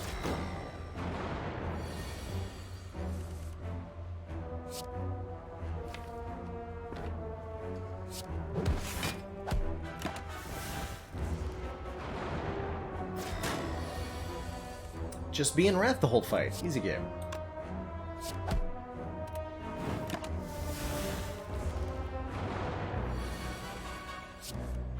Isn't even hard. And Jakku, every time we play 10 attacks, gains us an energy. Deus Ex Machina is not bad here. It lets us add 2 miracles to our hand when we draw it, which retain and can be used for energy gain. Because they're not directly drawn, they're added to our hand. They bypass the randomization of Snecko, so it'll always be useful to us, letting us play out cards on a turn where we roll badly. I think that's a really good addition. Collect could be good, yeah, for the same reason. But the Deus Ex Machina is more immediate impact and has some synergy with the Blessing of the Forge. So we'll take that. And obviously, upgrade Wallop. For 3 more damage and Blanc. 6 more if we're in Wrath stance. Which is really just not fair. Could go Miracle Miracle to strike for 6, but that is super not worth. Borg goes the Knob. Fair enough, Knob. B2, quite frankly. Can I kill him this turn? If I use the Forge Potion, we definitely have lethal. If I don't use the Forge Potion, we've got Eruption, Wallop, so 9, 33, 45...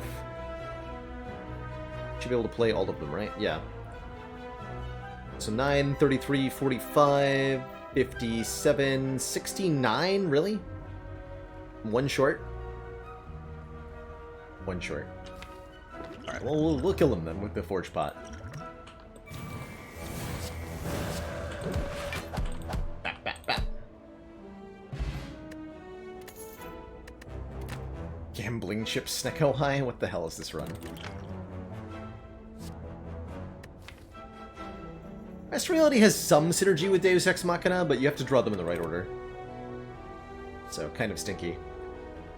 Battle Hymn creates smites, which could be useful. Glad to hear you enjoyed the Downfall stream, Skyline. I think we can make that a semi-regular occurrence, something like on the order of once a month or so. But really happy to hear that that gets enjoyed. I try to play a variety of different kinds of Spire content, both for my own refreshedness and to keep it interesting for the viewers, and it's always nice to hear feedback when I do something that's kind of a little bit outside the norm, that people enjoyed it. Hey yo Bart, good to see you as always. As ever. Healy, yes. Good. It's definitely going to cause us to take a lot of damage from Hexaghost on turn 2, but that's fine. We've got elites to stop.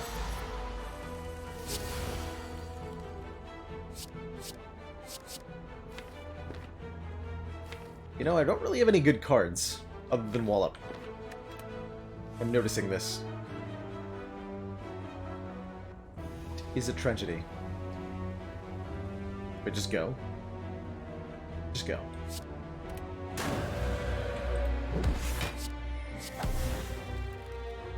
Check go on 9.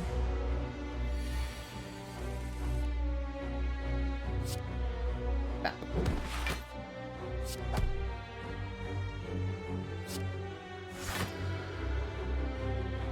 Go back into Wrath stance? Do that.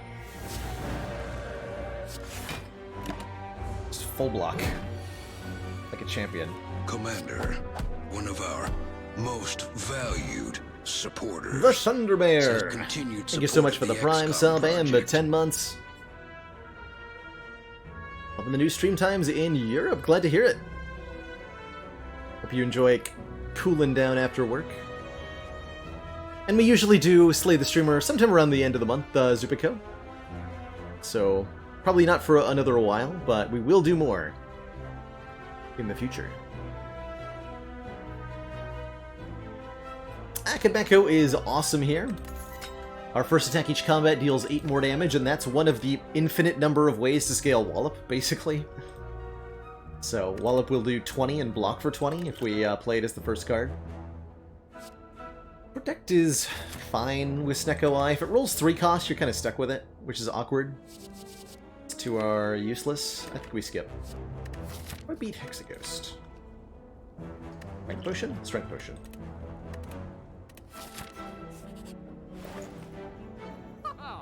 Oh, hell yes. Wait, Shard or Bomb? Oh no. I have to choose?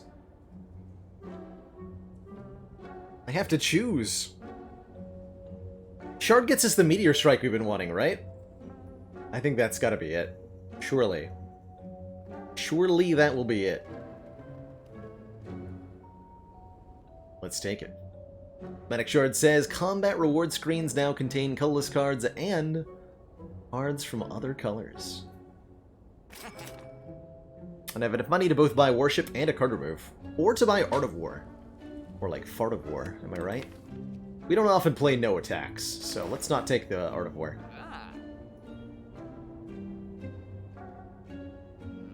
Bomb would have been nice, though.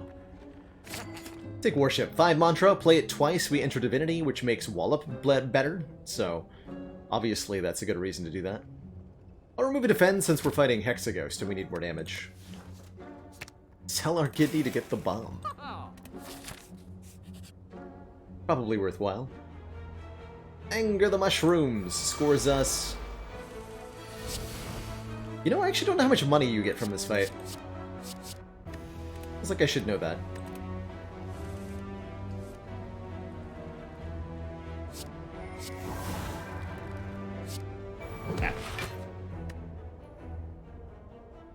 Could finish him with Miracle Strike? I don't think I want to, though.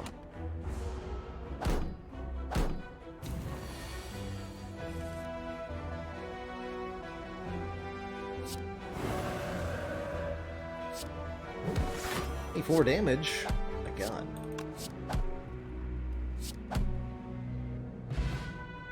Yeah, I think it's 30 gold. Okay, so it's elite gold, looks like. All the more reason to take this fight when you see it. I think it's almost always correct to take the combat. 3 mushrooms are a little bit scary if you have low damage output, but as long as your damage is good, you'll crush this fight. Backflip. Headbucks? Backflip's the most tempting here. Card draw with Snecko Eye is pretty good, but I feel like we can do better. I feel like we can do better.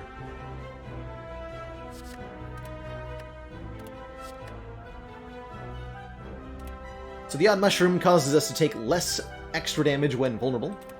Pretty useful against a variety of enemies and bosses.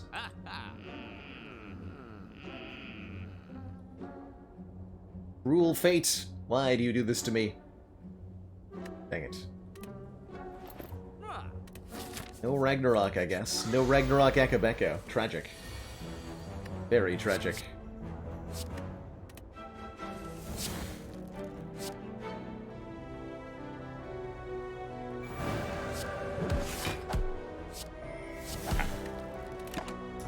$65 damage on turn 1. More than enough. Singeing Bowl lets us skip cards to gain max health, which is... Oh. There it is, the hologram. Give me that.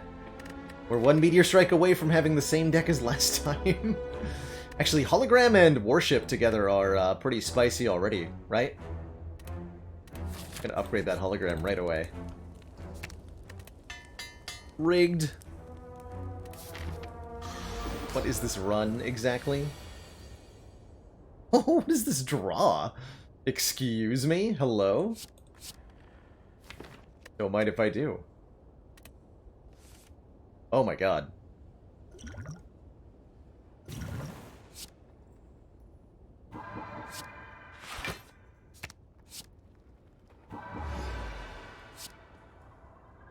Boop.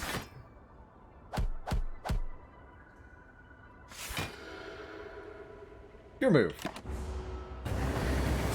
Oh god, that's a terrifying move, actually. Take that back. My move. My move. Please don't go anymore. Draw the wall.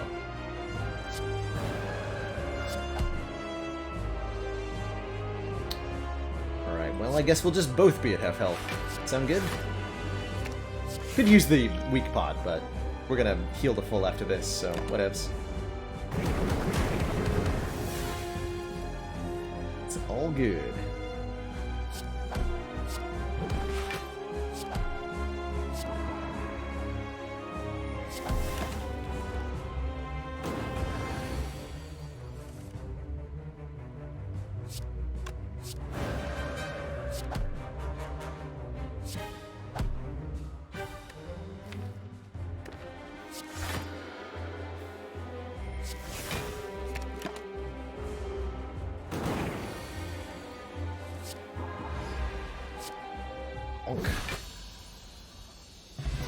GG, Hexanerd.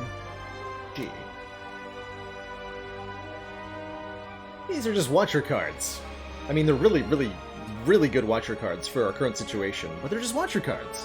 Where's the Echo form? Where's the thingamadoodle? Give me my Meteor Strike.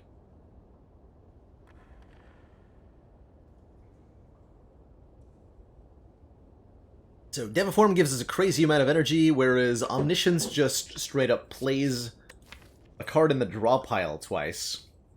Although the main issue here is that there's not going to be a lot of cards in the draw pile, usually.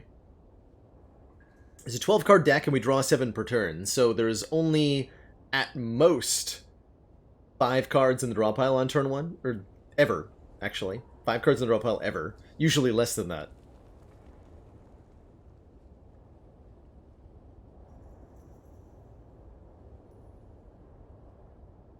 But if I take Deviform, I can take Runic Pyramid again. Oh. Disappointment. Sozu, whatever. Runic Dome, eh. I like the Sacred Bark here. Double potions, very, very good with the regen potion. The extra energy every turn. I mean, we have energy generating cards. We really don't need an energy relic. Give me those potions.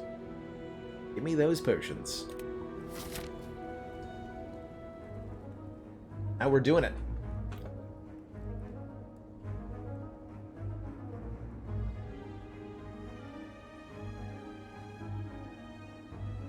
That's how we are doing it.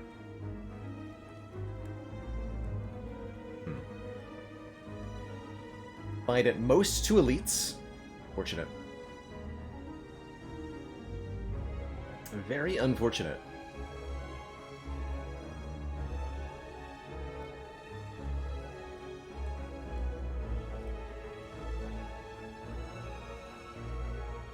Two shops? I mean, it's either 2 or none, right?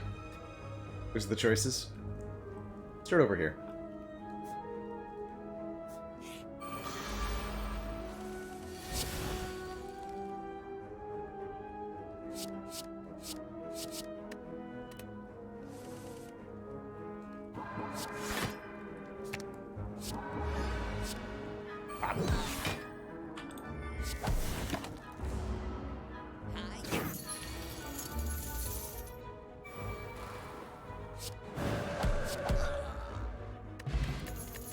Smoke bomb. Go for the eyes, pummel, and flex. Interesting. We take the max health there, but very interesting options. I will definitely read this book for surezies. Get the enchilada. Start of each combat, we can add a random power to our hand, costing 0. This will always be watch your cards, but let's see what's in here. Antrim, Mental Fortress, Third Eye. What do we want here? Akabeko Divinity Pummel. Spicy. Sanctity's alright. Draws cards and blocks. Yeah, let's take that. Not exciting there. Only marginally better than the backflip we skipped in Act 1. But it'll get the job done.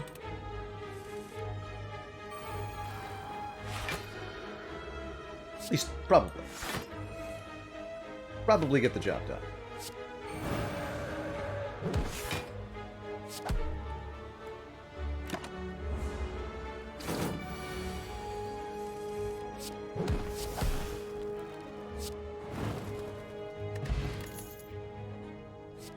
Sneaky Strike Gambling Chip is a combo.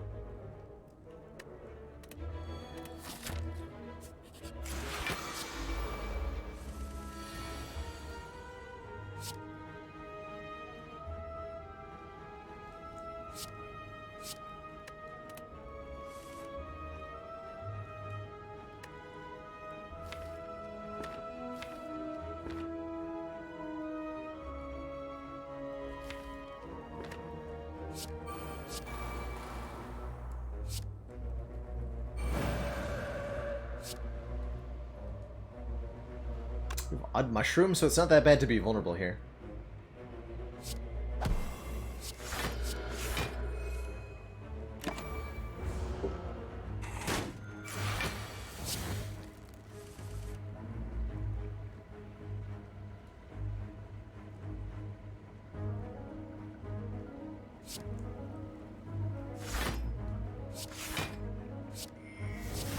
A little bit of a redraw there. Definitely a rude draw here. So the Deviform is ticking away, so every rude draw that we survive is just fine.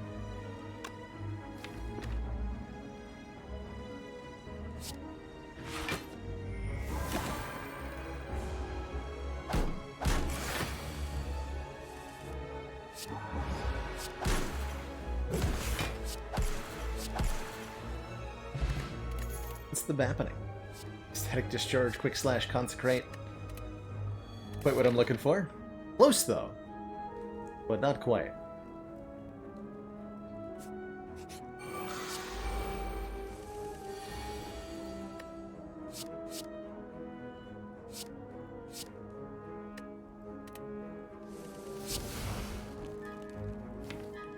Okay, did not draw our wallop.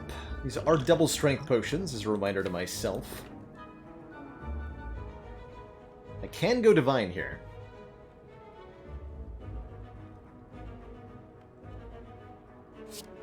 Gives me a lot of energy to work with.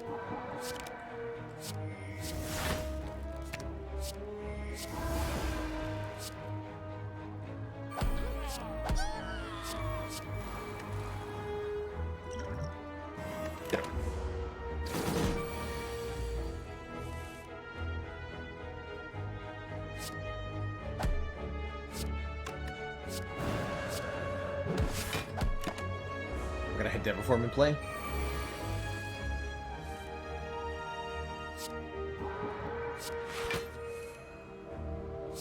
Kind of not that good at this.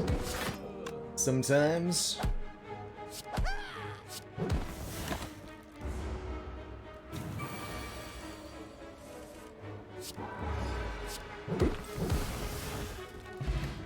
Damaru doesn't actually make it easier to get into Divinity, even though it gives us a mantra every turn, but it does make some super sweet jams.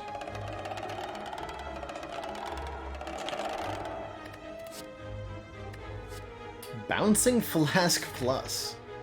That's actually pretty tempting. Despite everything. You know, despite not scaling at all with Divinity, or Akabeko, or Wallop, or any of that. Pretty good. There's a defrag to go with our Meteor Strike that we're gonna get. Does strip Artifact like a champion. On Bronze Tomato. You know what? I'm gonna take that. That's amusing enough. I'm gonna do it. A Bouncing Flask Wallop deck.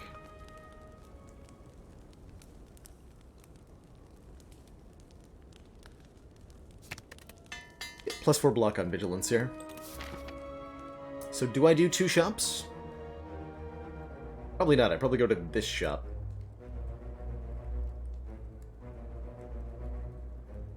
Just the one, please. I don't have any good upgrades anyway. Yeah. Ooh, study. Get out of here. Bye-bye. Bye-bye, study.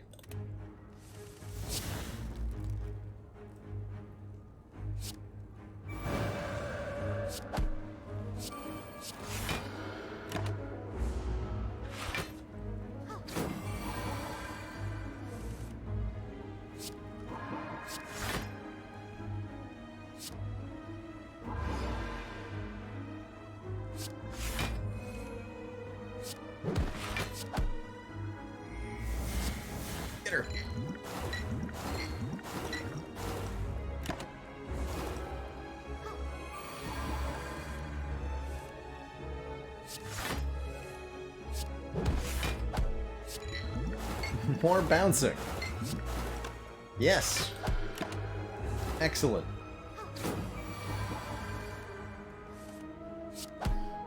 Most excellent. Another Metamorphosis. Snecko Eye overrides the 0 cost effect of Metamorphosis and Chrysalis. So I don't really recommend the combo, unfortunately. It's fun, though. Fun to think about. Marbles for vulnerability on turn 1. Yeah, that makes our Akabeko do even more damage. It makes Wallop block even more. How can I say no? How can I say no? I mean, really.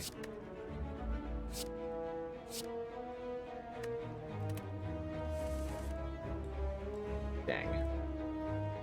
That's still good enough to do? I think so. Fasting, Vigilance, Worship, Hologram, Worship. And then Strike deals 76 damage. No big deal.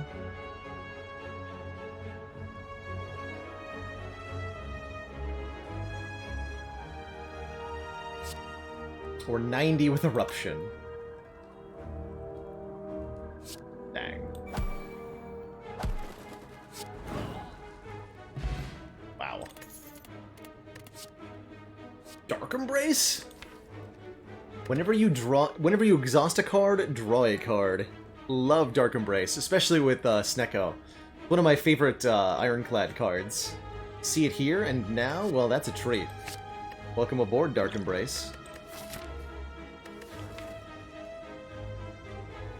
Welcome aboard.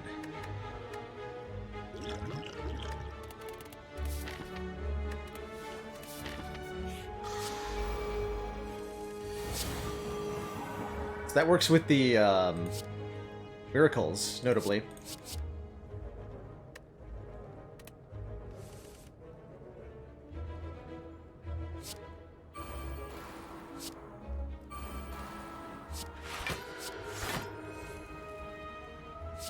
This draws a card.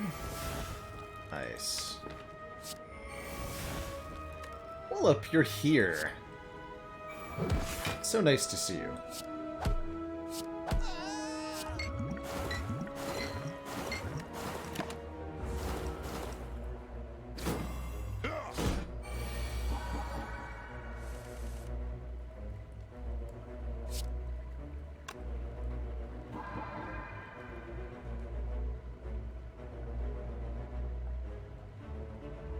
Slight oof.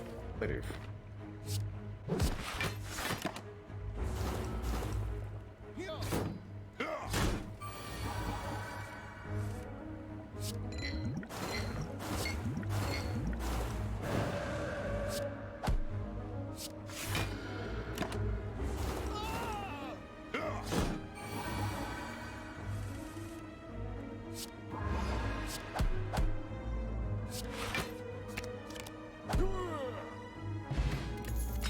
Heal ticket. Good stuff. It's cool-headed imps. Reflex gambling chip? Kind of cute. More max health. Oh, and we get a bonus shop, which means we can actually go 2 fires here.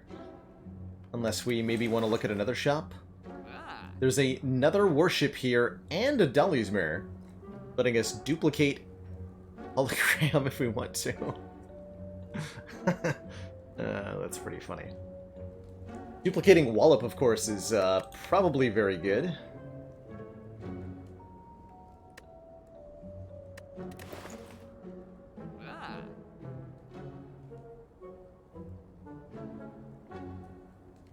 There's a Tory here, too.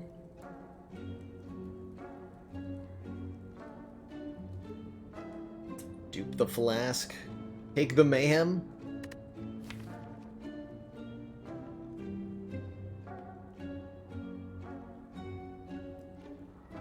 Mayhem with stance changing is so dangerous. But I like it.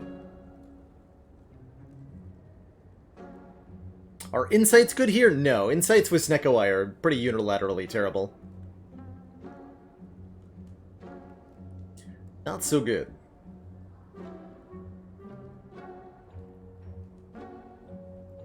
Let's see, is Faintly hanging around? Of idle curiosity. Haven't seen them in a while. Oh, you are here? Okay. Well, I think I owe you something, don't I? Would it be Mayhem, duplicate Mayhem?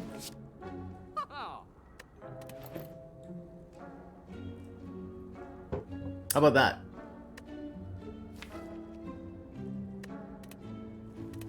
How about that?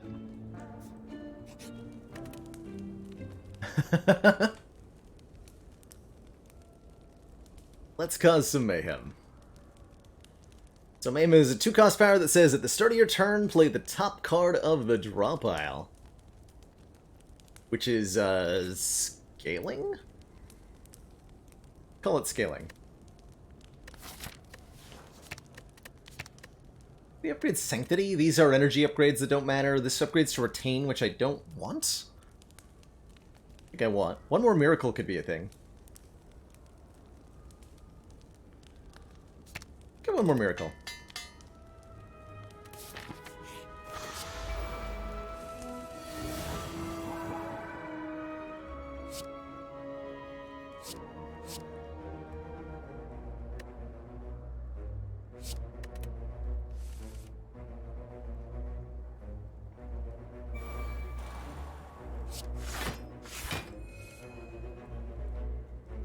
There's a Wallop.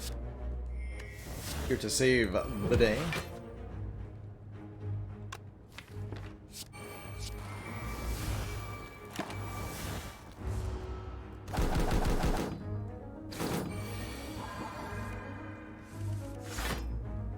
Redefend, oh boy.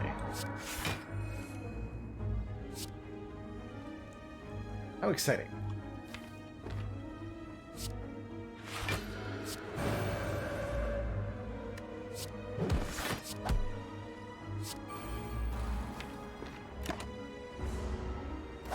So with 2 Mayhems, we play the top 2 cards of the draw pile.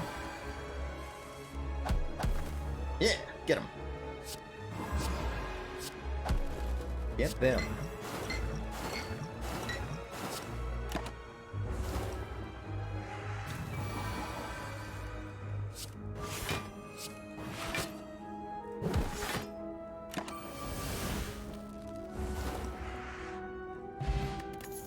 Two Artifact Ancient Potions, pretty good. Shame Madness doesn't really work with Snekoi, otherwise it'd be kind of cool here. Good potion. Though I have Odd Mushroom, I'm gonna leave that potion on the ground. I got plans for this smoke bomb.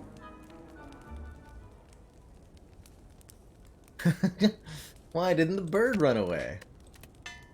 Doesn't he know who his boss is?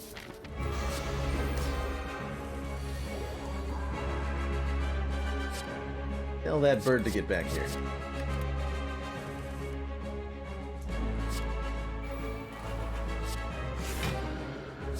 Play this, which means no Dark Embrace. That's tragic but acceptable. Yes. Tragic but acceptable.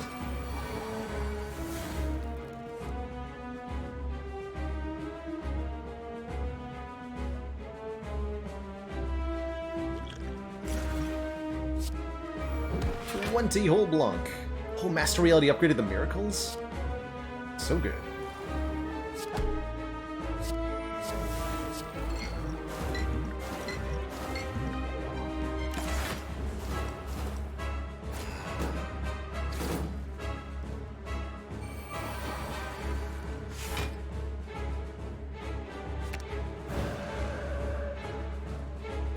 I'm in Wrath Stance now.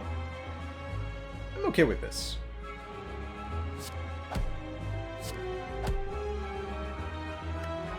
Oh, that's right. Master Reality will upgrade cards given back to you from the orbs. So the warship is now an upgraded warship because of the Master Reality. Whenever a card is created, it is upgraded. An interesting definition of created, but I'm with you. I'm with you on this one.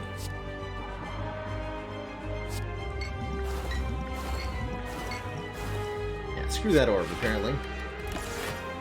Get him.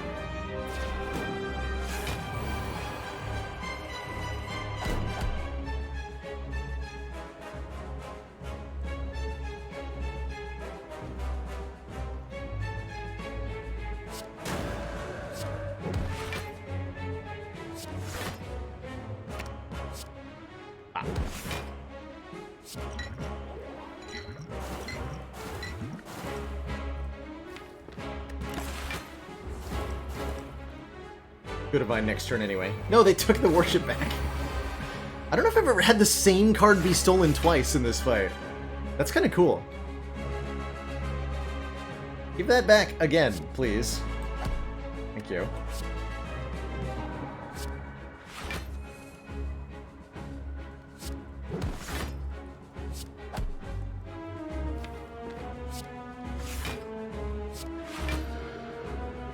Should play Eruption for free there.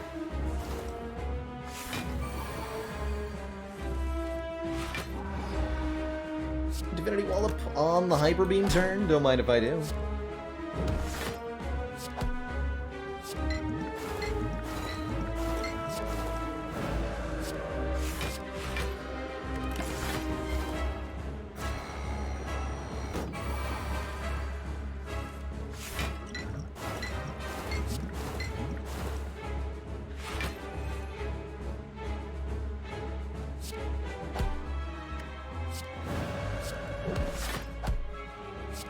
GG.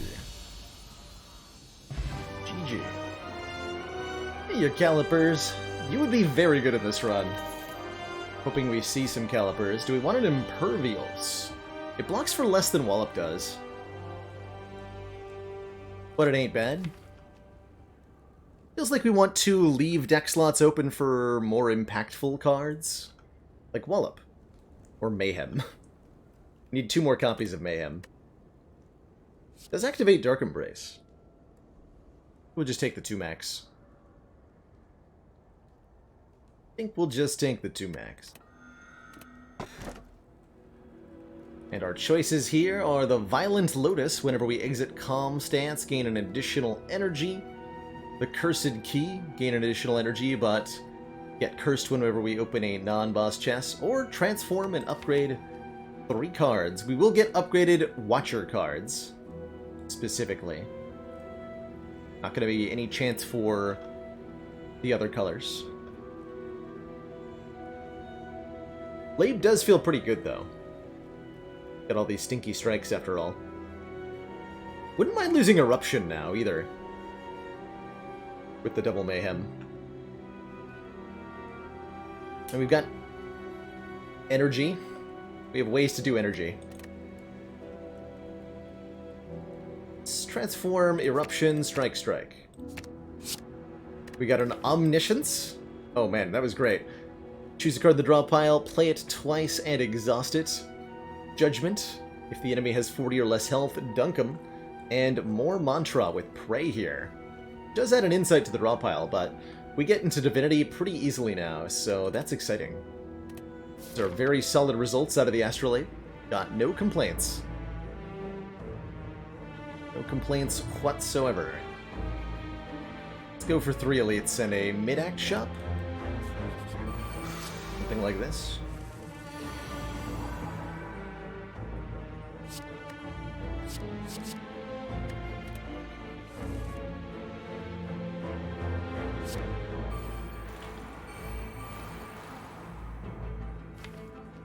Double Mayhem.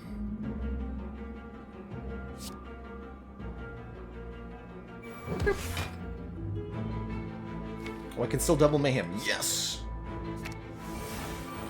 Play the top 3 cards of the draw pile each turn.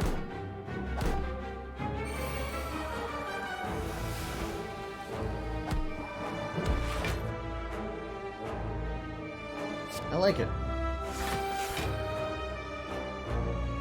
I like it a lot.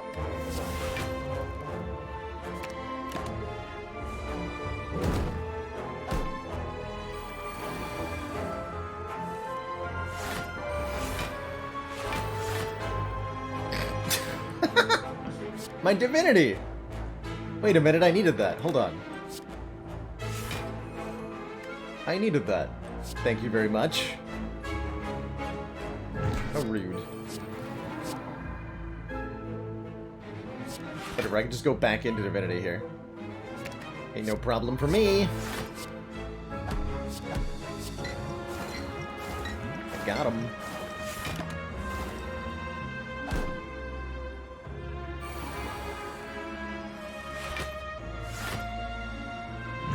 And there's the Mayhem Judgment, easy peasy. Every time.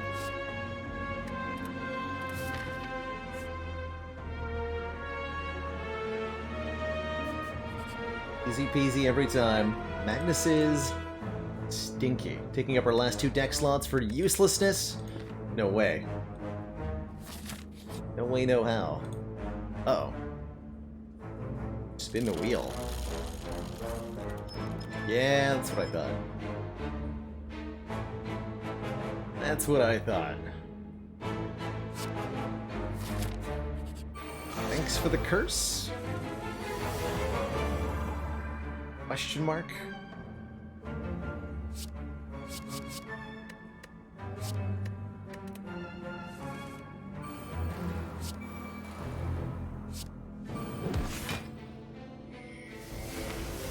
This might not be a great choice, but I'll play the Mayhem here.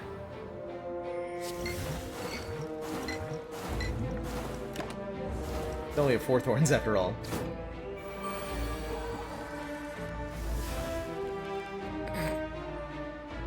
Rip Omniscience.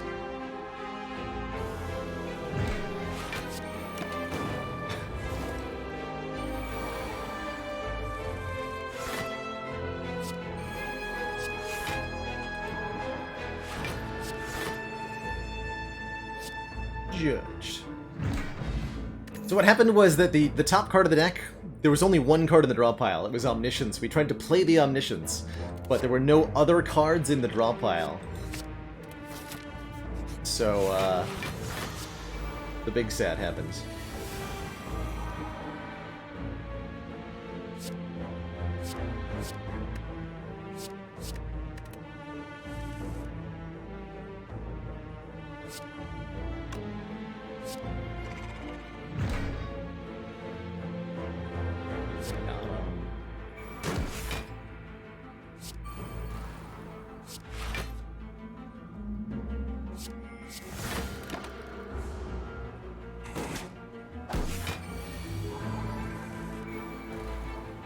Same here, no cards in the draw pile, interestingly.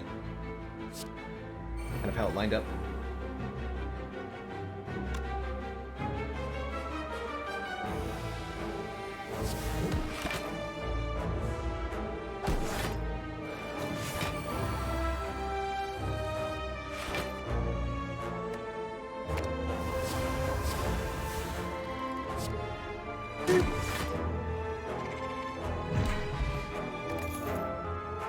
We're at 20 cards.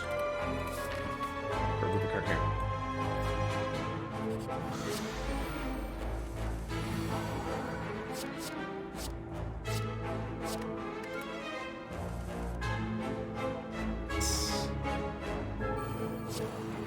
Very good.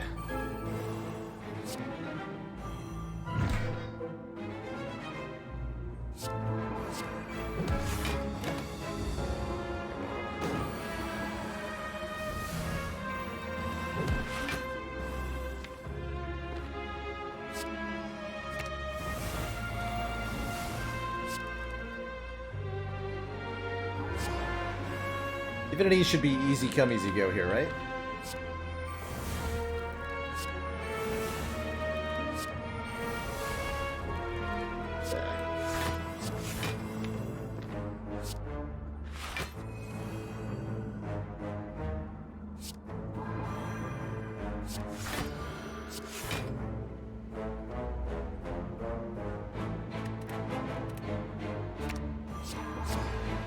Back into Divinity. Like you do. And Wallop now hits for 97, which isn't even that much. Oh well.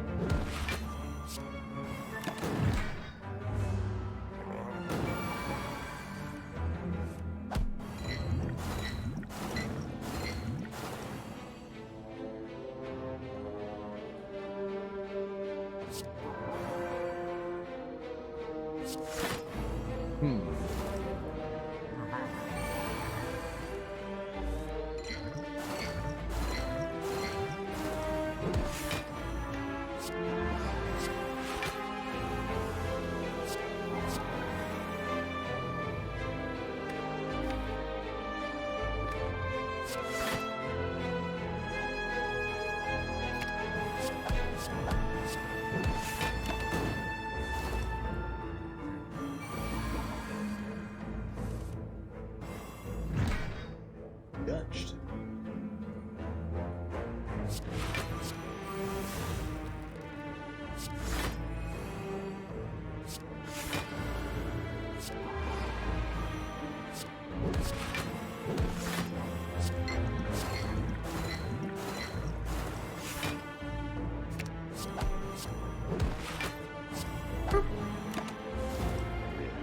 Alright.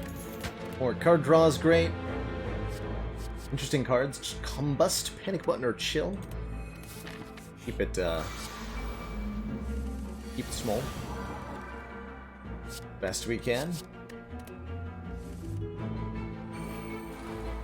Double Dark Embrace, or are we double Devaforming here? We're gonna double Mayhem. That's my mood. Duplicate Mayhem.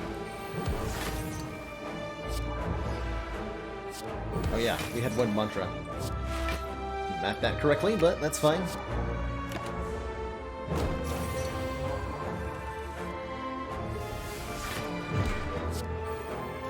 Copies of Insight Plus.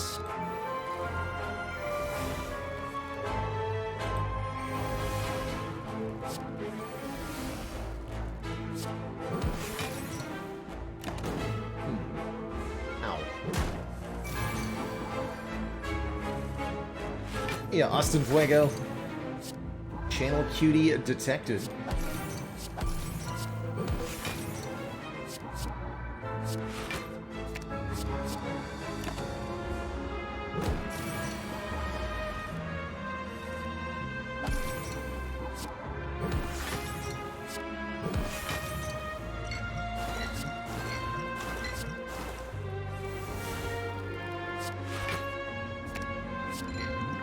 Who needs actual damage when you have Bouncing Flask? That is damage, right?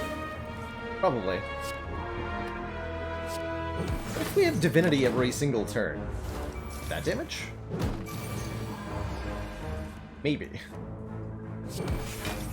Hard to know for sure. Basically, it's all just chaos.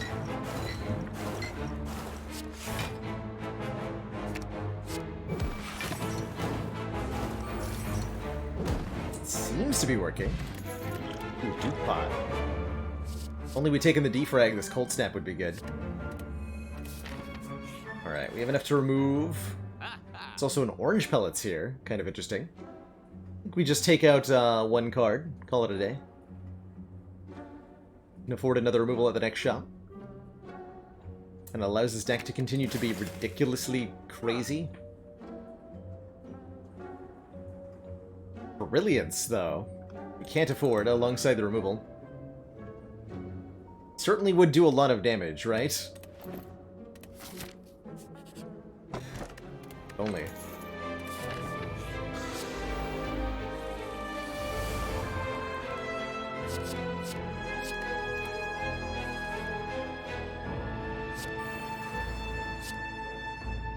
Wait, you mean being attacked on turn 1? Ridiculous.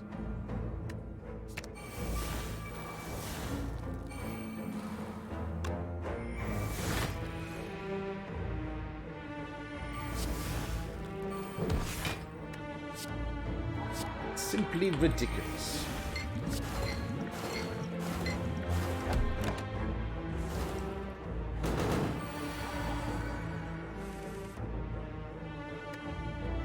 So this would be Divinity right now, but I don't block. If I do that.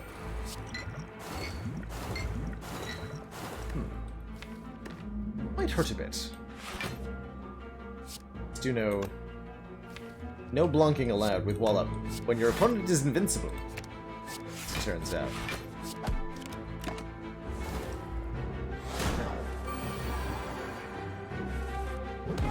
But my entire face, though.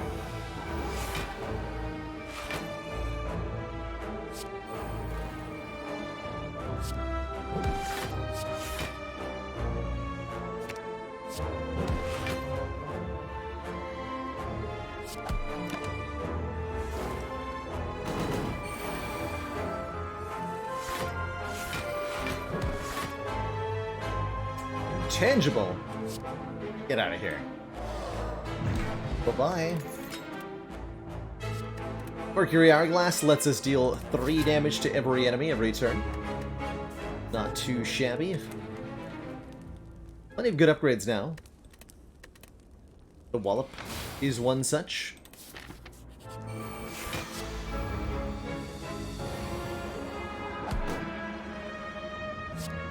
All OP.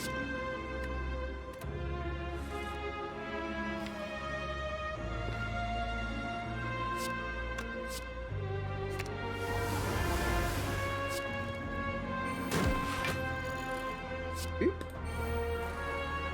I should have Omniscience Judgment, actually. That would have been cool.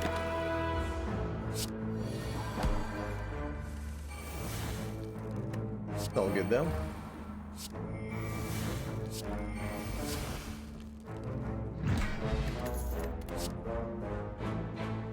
The Sacred Bark. So this is a +4 strength pot. Pretty good, and I don't know that we're ever going to get use out of this regen pot, so I'm just going to go ahead and discard it.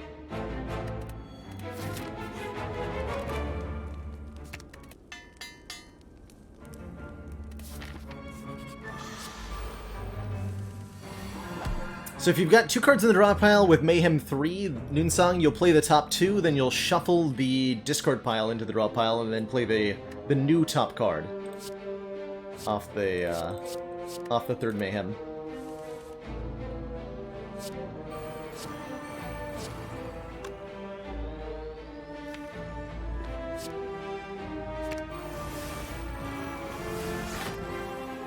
Oops. Work that a bit.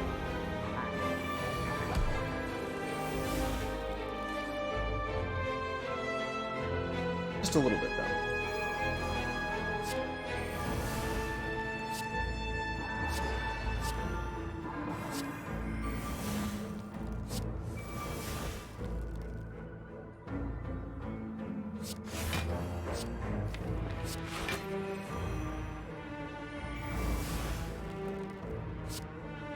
$85.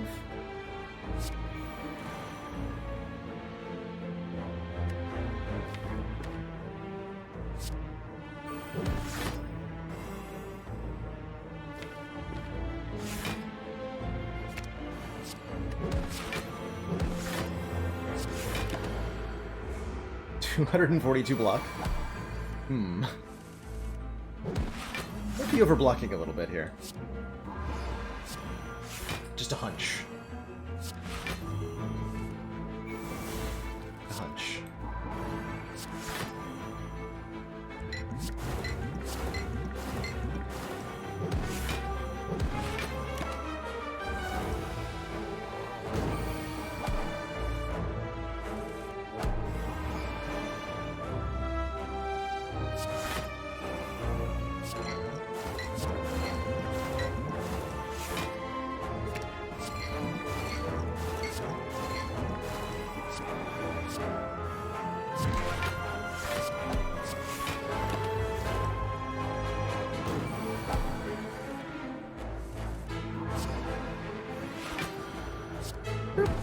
Wait, oh, I'm back into calm. We played Prayer Vigilance. Amazing. Most valued supporters. Anonymity, thank you so much for the support of the 16 months. That Prime sub, my god. Year and a quarter. Apotheosis. Interesting. Not actually that helpful, but interesting. To see it in a regular card war is just kind of cool.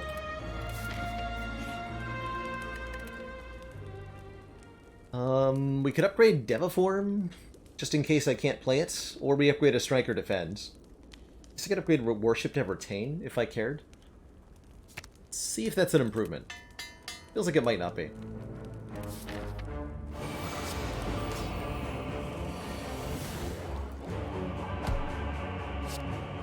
Wouldn't have been good in this situation.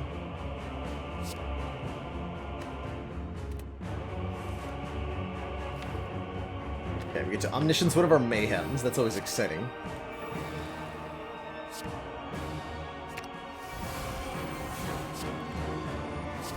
Kind of illegal. A little bit. Block covered, Judgment does that. Bring it on.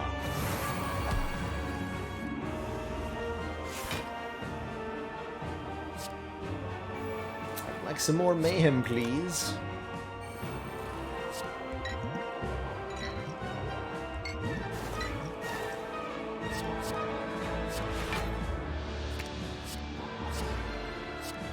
Beer.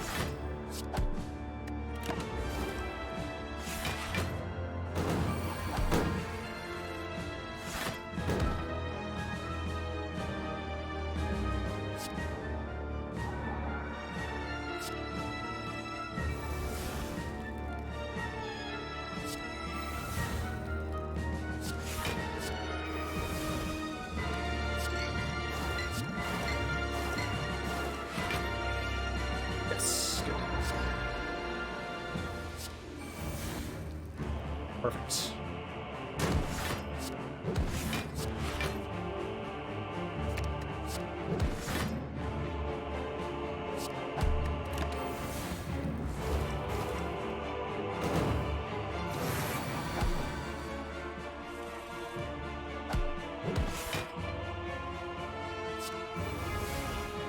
Judge that donut. I judge you to be untasty. The worst thing a donut can be.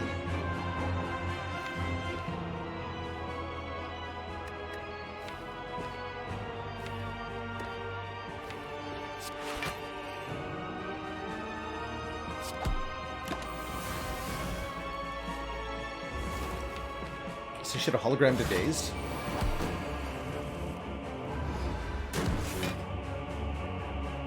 Nice. Let's do my combo plays for me. Good job, Mayhem.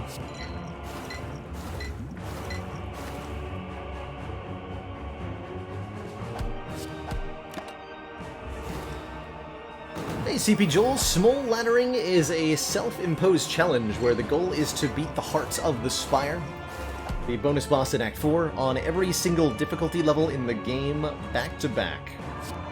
So we start on Ascension 1 if we win with, with 20 cards or less in the deck the whole time, too. So we start on Ascension 1, if we win, we move up to the next Ascension level, and if we die anywhere along the way, we start all the way back at Ascension 1, which just happened a couple of minutes ago. We fell from Ascension 9 And our previous attempt made it all the way to Ascension 17. But those are the rules. Been a recurring challenge format on the stream. We've done successful ladder streaks with different rule sets. This one's proving a bit of a challenge, though. To thump, a deep pulsing dread can be felt throughout the room. Is this the Hort? The Spire? The Source? Some evil nonsense. Have I been here before?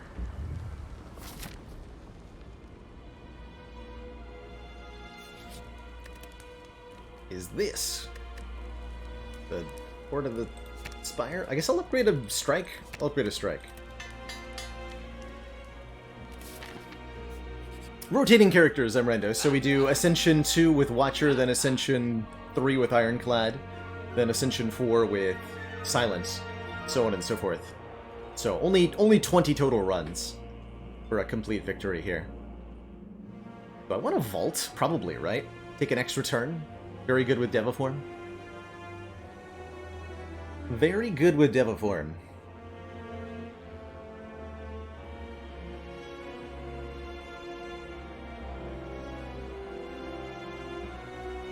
It is bad with Mayhem. Bad-ish. Taking it anyway. I like it. I like it. How do I feel about potions? 6 Thorns is good. I like these 2 potions quite a bit, though. Should be good for Heart with Dupe Pot, Strength Pot. We just surreptitiously turn off Fast Mode for no reason in particular.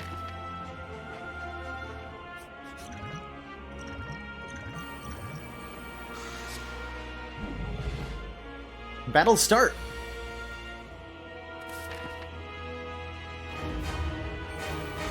Battle start. Did you know you could do that with a, with a smoke bomb?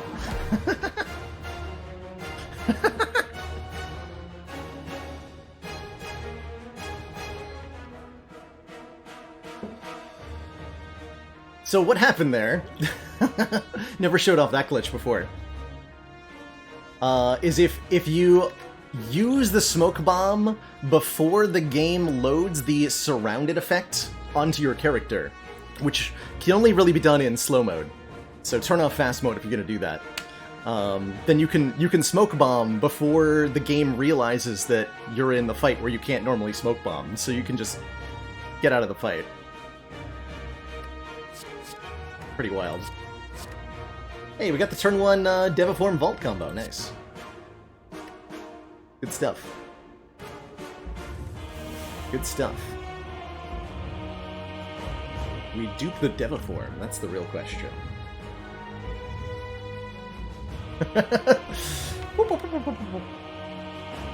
Swadeberged our way out of there.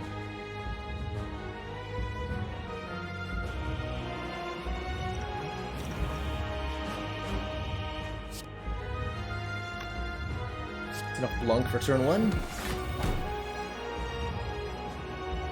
Let's dupe Deviform, right? We have 2 Deviform. Oh, we got a free one. Okay, we don't need to dupe that then. We can dupe a Mayhem. Brilliant.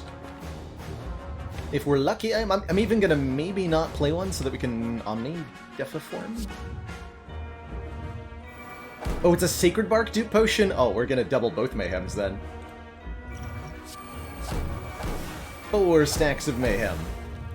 What's the worst that could happen?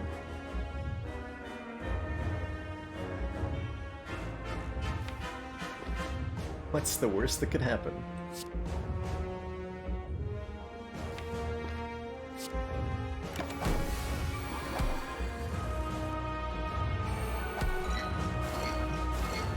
My hand is full.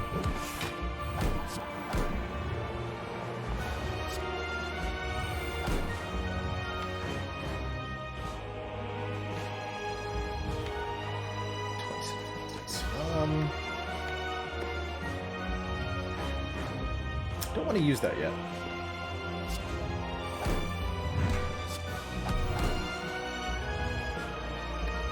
That's it. Means I want to play one of these.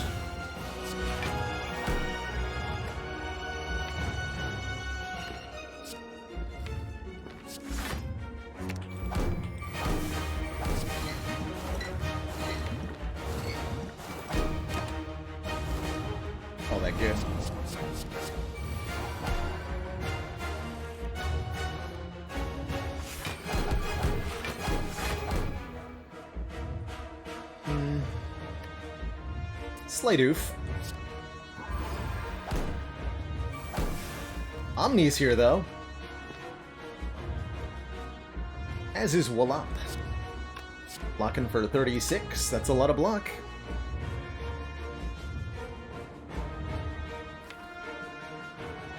More poison. Go bouncy bouncy.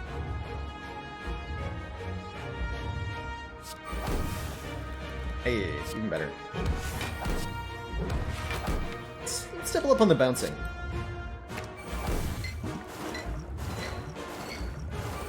I could Omniscience the status to exhaust it if it was in the draw pile. That would have been a valid approach. They're all in my hand, though. Tragically.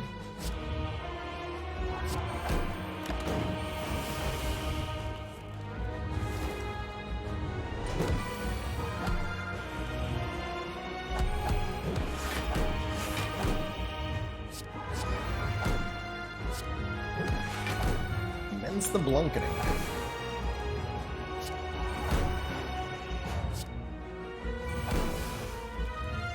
Re-enter Divinity this turn? Sure, why not?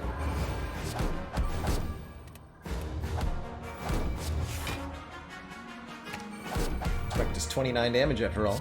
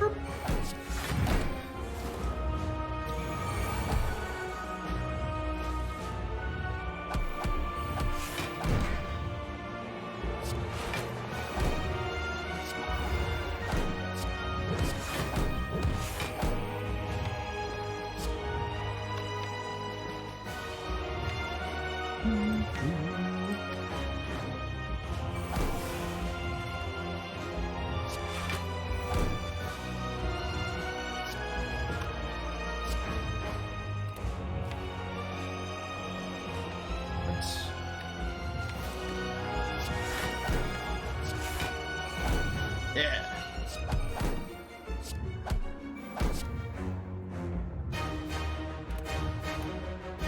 Judged. GG. GG. Loved it. Very dumb. Excellent. 10 out of 10. As a run should be.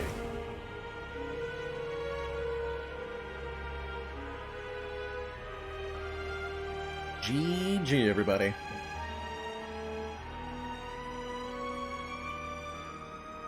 GG.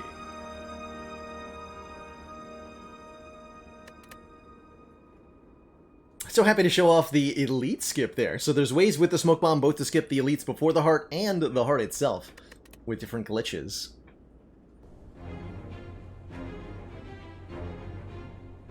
Pretty dang cool.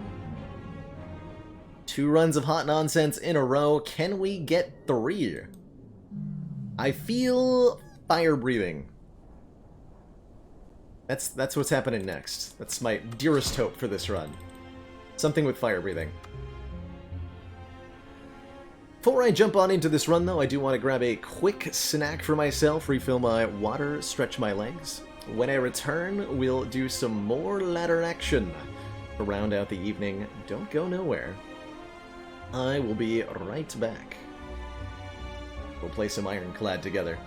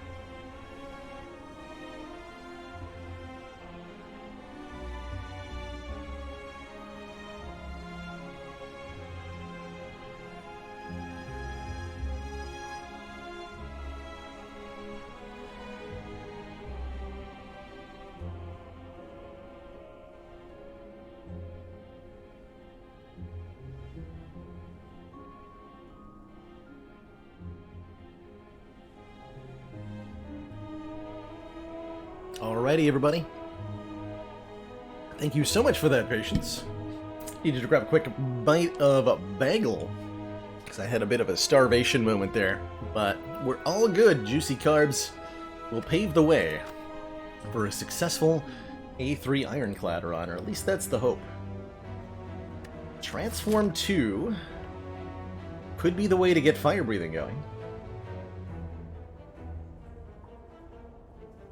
Commander, one of our most valued supporters says continued support of the XCOM project.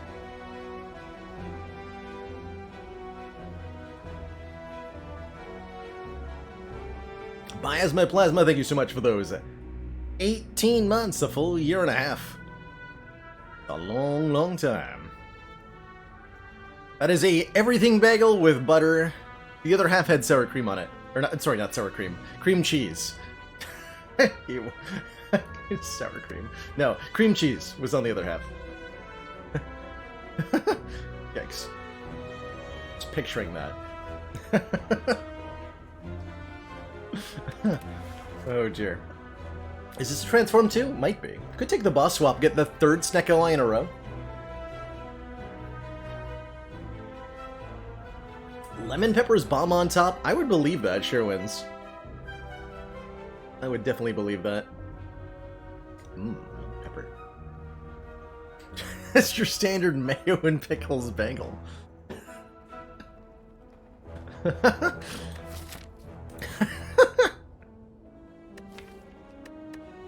like the Transform 2 a lot with Smol Ladder. Gives us something to work with. Ooh, great question, Asui Kitsune. What characters do I boss swap on? I think it's viable on all of them, to be clear.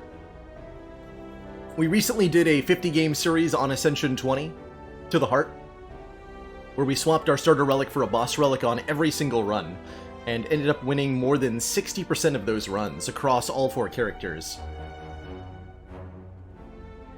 I think Silent and Ironclad have the hardest time with the boss swap, but everybody ultimately benefits a lot.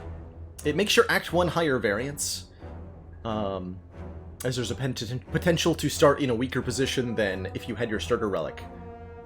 But on average, a random boss relic is really very, very good at the start of a run. Random common relic is reliably good. Strongest starting relic overall, I think it's a throw-up. In the early game, Ironclad, in the late game, Silent. I think that's how I feel about it. 6 health per floor is huge in Act 1, as it lets you just, like, crumble through the elites, no problem. Collecting upgrades from fires. I'm gonna transform, though. Sentinel Exhume. Oh my god, what? Those are not cards that I wanted. That's just kind of worse. We turned Strike into Exhume, Commander, and Defend is just still a Defend. Most valued and we're down 24 hit points for that. Says continued support of the XCOM project. I'm not that thrilled with it, you know? I am in fact not thrilled with that. But we'll see what we can do. Sneaky Tiki on a 21-month streak. Not the cheat, not the cheat. How's it going, Sir Sneaky? Sir Tiki. Hope the internet is treating you well today.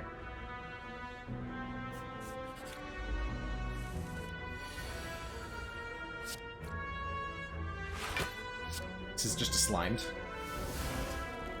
Slimed. Tell me we'll go for the green one, because there's no way we kill this guy on the next turn.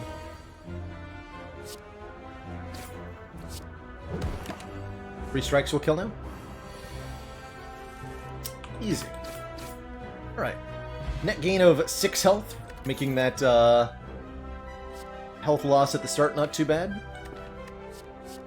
I like these options. Cleave and Combust are both very good sources of area effect damage. Combust in particular applies every turn, giving 1 health to us and 5 to all enemies.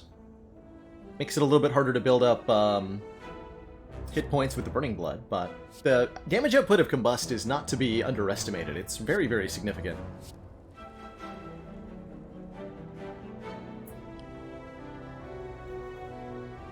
Man, this man dropping Homestar Runner references all week. I was lurking in your stream for the Trogdor drawing experience, which I was very grateful to be a part of. I've got fond memories of watching literally every Strong Bad email pretty much in a row during one weekend as like a 14-year-old. Good times.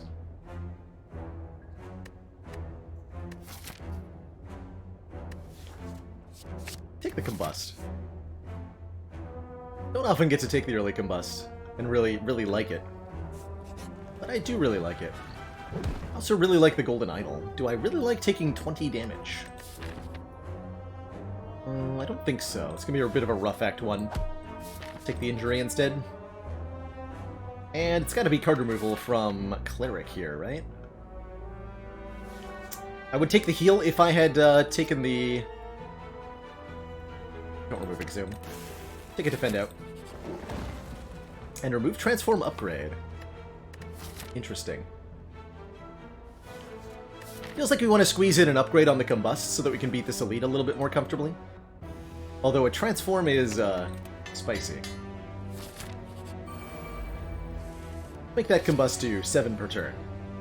Sounds real good. Maybe it was Transform the Exhume. Wouldn't that be cute?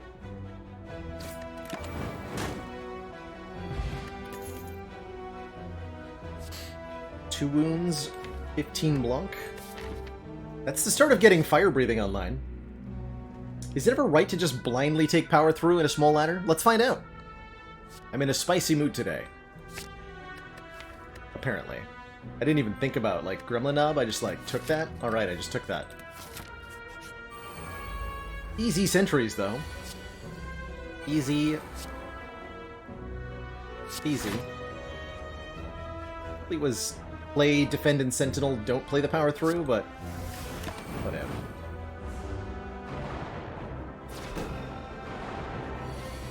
All good. Team can't kill. Deeply unfortunate. Slept for 12 hours. Sounds like you needed it. Sounds like that man needed some sleep.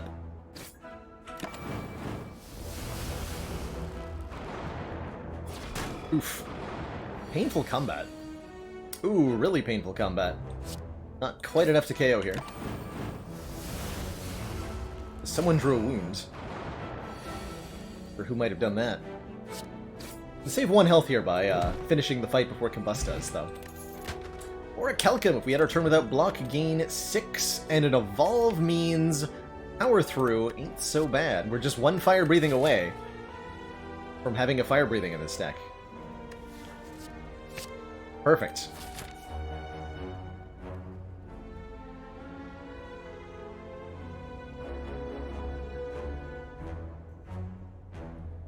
Absolutely perfect. It's not a Fire Breathing, that's a Dark Embrace. Which is still pretty good. Mind you. Reckless Charge? Wait a minute.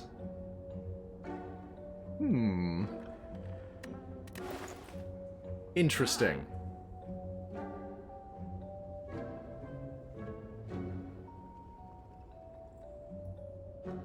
Dual wield's kind of fun, too. How often do I get to deliberately take a Reckless Charge? Not very often, right? Let's do it.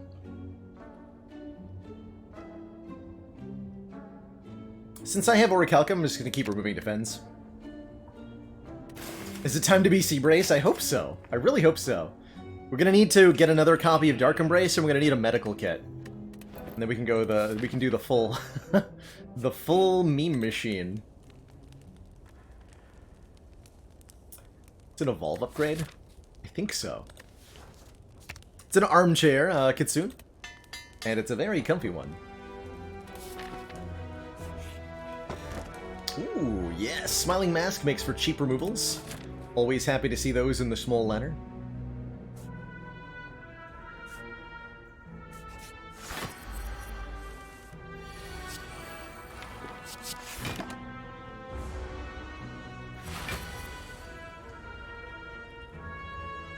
Ash Reckless Combust is a pretty good way to open. Sure. And then we draw the Daze, which is secretly an extra draw. I like it.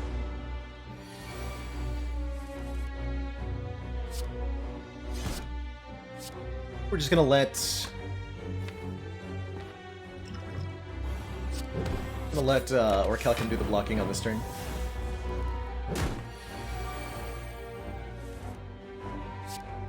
Look at that card draw, though.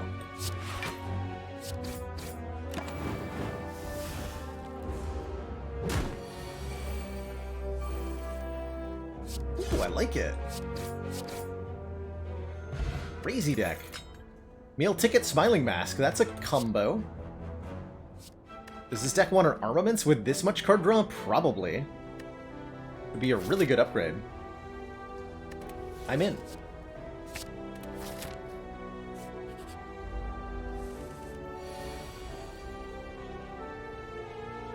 I'm in.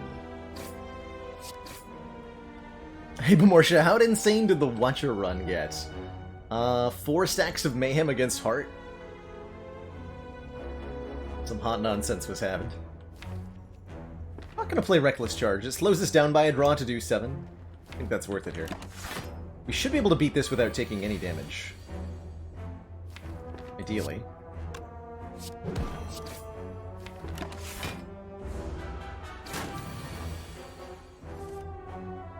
Should have... yeah, we got it. I think 1, actually. Pot returns. Seeing Red, Pummel Strike, and Twin Strike are all kind of whatever. Should I beat Guardian? It's gonna be a fun question. Armaments will play a big role in that. Hey, Zuthis. Glad you're done with your meetings. Good to have you here.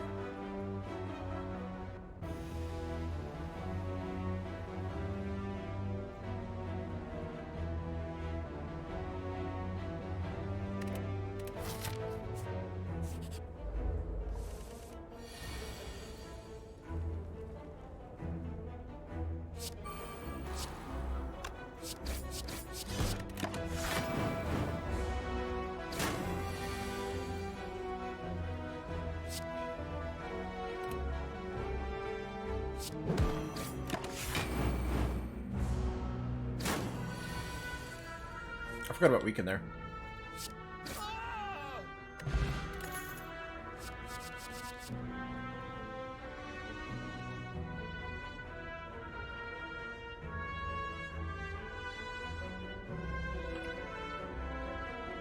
Wow. So, Offering is crazy good card draw and energy generation, and very good with, oh man, Exhume. Disarm Exhume against Guardian. That's how we win. Or Disarm Offering. Or Offering Exhume, excuse me. Good with the armaments, too. The Offering is. Tough call here.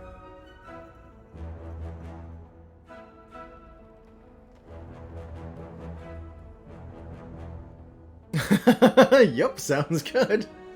Got him. Disarm pairs so well with Orichalcum, I feel really compelled to take it, but that Offering is really juicy for helping us get set up and everything. Hopefully we get one from Guardian. Ooh. Ooh? I mean, I'm cool with the Smiling Mask and the heal. Here. Just cut a card. Cool. Sounds good to me.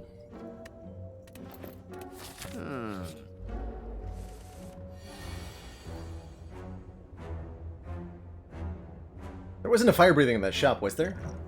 Hope there wasn't. It'd be tragic if there was. What was in the power slot? I don't know. Oh no, it was an Inflame. It was an Inflame.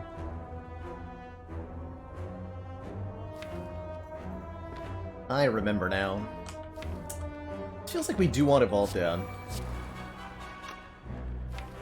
Exhume away right away? No. Orichalcum and the Weak Pot is really good defense against Norb.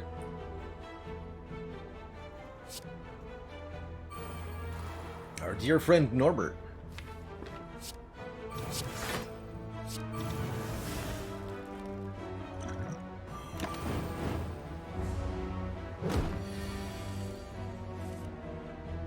Our large child. The Norb.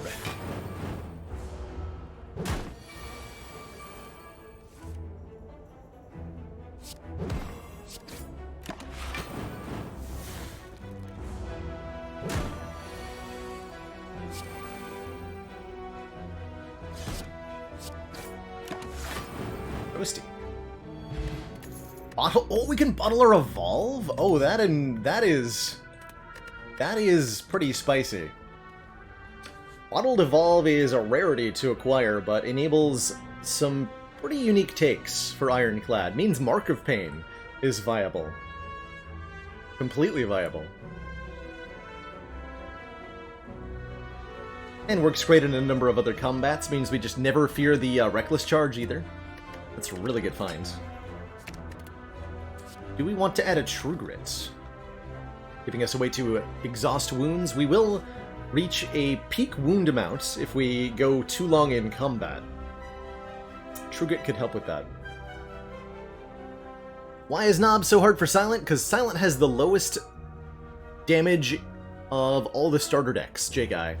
So in order to beat the Gremlin Nob, Silent must add the most additional damage to her deck. Couple upgraded attacks, a terror, an attack potion, a vulnerable potion.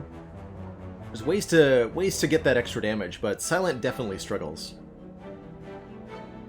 Forget locking me in for the next upgrade. We're okay with random targeting, especially I'm probably going to upgrade the armaments instead. And I think it'll probably be fine. Oh yeah, we've got a Sentinel too. Sure, I'm in. Let's try it.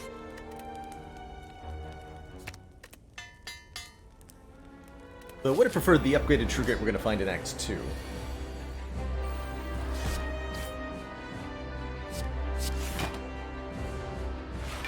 We get smacked here. So we get smacked here.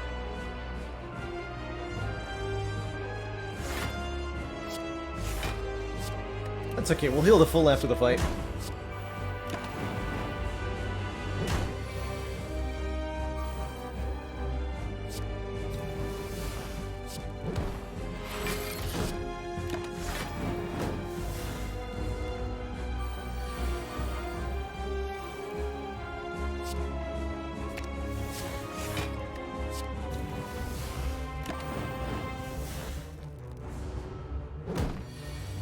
So you're -5 strength, nerd.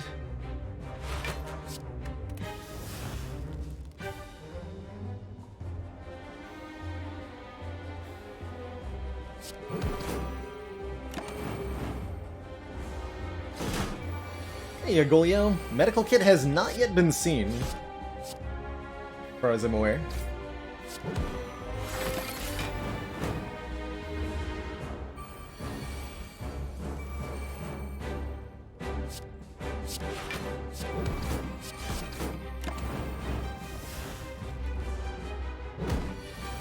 Bottled is Evolve at the moment. Zin Steel. Heya, heya.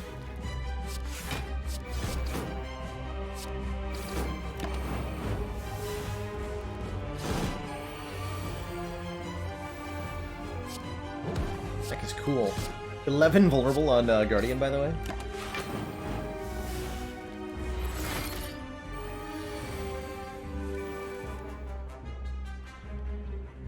Is that how the timing works with Combust? Interesting.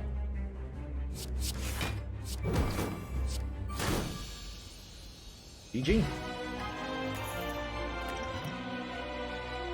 Second Exhume Juggernaut Demon form. Interesting. There's not a fire breathing in this deck yet, but it would sure like one. It would definitely like one.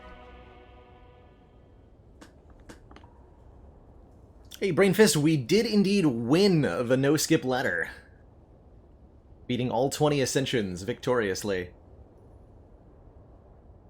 And gloriously.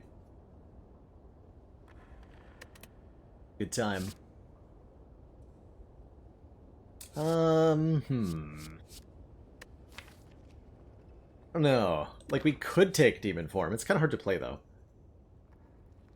We don't have any multi-hit attacks. Second Exhume with Disarm is, like, nice, but starts to clog the deck with stuff that's really bad on turn 1. I think this is a skip.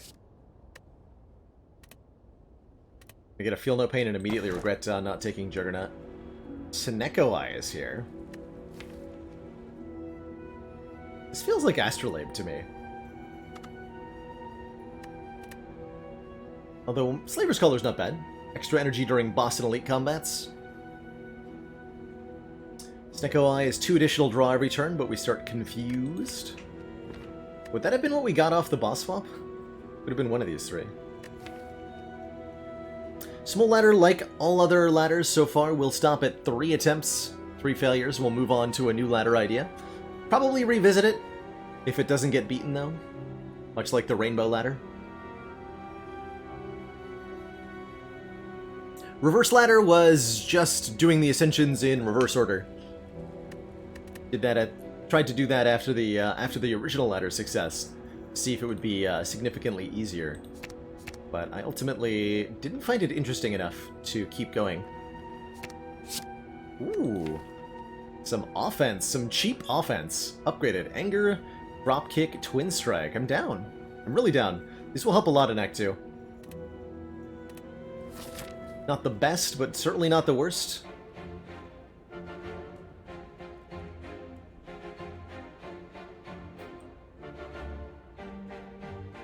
I probably want to beat the Burning Elites. Although there's a reasonable double shop route here. Only 1 elite, though. Yeah, let's go this shop, and then head to the Burning Elite. I think that's the way to do it. We can take damage in these events, because we are meal ticketing back up to full here.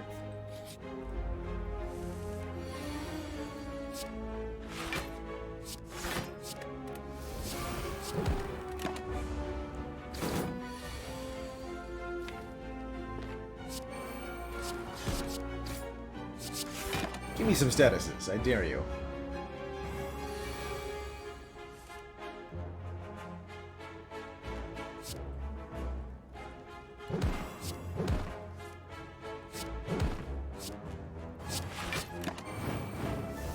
Getting to the heart is very consistent, Shellicor.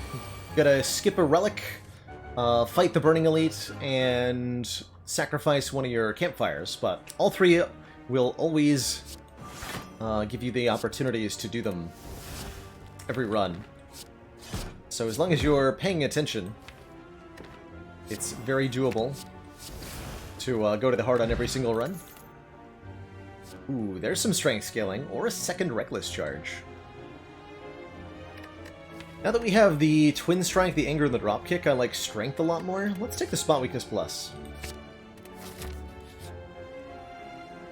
Halt! A knight forcefully gestures to you to stop with its giant lance. Today is the day I must settle the score with the murderer of my beloved pet Noodles. Till then, you may not pass. Well, far be it from me to let a murder go unavenged. I'm with you, owner. Give me strength, Noodles! Crash, clang, pow! We lost the bet, but at least we weren't gouged by a lance. And then we get robbed. Alrighty then. Seems good? Question mark. Okay, well, we're getting meal ticket value, so that's nice. Ow. Ow, my entire face.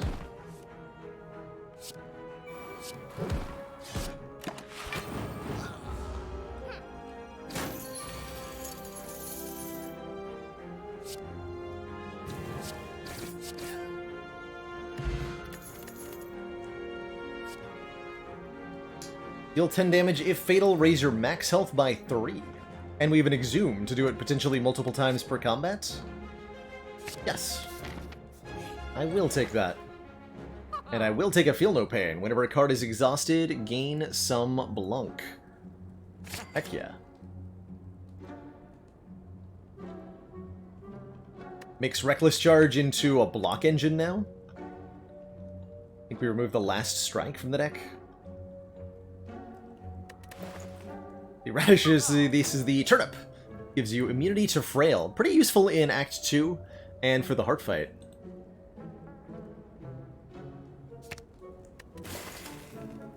I'd call it cool, but it's really only rad-ish.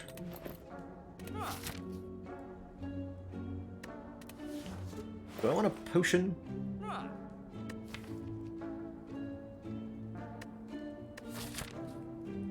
Kind of. Ah. Keep my money.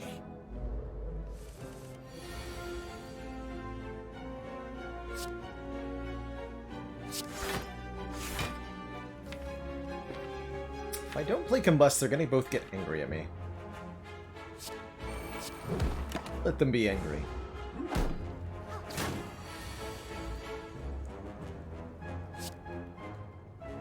Oh nice, you're actually attacking.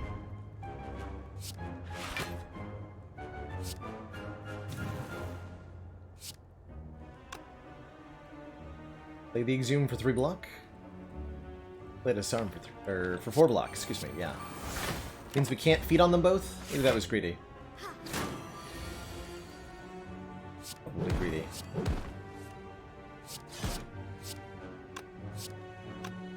Not lethal anyway. Okay, cool. Let's eat the Mystic then. Seems good to me.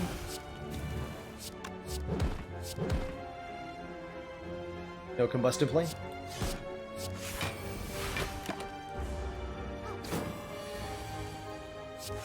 Upgraded feed. Delicious. And a Liquid Memories, so filling out the potion belt. Second Disarm? With the Feel No Pain, second Disarm feels completely reasonable and good. Fighting Champ? Okay. Second Evolve Plus is redundant, right? Gotta be. Upgrade the feed, because I am the greed and I want to get more max health. All of the max health, please. My one regret is that I have but 3 energy to use on this turn. We have to play Combust. Probably want to play Evolve. We should play Power Through. Definitely this. Twin Strike is quite a bit of damage. Could be Power Through Twin Strike, don't play Evolve. Could be Evolve Power Through, don't play the Twin Strike. Could be Armaments Power Through, block for 25, take almost nothing here. But don't play Evolve or Twin Strike. I think getting the red guy down into feed range is really important.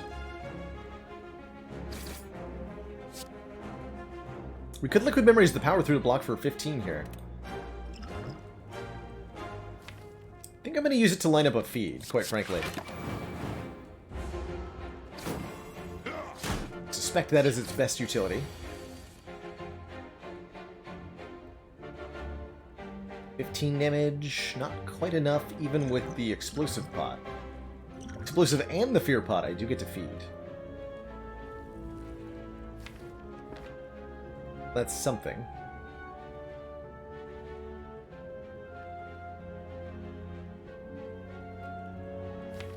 I guess so. I don't want to be vulnerable. Hurts that that's how it ended up being, though.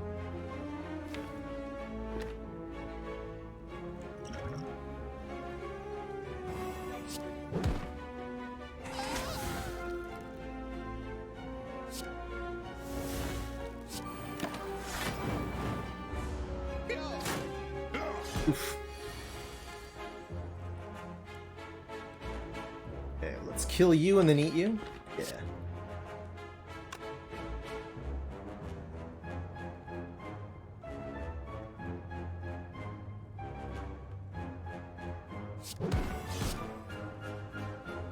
With Disarm, this guy can never hurt me. Get 4 turns to draw the feed.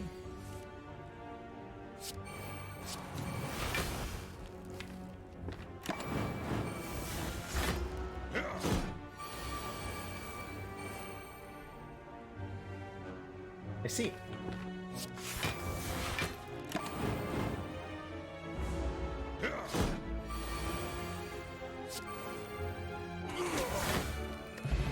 And we kept our liquid memories intact, picking up a pen nib. Every 10th attack is doubled in damage. Havoc and Warcry work with Feel No Pain, but we need higher impact cards for this Smol deck. Still holding out hope for that fire breathing.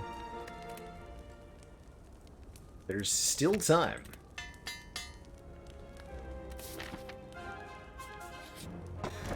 Ooh, nice amount of money and an Eternal Feather healing us whenever we enter a rest site for 9 or 12 health. Some extra sustain, I'll take it. I like Eternal Feather quite a bit, usually. I feel relatively comfortable, actually, I feel extremely comfortable in this fight.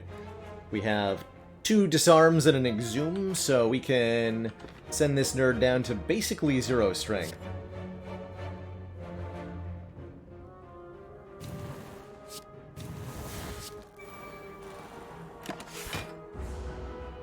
But we take a bit of a damage from that first hit. I'm not going to play the Combust. I suspect we get away without playing it.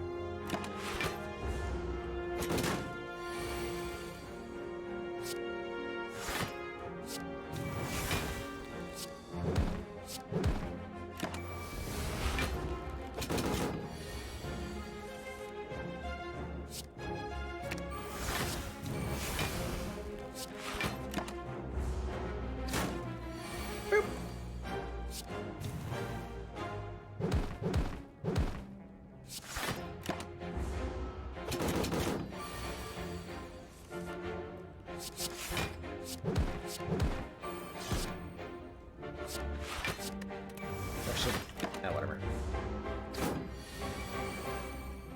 It's fine.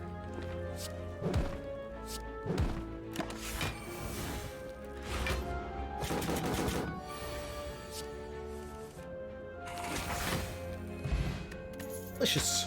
We now get 10 block on turn 1.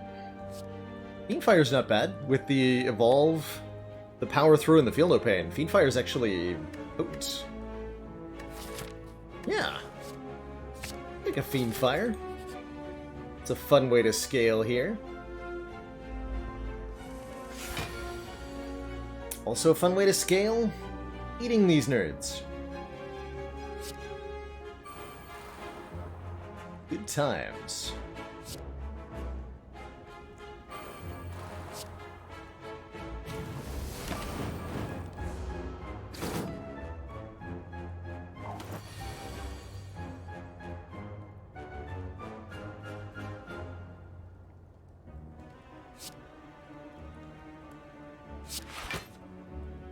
So Fiendfire would be 7 per card in hand, 35 here. We can kill Romeo, prevent ourselves from becoming weakened, and block most of the damage.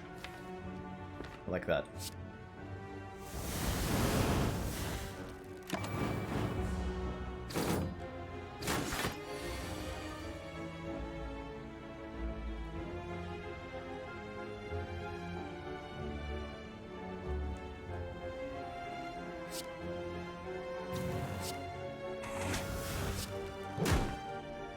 We do have a lethal on bear. An elite coming up. I'm contemplating using liquid memories for, Actually, it wouldn't be enough, right? Speed wouldn't kill him. Okay, just kill him. Don't get max health out of that potion. Warcry plus, tempting, but with 18 cards in the deck? I don't think I can. No. I definitely can't take Apparitions for 47 max health. That would send us to 23 cards, which might mean we never get below 20. With an Exhume in the deck, it's real good to take Apparitions here, but the rules of the Smol ladder pretty much make this event a non-starter for us. So alas, and all that.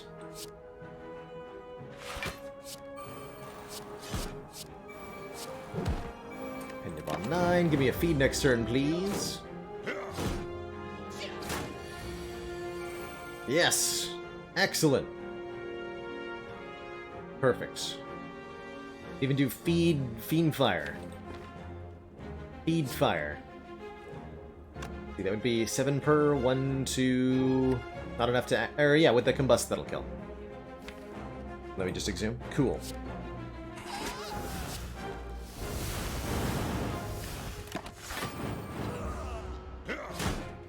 Easy peasy. Doom next turn. Perfect.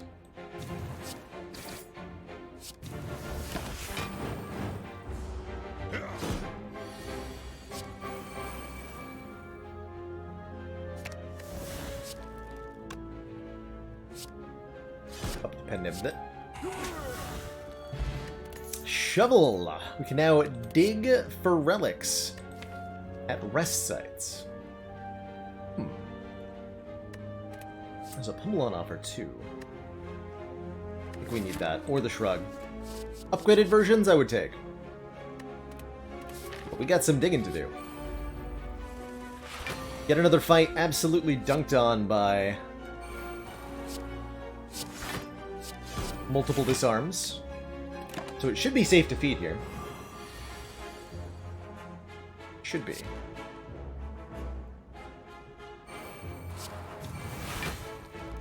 Isn't. Should be.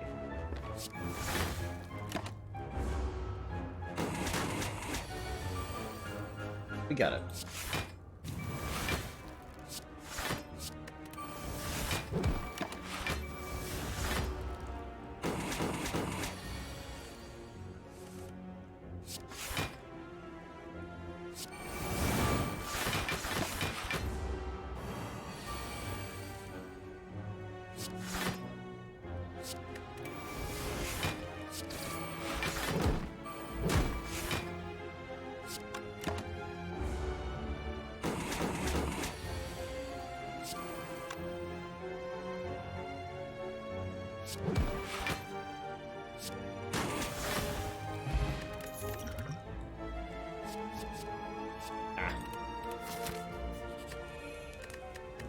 What's in the box?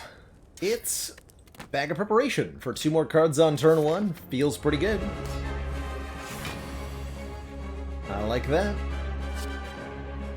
Don't necessarily like the champ is metallicizing on turn 1. But I like it.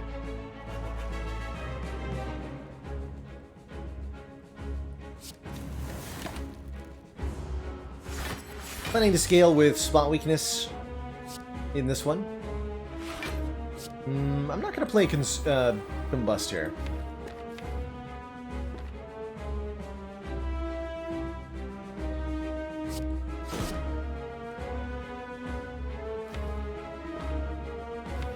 Not going to consider saving disarms for after the split. No, there's not going to be an after the split. We're going to play spot weakness like 5 times, get to 20 strength, then just kill him. There will be no phase 2. So I think we just go for the double disarm right now. But that True Grit, if we can upgrade it, it's going to be a consistent source of nonsense. Don't like that he buffed his strength, though.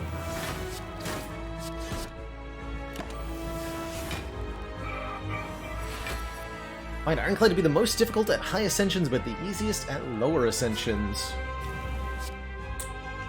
I would mostly agree. Ironclad really thrives at low ascension. He's got some serious nonsense he can pull, and he's got the best Act 1, I think, out of almost any character, except Watcher. That's a little bit better. We've just received the support of another council member. YOLO. Rip. Rip feed. Should have, oh, I had it. I had it with the armaments. I should have drop-kicked him. Dang it. Jowlge, thanks for gifting a sub to Juljow. The name Brothers. Thanks so much for that support.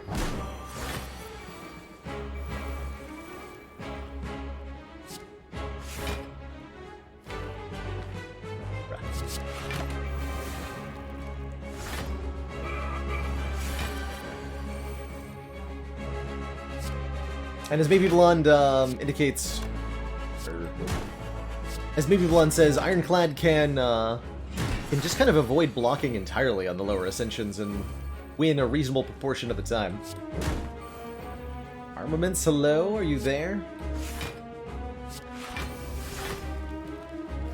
Only anger. What's?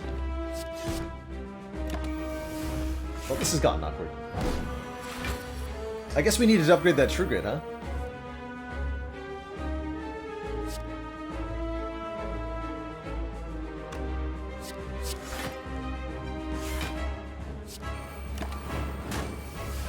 It's time.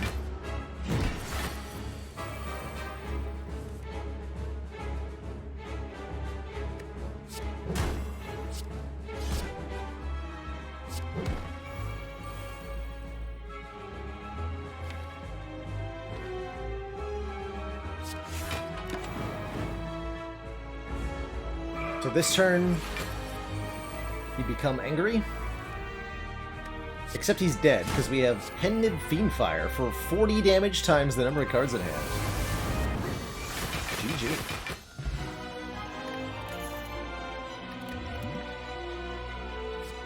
Double Exhume. The Exhuming. I mean, double Disarm, double Exhume, Fiendfire, Feed is certainly a thing. I was hoping for Offering, though. Also just reasonably skip here.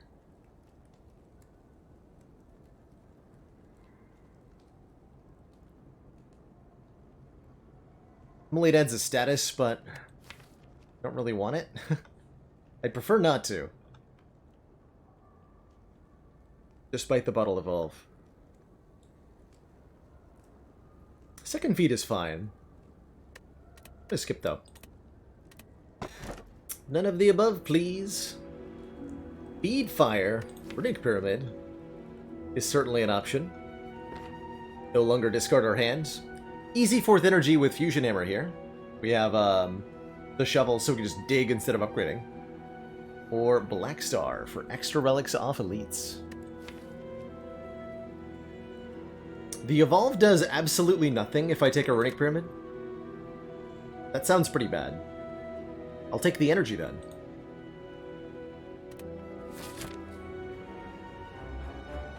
Actually, it's not quite true that the Evolve does nothing, but once we draw the wounds, they stay in our hand, and we definitely don't want that. Definitely do not want that. What I do want is to fight 3 elites this act, so let's make that happen. Yeah. Could get a double shop if I go a different direction. And it's more fires, right? And the fires are also relics? No, it's the same number of fires? Same number of fires. Okay, let's go to the first shop and see what happens. I have how much money? Why? Where did all this money come from?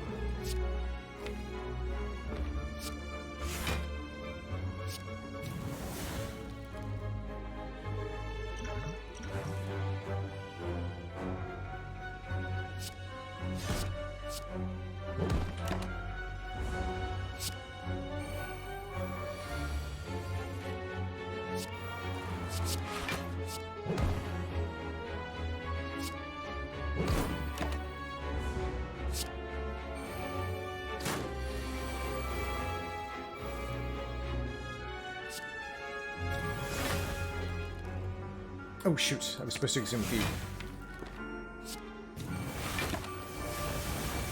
Whatever. I like reflexively played it there. That is fine.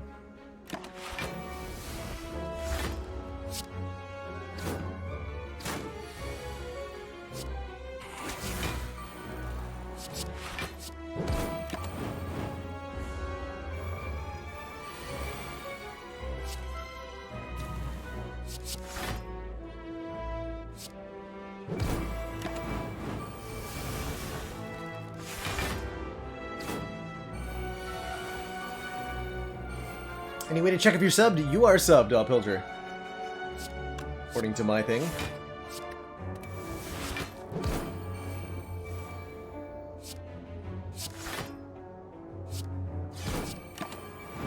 According to what this thing says right here. Boy, shoot. My hit points. That looks good, actually. We want to keep Pendibidai. Missed our double feed, but we got the single feed, and I'll take that. Wild Strike Plus is takeable. Putting a wound to the... You know what? Let's do it. 17 damage, shuffle a wound into your draw pile. How often do I get to say Wild Strike is good here? Not very often. Not very often. Pendib, Fiendfire, turn 1. Don't mind if I do.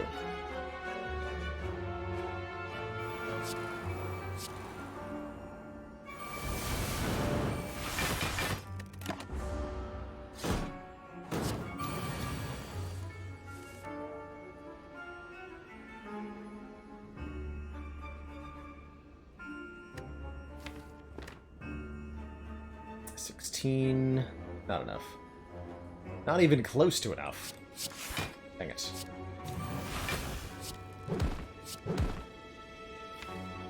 Got Exhume coming up though, so I'm gonna play the feed, not just for the 4 block, but also so that I can get it back with Exhume. You do it proper like.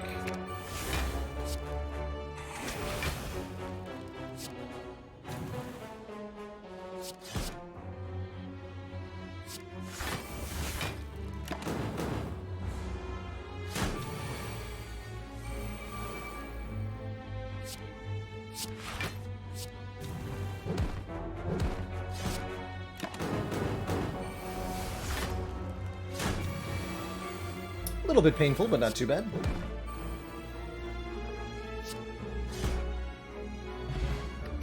Tungsten Rod is a reward. Whenever we would lose health, lose 1 less. That's fantastic, because it makes Combust no longer damage us. And a Shockwave Plus is definitely going to get added to the deck. 5 weak and 5 vulnerable to all enemies and exhaust? Yes. The big yes. And the big membership card. 50% discount on all products. The Dark Embrace is here. Whenever we exhaust a card, draw a card, which could be nice. Actually, is very nice. The Power Through upgrade, it's +5. I'd say medium priority. If you're looking to upgrade your block cards, it's definitely a good one. We can now remove the Bash. Good. And I'm going to add Dark Embrace here. How do we feel about Art of War? Pretty good. We end our turn without playing any attacks, gain an extra energy. I don't think the Mercury Hourglass is what we want. Could make it hard to feed. So let's take the Art of War. We're at our 20 card maximum, no shops ahead. Could be a bit spicy.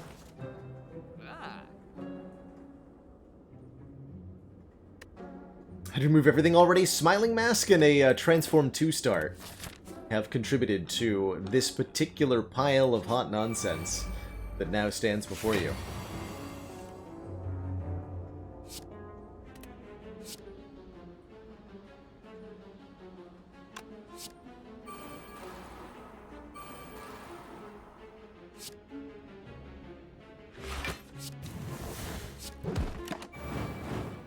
Look at that rod go.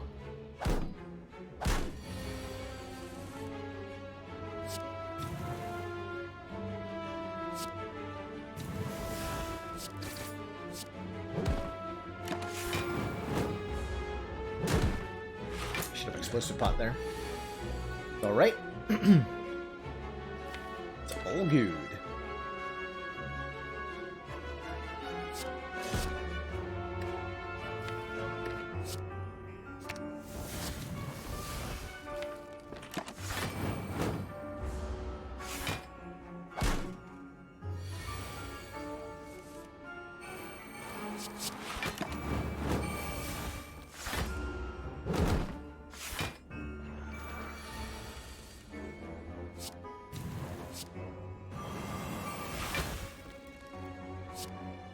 We have Fiendfire, Sentinel, Dark Embrace. That's a combo.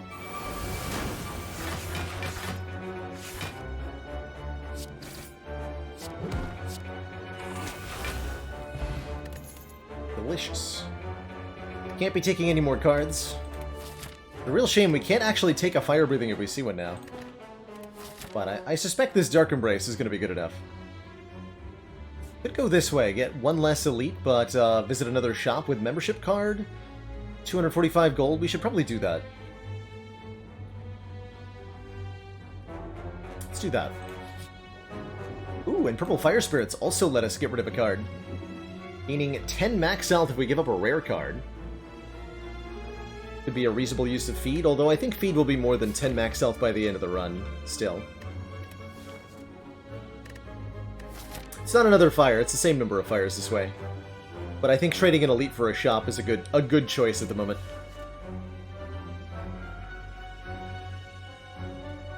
How do I feel about Sentinel? Okay, I'm feeling less good about Dropkick now. Get up and Dropkick. Dig up Happy Flower. Every 3 turns, gain an energy. Second feed. Oh, we should have given up the feed. We could have gotten it back. That's cute. I like orange pellets here. Play a power attack and a skill in the same turn to remove all of our debuffs. He is pretty solid. Smooth Stone for 1 dex could be okay.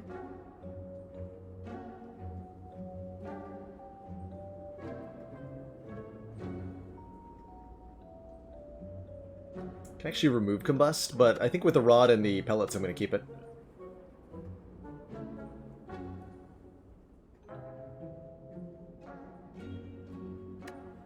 This will remove Sentinel. Not good enough. Scales or... Scales or stone. Magnetism for card generation. I like the way you think.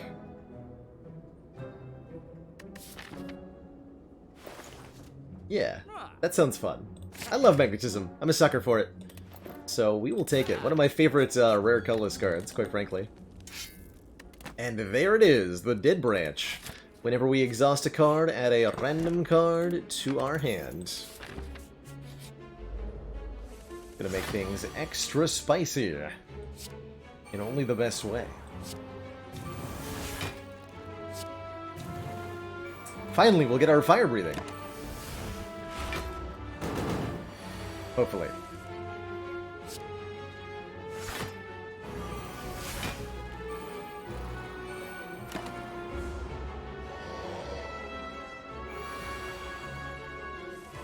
It's just a stick! Why is everyone so excited about this thing?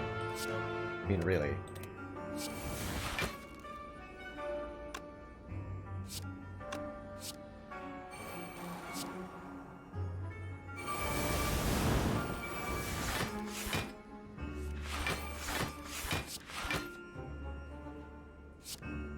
Why do they all care so much?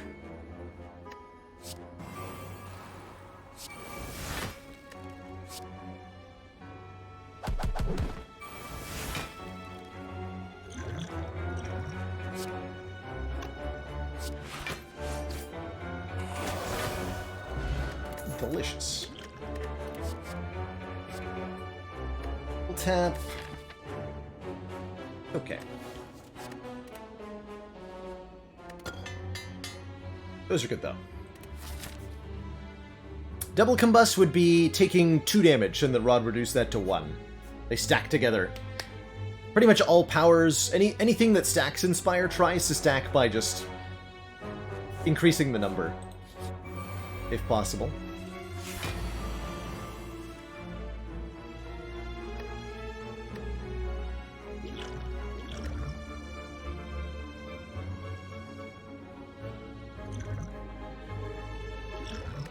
Screw it. Nom.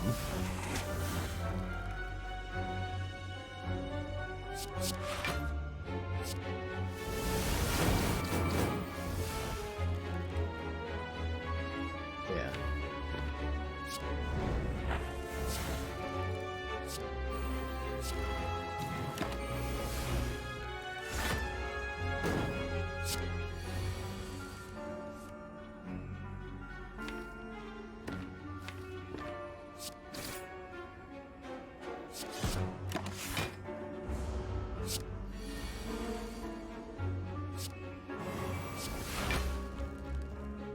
Nom nom. Take a Berserk for the 20th with pellets? Yes. I would take a Berserk here. Shouldn't need to.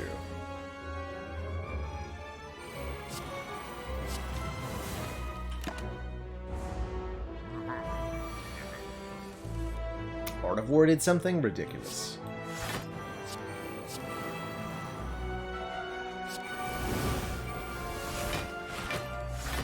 There it is, the fire breathing.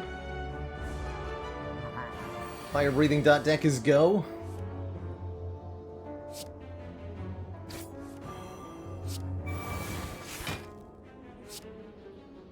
Fire breathing dot deck is go.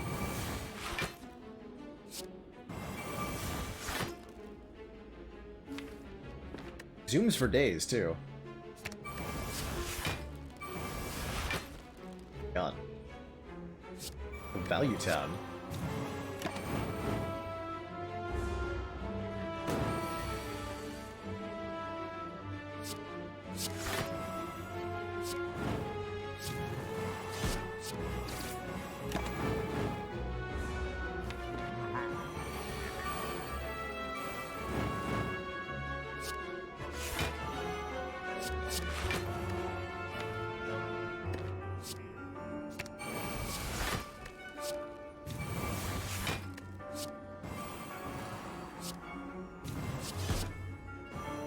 Berserk. Easy every time.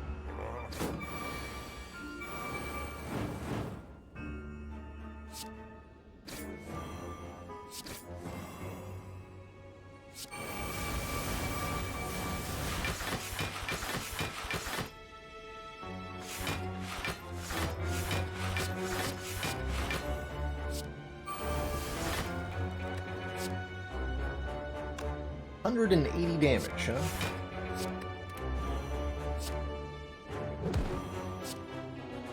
Exact speed lethal? Delicious. And the boot is here to keep us company. Doesn't do much else, but it does cheer us up quite a bit. Good times.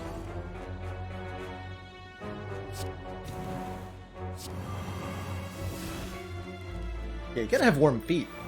Just sad day in the Spire otherwise.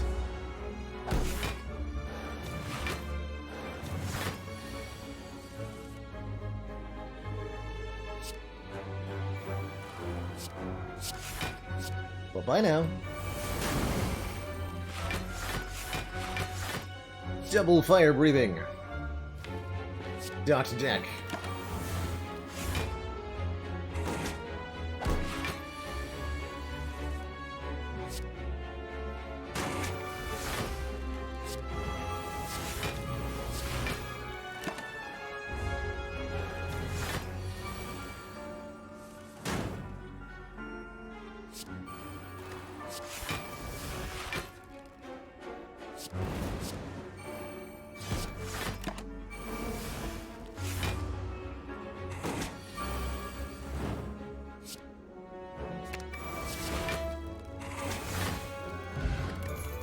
Delicious. Sentinel's back, this time upgraded to make a case for its existence. Denied, though. Oh, but Dead Branch is decent. Denied, though. Denied.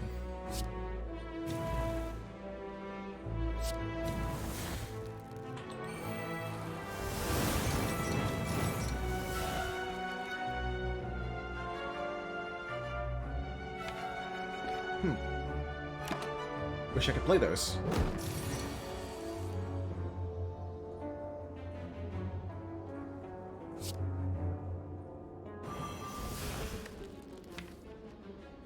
Okay, we can exhume anger to block.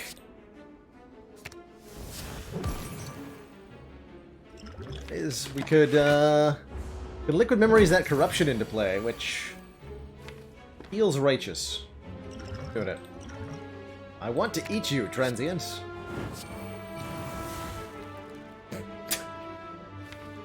Fair enough. Fair enough.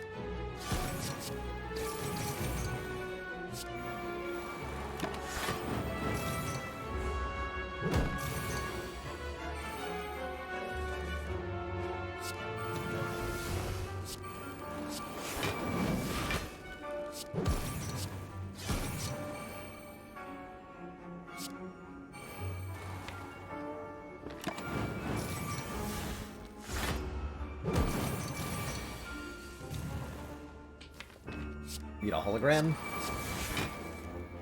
Double Dark Embrace is almost like a hologram. Pretty good. There's no way I kill it on this. Well, maybe not no way. Trust the Dead Branch. The Dead Branch shall trust in you. Yeah, that's so good there.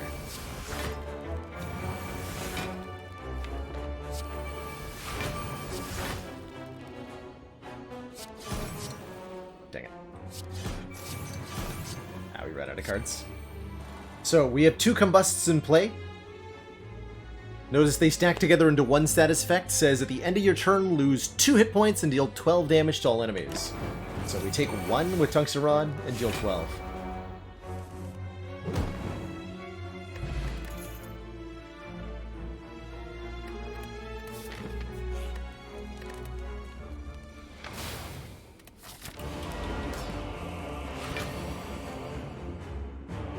Okay, Disarm's gonna be super nice in this fight. You'll feel no pain, Shockwave. Ooh. Bloodletting lets me also play the Evolve. In which case I'll play the Reckless Charge too.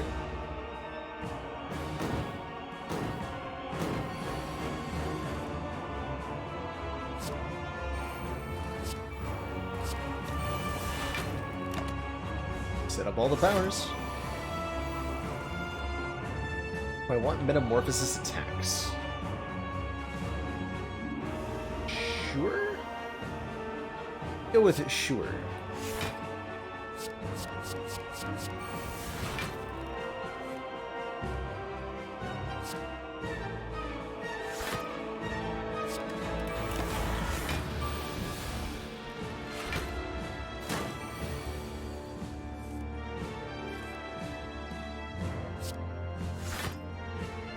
Free Immolate, free Clothesline, free Thunderclap? I like it.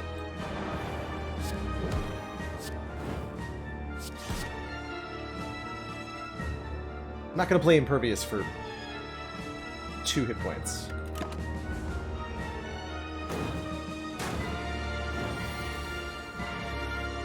That would be ridiculous.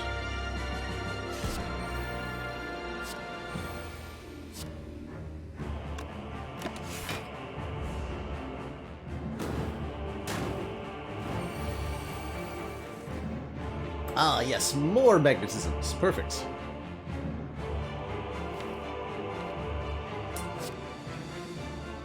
$30 per card is a lot of damage.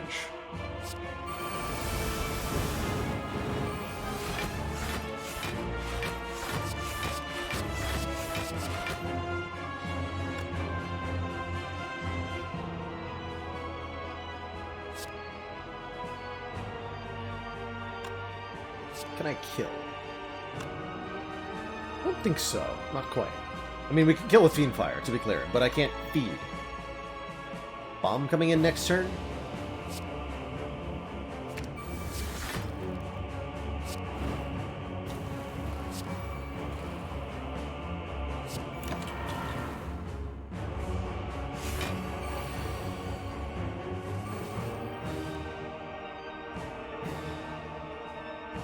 Somehow this is worse. Whatever.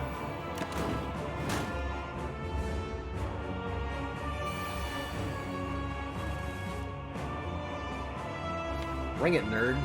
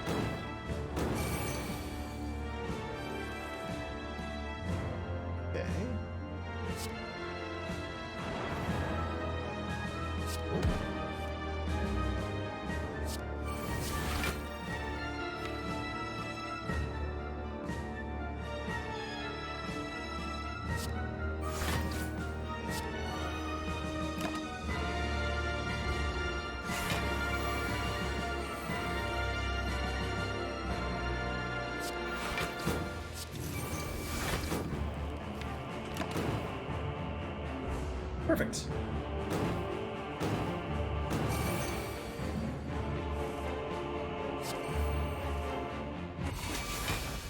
Delicious.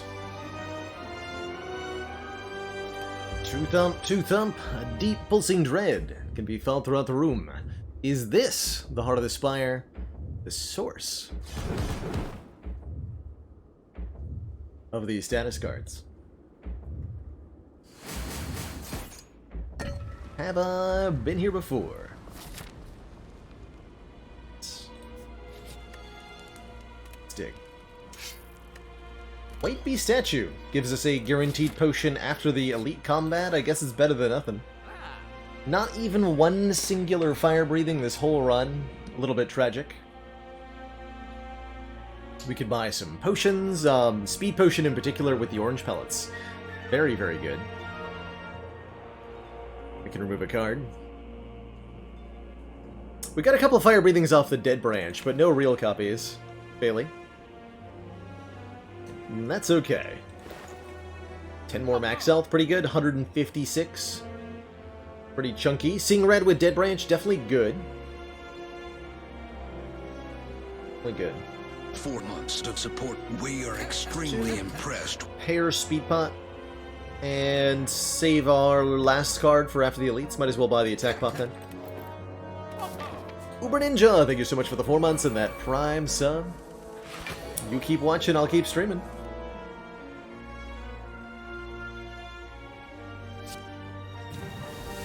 And I'm going to keep disarming this guy forever. Oh!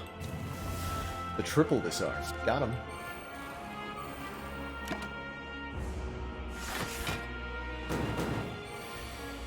Wah, wah.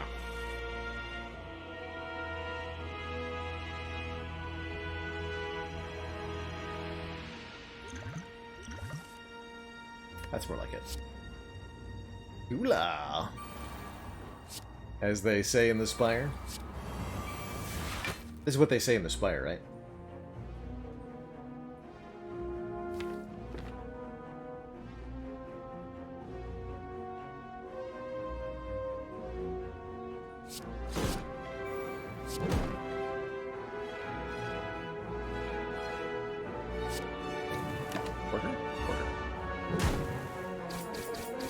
It's not a well thought out turn. But what about now?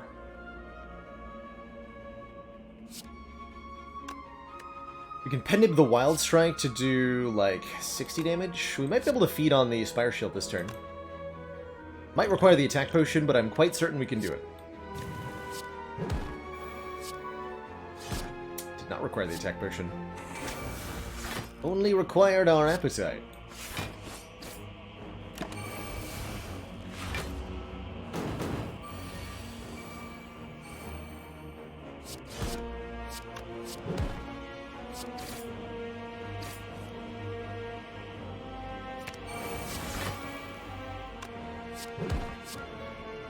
Nom nom nom.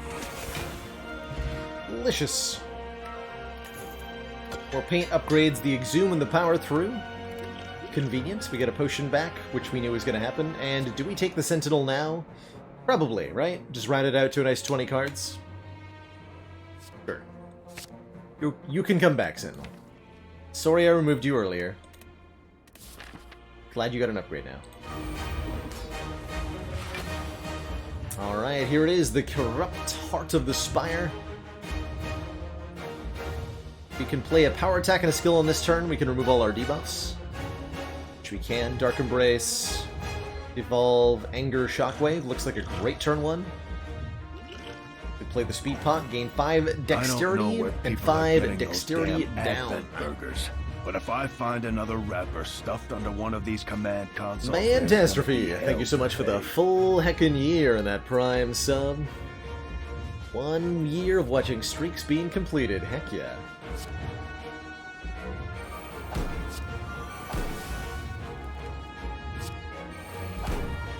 So we remove all the debuffs, that removes the dex down. One of our most valued supporters. And Zyar, thank you so much for the Prime sub in the 9 months. The Twitch baby is here. Ooh. It's a rough void draw. Would have been nice to play Fiendfire here. Pennib Fiendfire deals a bajillion damage. But I lose both disarms if I play it.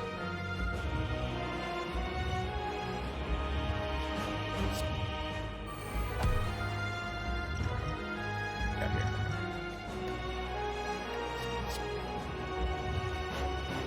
Blocks for 40?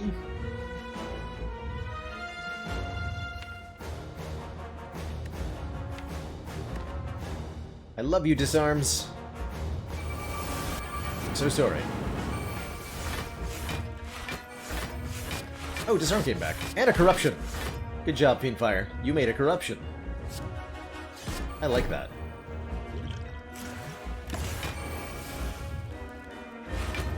And another one! Let's go! The dreaded double corruption.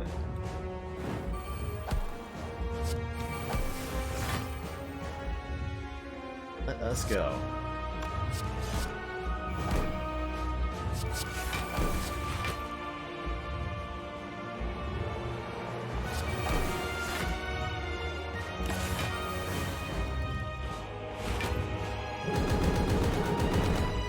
Not the right turn for spot weakness. Hurts a bit.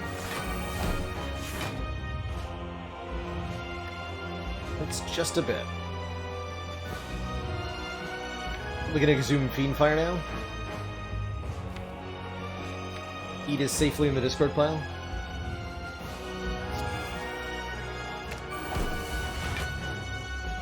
Nib on 2, just play it.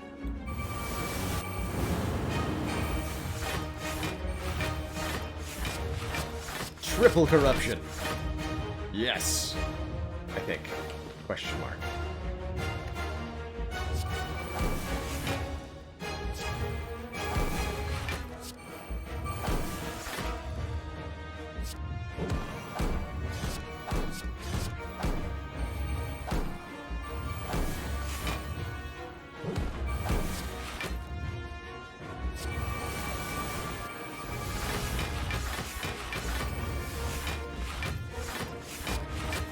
More cards!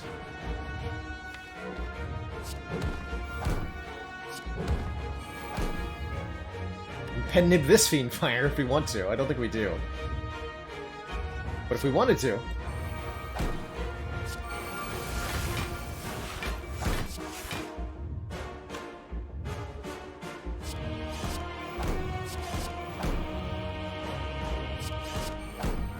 That too many wounds? Maybe. Maybe. Fortunately, I drew an Apotheosis to upgrade all of our wounds. So that's nice.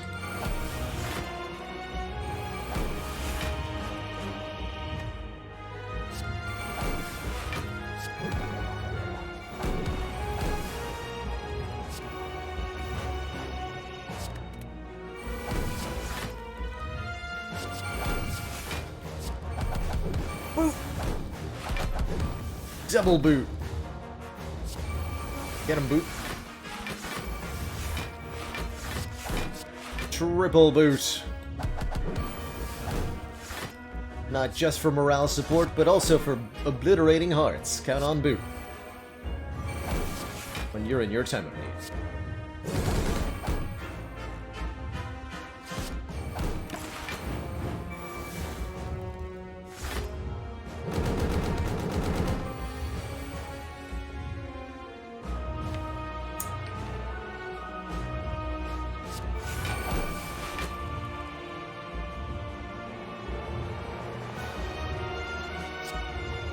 Alright, Feed, I'm doing this for you.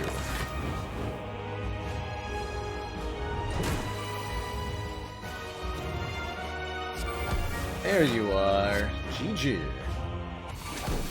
Delicious. GG. 168, not too bad a score. If I do say so myself. GG.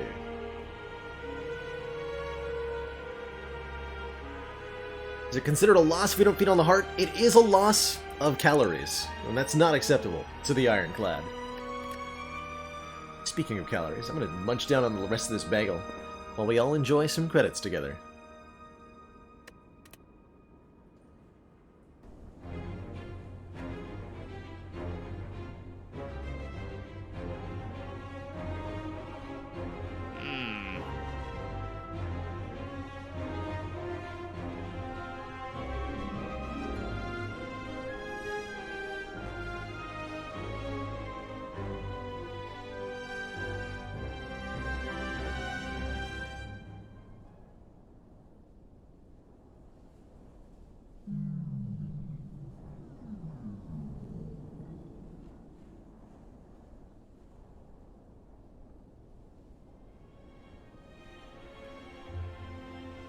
And so shall I. I think I got one more in me. Feels like we haven't done a silent run today. I'm sure that's... No, we lost a silent run today. Oh, whatever. Let's do a silent run. Ascension 4. Bosses do more damage. Chunky ladder, requiring you to beat the heart with more than a certain hit point threshold. Be interesting. Starting with a remove a card could be good. Common Relic could be good. Probably gonna go for the Burning Elite here in Act 1 with this layout. All the good paths are early Elite before Fire, so I like a Common Relic a lot. Although 14 max health also makes these Elites much, much, much, much, much safer.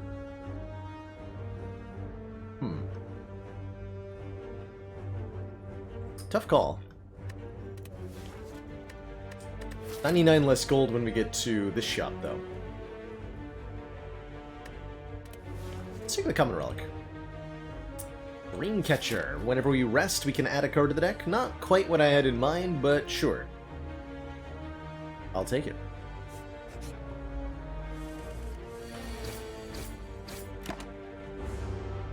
I'll take it. That turn 2 draw, though.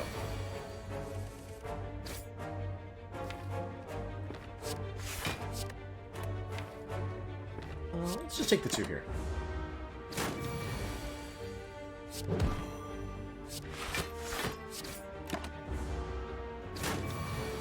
Didn't need to do it. Speed pot's pretty good. I have had really good success with early Eviscerate before, and I think it would be excellent in small letter format. So let's take an Eviscerate to start. Eviscerate is a 3-cost attack, does 18, 6 times 3 damage, and costs 1 less for every card you've discarded on your turn. So it works with Survivor. Upgrades to 6 more damage, which is really good. Used to be a 4-cost card, which made it really, really awkward in the starting deck because you could not play it.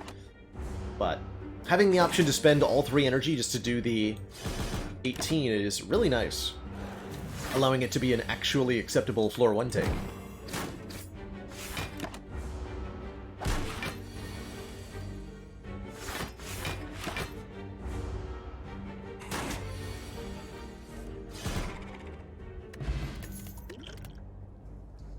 Leg sweep?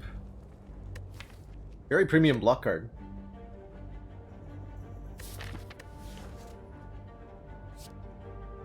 Still neutralize upgrade? Well, if we take this leg sweep, we're not going to upgrade the neutralize. I would also say that we probably don't upgrade the neutralize as long as we have a weak potion in our potion belt as well.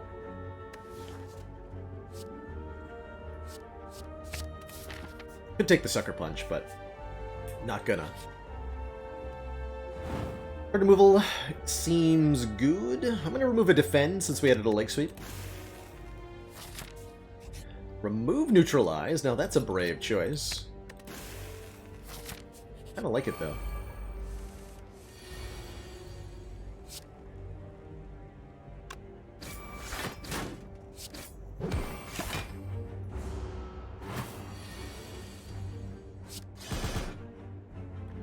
Okay, nice and clean.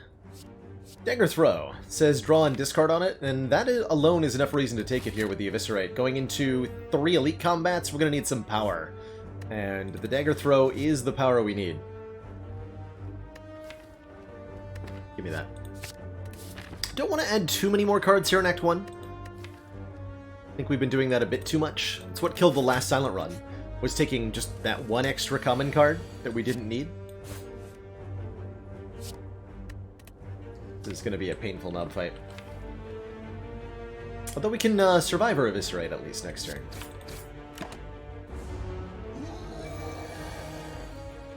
Which I suppose I'll do.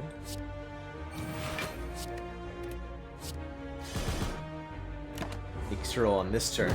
We have weak pot if we need it. Would have been a good eviscerate draw. Fortunately not.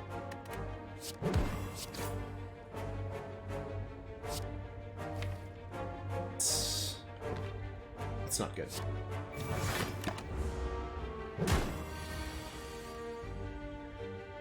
Oof. Speed pot. I have to do damage, though. I can't just, like, speed pot, leg sweep, defend, right? I'll just be angrier next turn. I can try.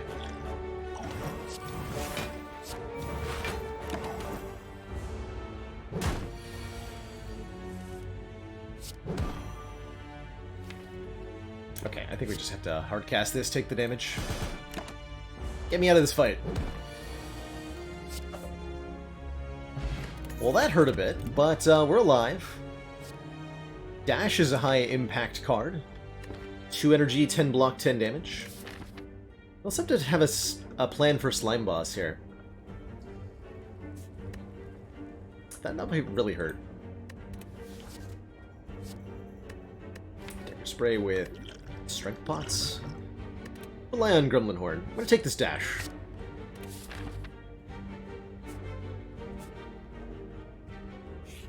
You're probably right, Tom. I think I did miss a little bit of optimization there.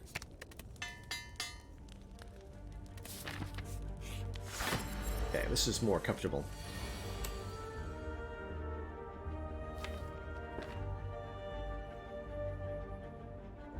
Reasonable wake up with all the block coming up.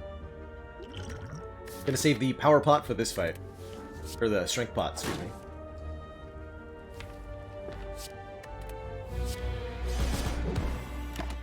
Wakey wakey.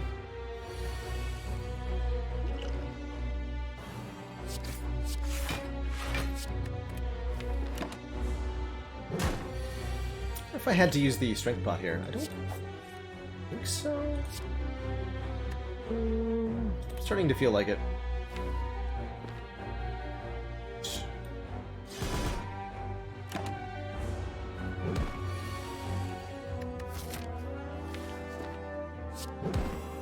It's a bit concerning.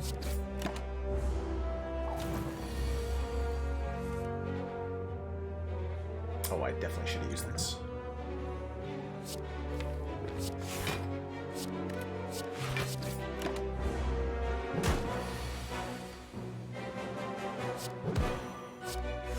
All good? Yeah, we're fine.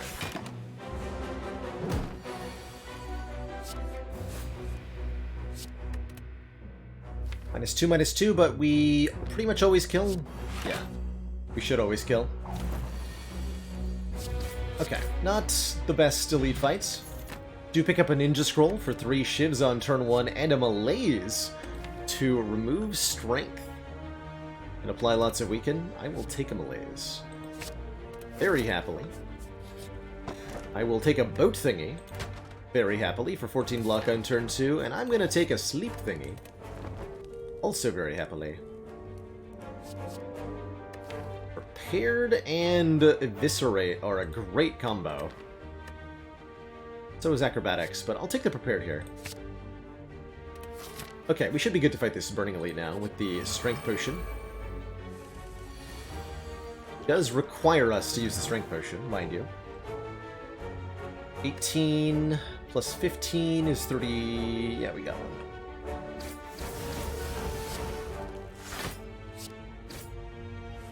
Gremlin Horn. Nice.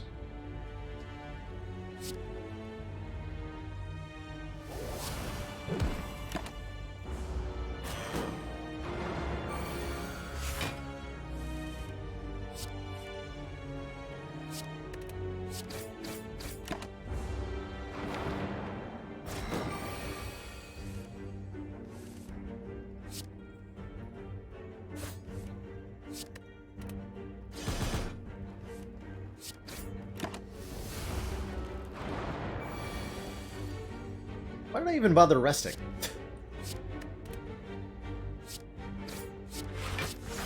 Didn't need to. Didn't need to rest at all.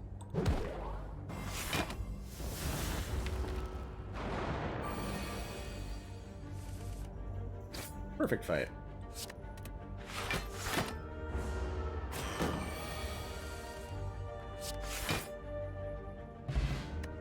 Score a molten egg to upgrade any future attacks we might add. I don't think we need to add any more cards now.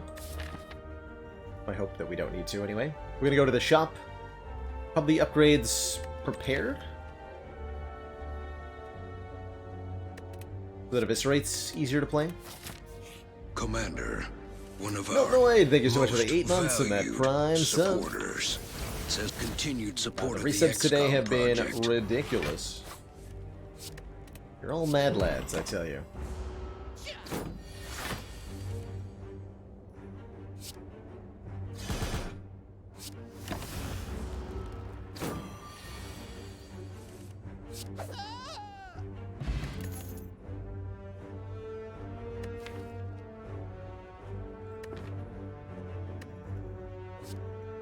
I'm in. Give me another one. Medical kit, where were you last run? A third Eviscerate. That's too many. That is too many.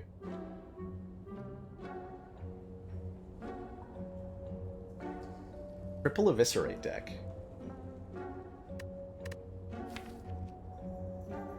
We're closing in on something beautiful here.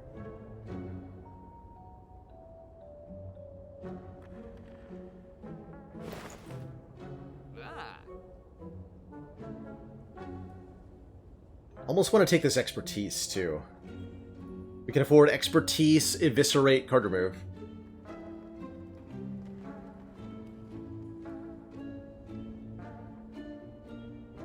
It's a lot of damage. Might have to be Gambler's Brew, though, with, especially if we go triple eviscerate. Especially if we go triple eviscerate. Certainly I'm going to remove a strike. It's not in question. Just to 18 cards if I go Eviscerate Expertise. I believe in the power of that to work together. But I think it's got to be Eviscerate Gambler's Brew to make sure I don't die to Slime Boss. I believe. I'm believing. This is the face of someone who believes.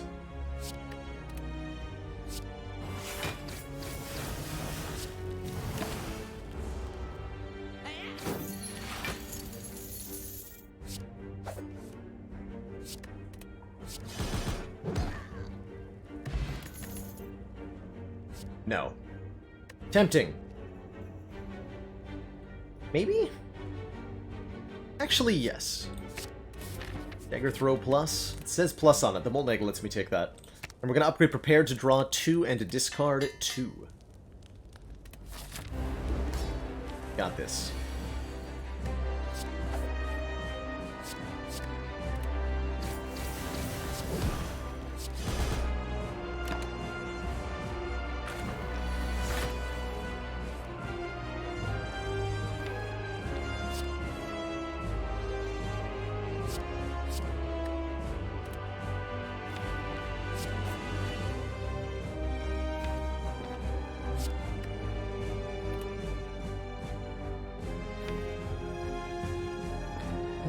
That's an okay split.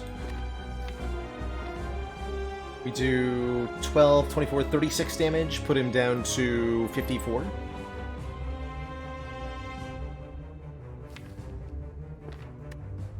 Might do worse. Not having the deck space. Well, we have a malaise already this time. I think the dash was a little unnecessary, although that helped me beat Legomelin. And we have some spaces left. We pretty much got offense covered here. Like a little bit of card draw. 44? That's even better. I can do math. I swear.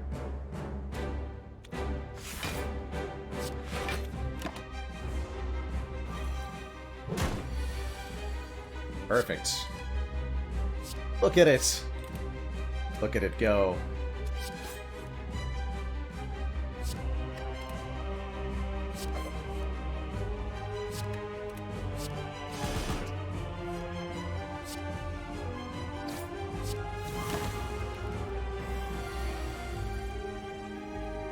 Bullied by Slime Boss, they said.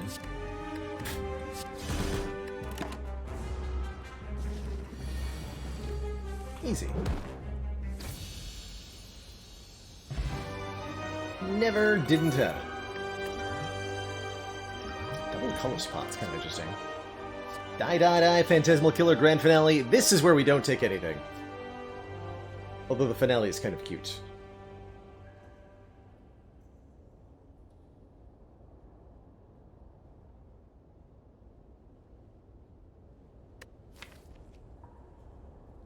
Tools the trade certainly would have been nice.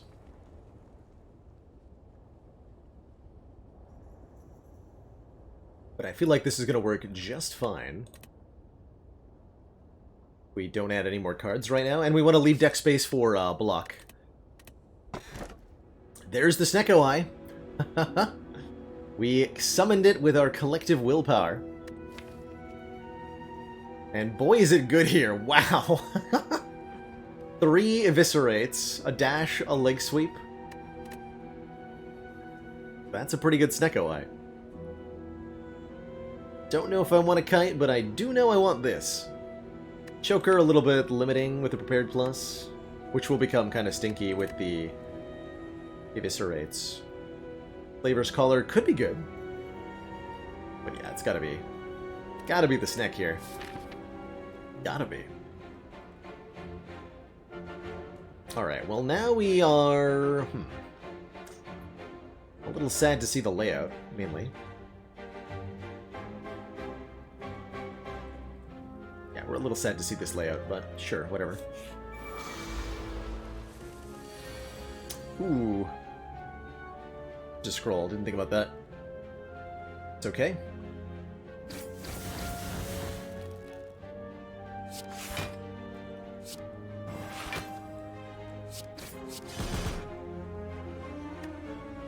Three? Yeah, 3 is fine.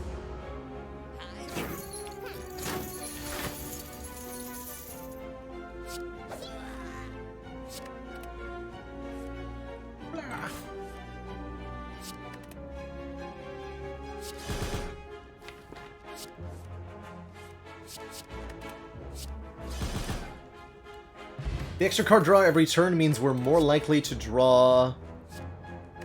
That's a good block card. More likely to draw... Eviscerate alongside discard stuff, too, which is very good. Sure, we'll take the Nilries. At the start of our turn, we can now add 1 of 3 random cards into the draw pile, and we're offered a duplicate for the 4th Eviscerate. Do we want a 4th Eviscerate? I don't think so. Actually, do we? You know what? Collector bonus? Take it. Let's take it. Error. Good physical scaling, I'll take it. Okay, we're at our 20 cards now. We have the offense sorted. Just gotta get removals and defense added. And all will be well.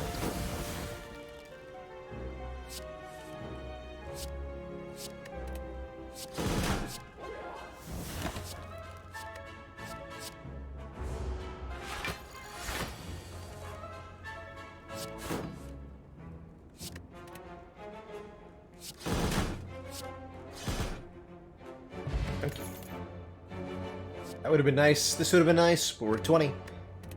No more cards. No more, I say.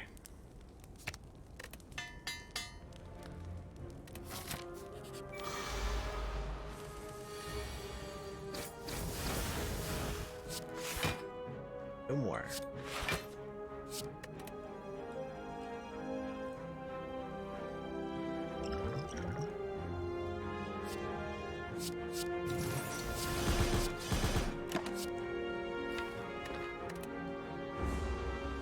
But typically never go over 20 cards? No, we're playing a self-imposed challenge here, where the goal is to stay under 20 cards the whole time. I wouldn't call it any sort of rule about normal play in Slay the Spire, and I think it makes the game quite a bit harder to arbitrarily restrict myself like this. I don't think there's any...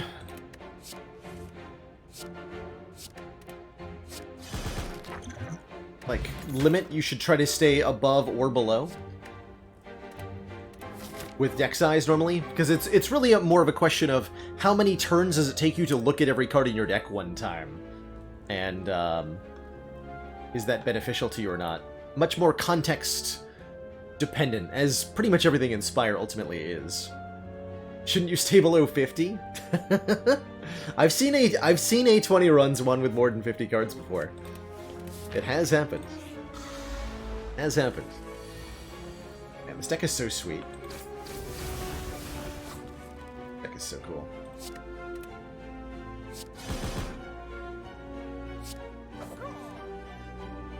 A call. Bullet time. We have done a large deck ladder. Yes, the no-skip ladder was the previous ladder, and it was a glorious, glorious success.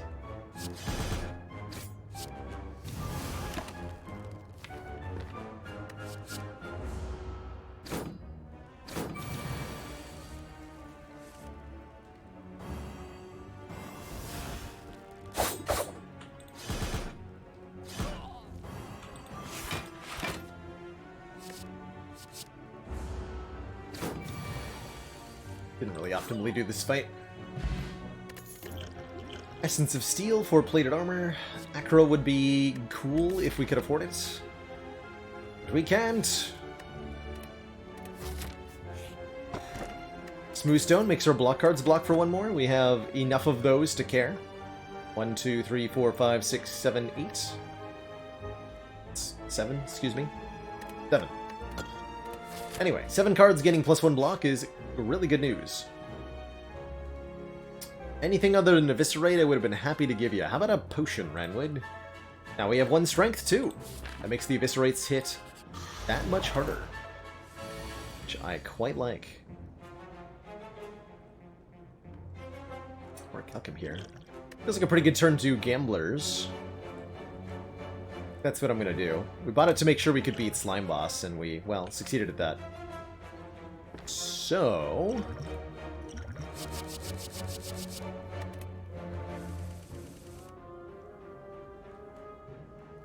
yes.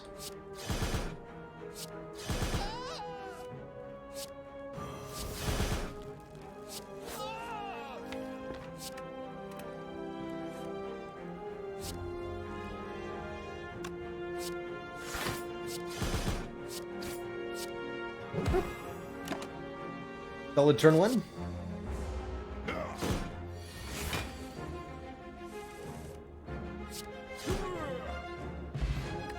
Snecko Skull. If we apply poison, apply 1 more. Choke could be pretty good in a Snecko deck, by the way. Snecko Eye, Snecko Skull, what does it mean?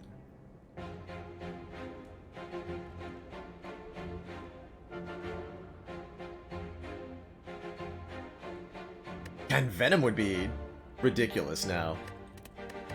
Truly ridiculous. Although I'd skill skip it because we're at 20 cards. Tragically. Yeah, confuse me. See what happens. I dare you. I'm actually not sure how the Eviscerate cost works here with the draw and the cheapifying. It seemed like it got, you know, the Gambler's Brew made those the ones that we drew cheap. But then we drew another one later on the same turn that was 3 cost, and I don't really understand why.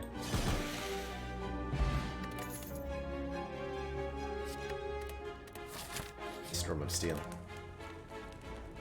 Alright, Eviscerate. Can't allow you to be unupgraded. Gotta have all 4 upgraded, or else. Or else.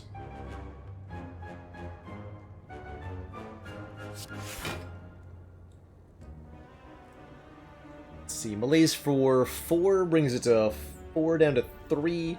Malaise for 3 goes to 5 down to 3, so it's 3 times 3 regardless of whether I'm malaise for 3 energy or 4 energy here.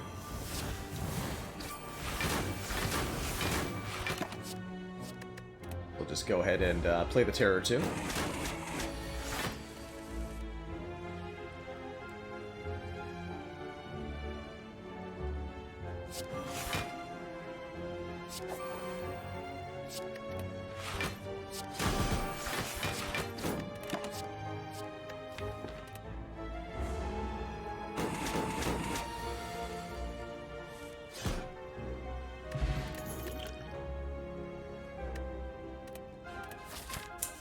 Sneaky Strike could have been really cool in this deck, too.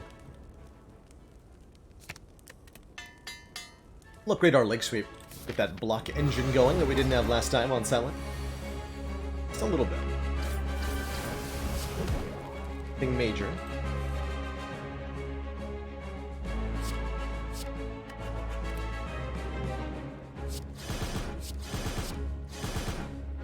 Exactly 1 hundo damage on turn 1. I like it.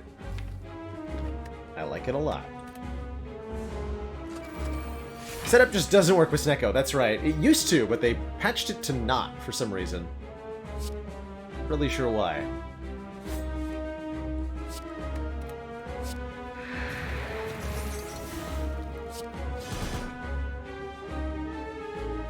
Not really sure why.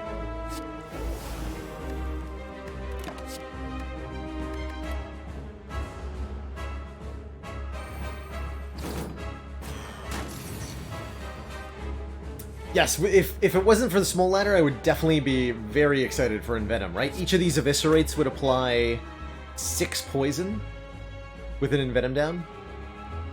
That's a lot of poison.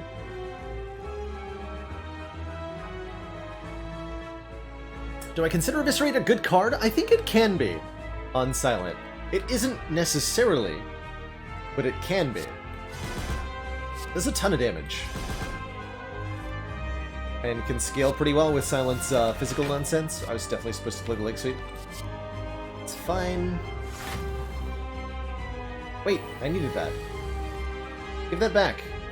Hello? Being very rude here.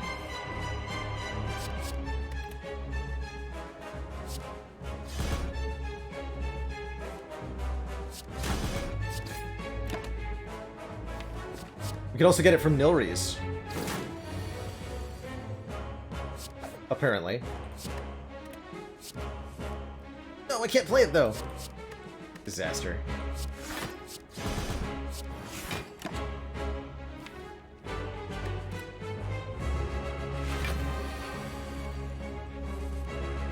It's here. Behold the value. Oh, we got a fire pot. This will kill.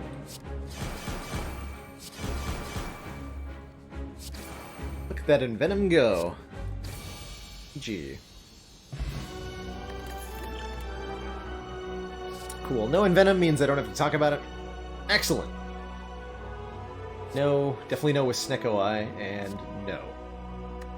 Skip, skip, skipperoo. Although seeing an upgraded Grand Finale is pretty cool. Hovering Kite. Nice. Hovering Kite says, the first time you discard a card each turn, gain an energy. Also take Pandora's Box to transform all our remaining strikes into defends. Only 6 cards. Or Coffee Dripper. Gain an energy at the start of each turn, but we can no longer rest.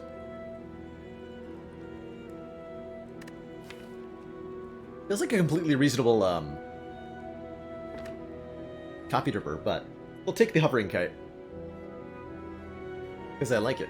How often do I get a chance to take the kite? Not too often. I am allowed to Pandora's Glitch on the low ascensions, but I'm gonna not do it here, I think. I think not. Already got our green key. Cool.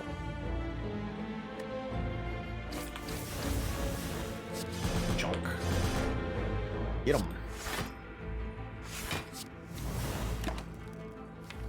Get him.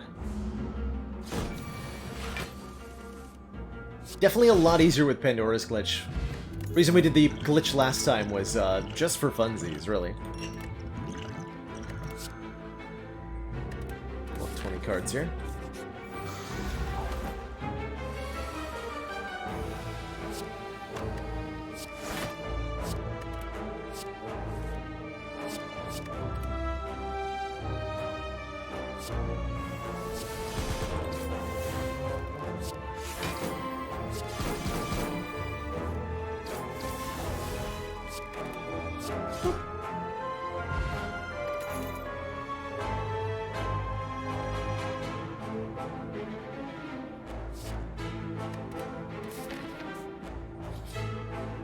Your turn, nerds. Ooh, Pen Nib? Every 10th attack we play is doubled in damage. I'll take that over a, whatever random relic we might get here. I think that's very good for us.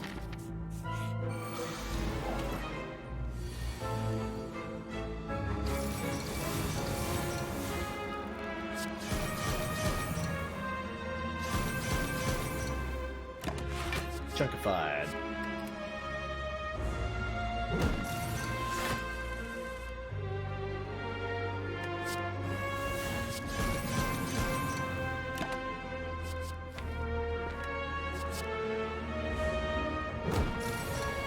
Passing up an Adrenaline with the Snecko Eye? Yes. Definitely. Adrenaline Snecko is kind of a sad little interaction. They want to be friends, but they're not.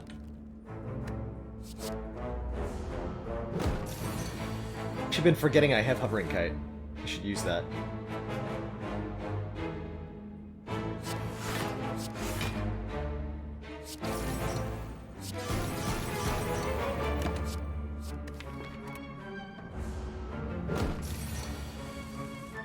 Highlander ladder with no dupes? I think that's on the list of potential next ladders to do. Should really compile a list of, like, all the ideas I've got that I think might be good. Or what to do next. I'm sure there's some good ones.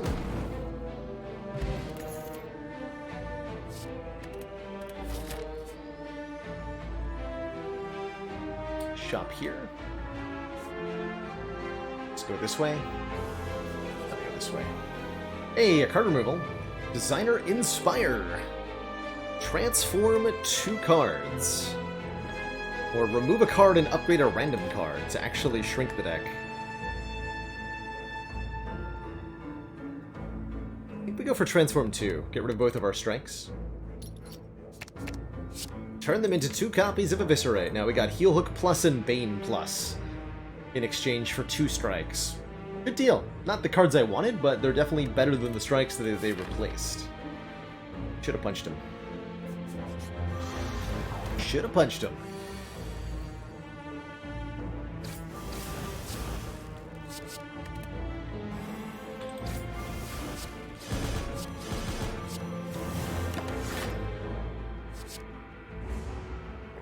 Nightmare is going to make 3 copies of a card at its current cost.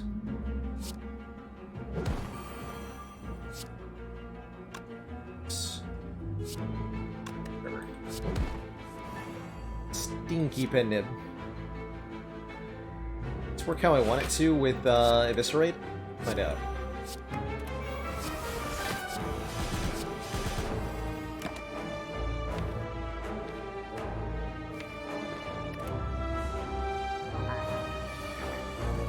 Okay, but the dagger throw will make them all free, and that's going to be the good times.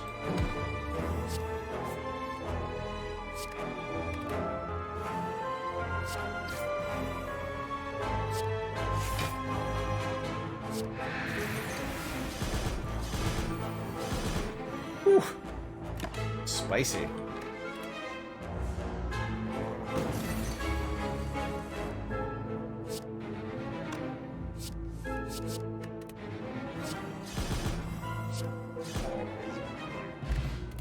Red and Needle, 4 plated armor per combat. Wraith form is pretty good with Snecko Eye, but not gonna take it.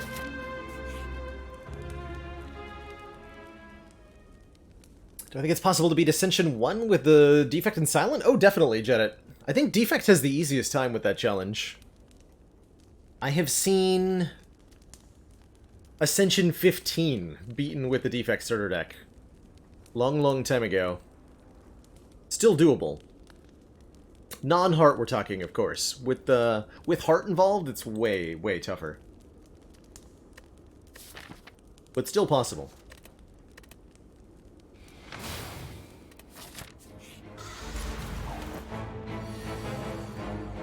Ooh, nice turn one.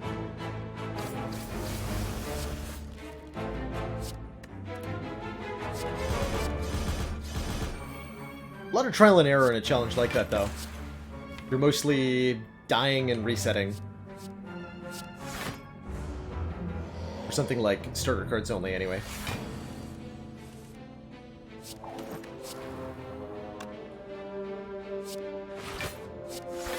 Pednim. Oh well, we tried.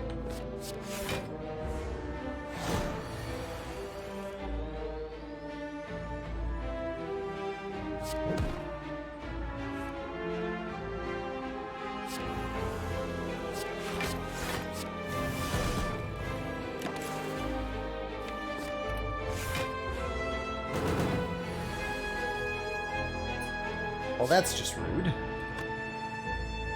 Rude. Very rude.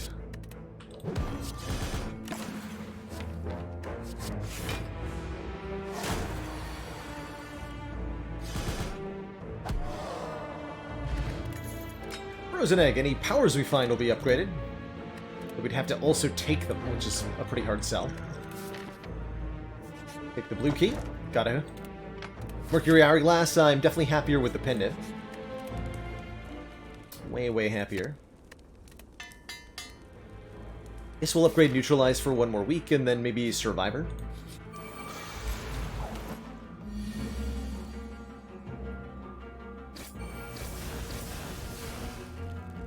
Math. Hang on. Did that to myself. Fair enough.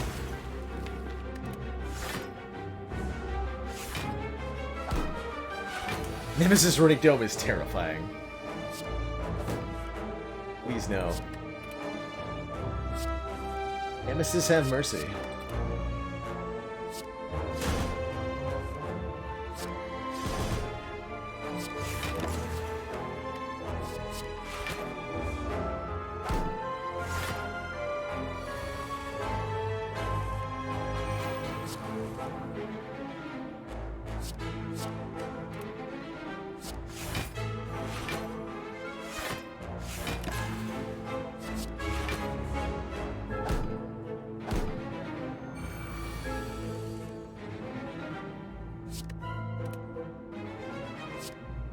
Hello, yes, I would like 1 million copies of Eviscerate, please.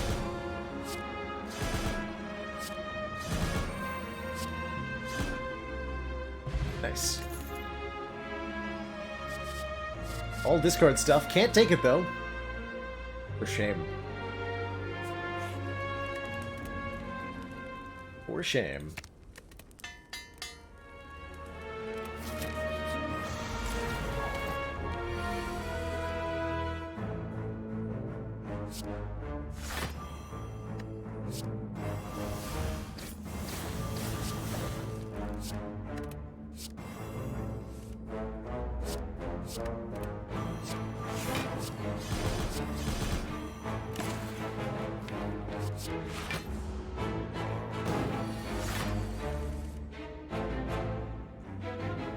Eviscerate, Bane defends. Playing in order of least damage to most damage to take advantage of the slow mechanic Giant Head has.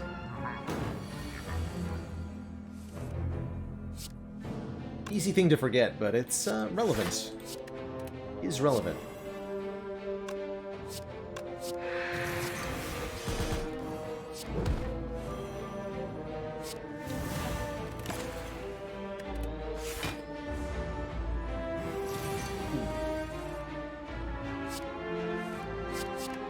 And one. Nice. Omamori will block a curse from the Wheel Gremlin here, maybe. Eviscerate number 5. Alright, we can't get cursed, so... I get a guaranteed removal. I'm gonna go number 5. Puts us at 21 cards for the moment, but we'll be able to fix that before the end of the run. And I can't resist, right? 5 Eviscerates. How many Eviscerates is too many? The answer is no such thing.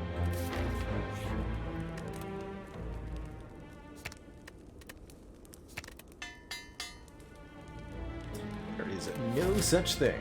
Wow, that's a fast run, by the way. I've been speeding through this. Maybe a little bit too quickly.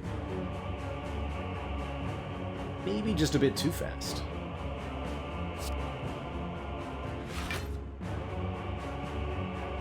Let's see, you can get a pretty good malaise here.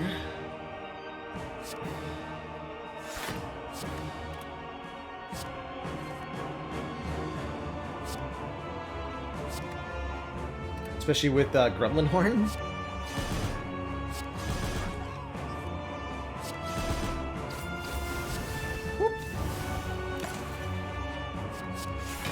More malaise. Every relic's tiny house? I would be really happy with tiny house every relic. I think that'd be busted good. Genuinely.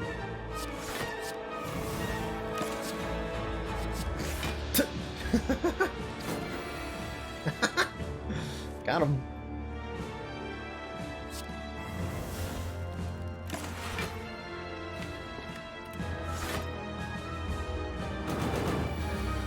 Tiny house or the boot. Oh my god. It's even better. Infinite boot value?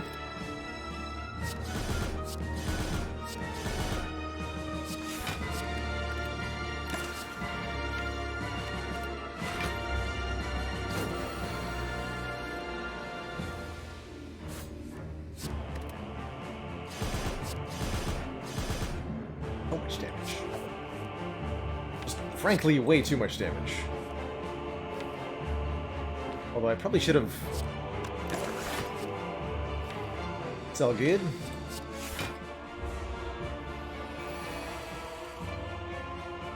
Work. Blaze Heal Hook lets me draw an card. I mean, we healed a full at the end of this, whatever. It's all good.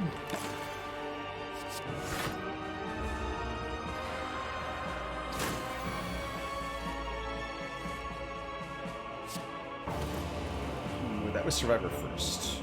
It's fine.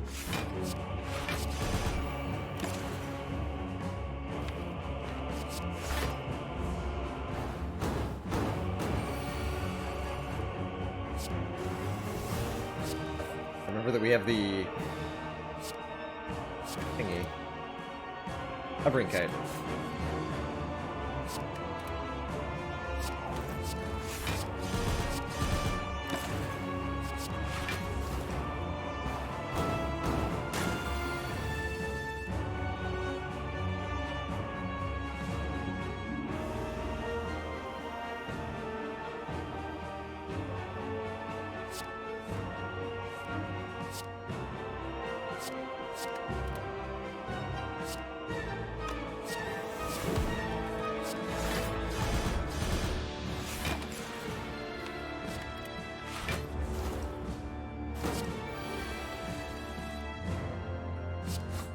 Prepare to be eviscerated. Oops.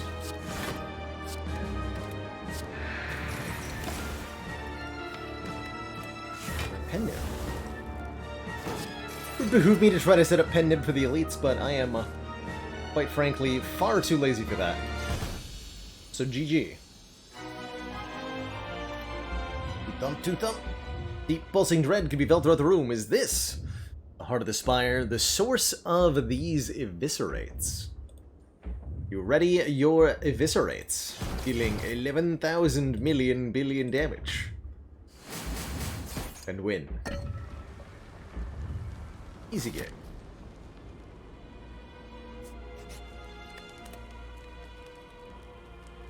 Upgrade to defend or upgrade piercing whale? I guess piercing whale? I guess piercing whale. Alright, our final chance at a card move. We have to take it because we're at 21 cards right now, so let's lose a stinky Bane. Can't take the footwork because we're at 20 already, but we can take relics. And I think Toolbox is my favorite here. Choose one of 3 random colorless cards to add to our hand on turn 1. And I can't afford either of the other 2, so let's go for a Dupe Pot over a... Sense of Steel is okay with Thread Needle. Dupe Pot over a Skill Pot. And that should be plenty strong.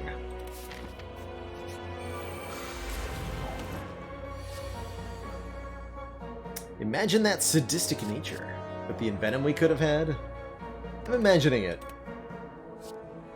Wait, Toolbox? I shouldn't have taken Toolbox because our turn 1's overdrawn. Should have been Bag of Marbles. That's alright. That is okay.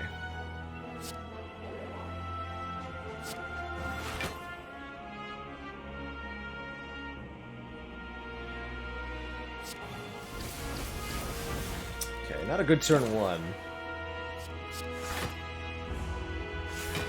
Being at 20 is important because we're playing under the rules of the Smol deck ladder, where there's a hard cap of 20 cards on the deck. Just how it is.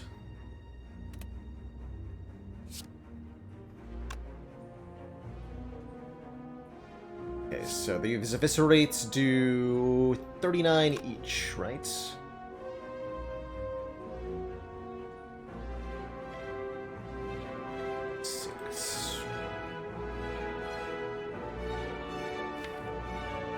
Means I want to do this.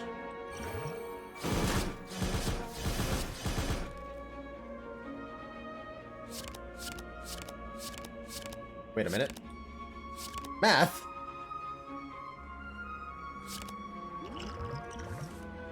Okay. I didn't want to do that.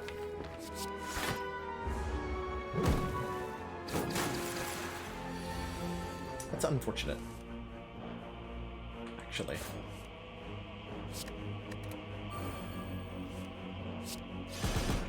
Shouldn't cost me too much, but it was definitely needless. Definitely needless.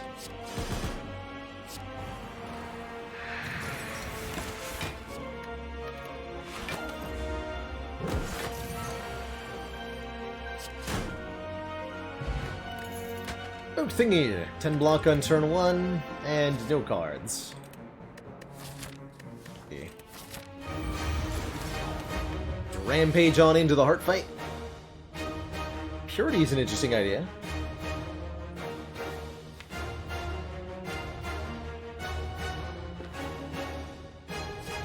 Invitation's not bad either. I'm gonna take this Purity. Solid turn 1 so far.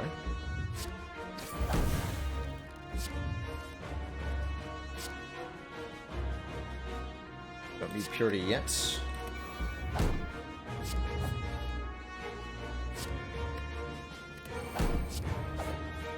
Nice.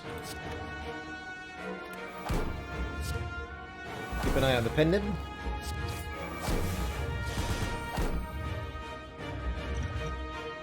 And we have Exacxes on the Beat of Death blocking. Perfect. So we did a full, like, 200 damage on turn 1. That's a pretty good start. Now we do get debuffed most nastily. And the heart is using its full damage attacks here on Ascension 4, so times 15 attack and all that.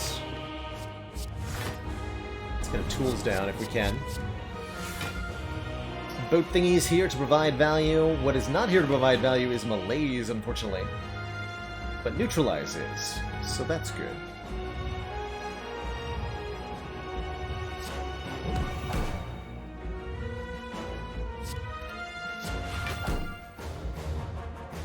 Take 5 hits. This blocks for 4. You know, we're at 18 block. So if I... Plated armor, we'll take 4 hits exactly, lose 4 points of plated armor. so we should use it. Because we're losing 4 plated armor anyway. Beat of Death won't remove plated armor stacks, no, fortunately. Fortunately not. Thought about that sneaky strike for a second there. We need the double leg sweep to maybe survive. It's looking a little bit sketchy. Be a very unfortunate way to lose another ladder, wouldn't it? Keep the melees for second phase, hopefully. But that's not a lot of health to work with. 27? Not a lot of health to work with. Good boy. Tools eviscerate, eviscerates? It's gotta be.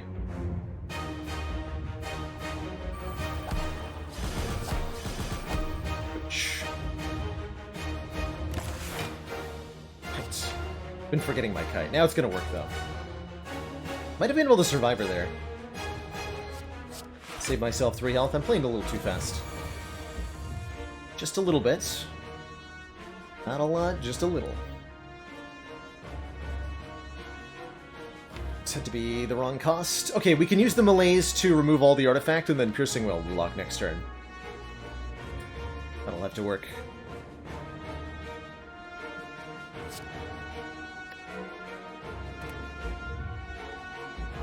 Pendibon 7. Dash, eviscerate, leg sweep. Melees.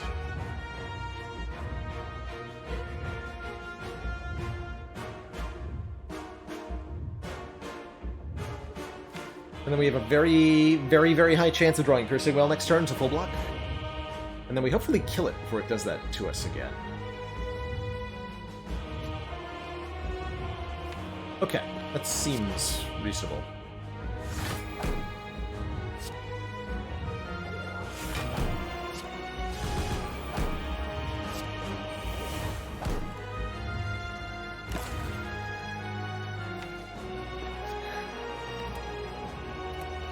We just killed him.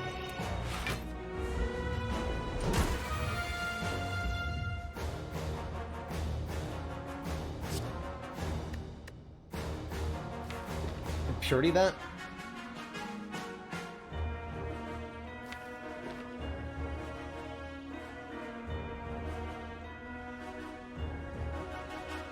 This is what? Defend, Pennib the Eviscerate. We can Purity the Prepared. A dagger throw in this burn. Discard the other dagger throw. Actually, play the other dagger throw.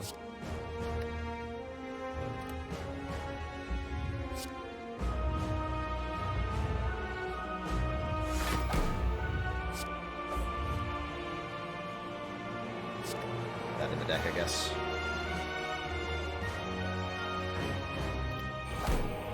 Missed my Eviscerate by doing that, though. With the Pendib? Oof. I think we're fine. I am kind of losing it.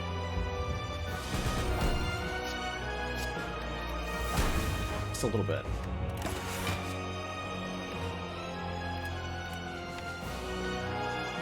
This will do 11 damage. Dagger Spray is more damage than the Corpse Explosion, and I'd rather just draw Eviscerate.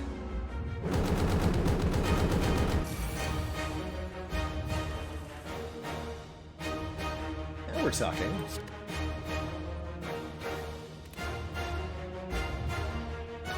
Play all of these? Good. Very good.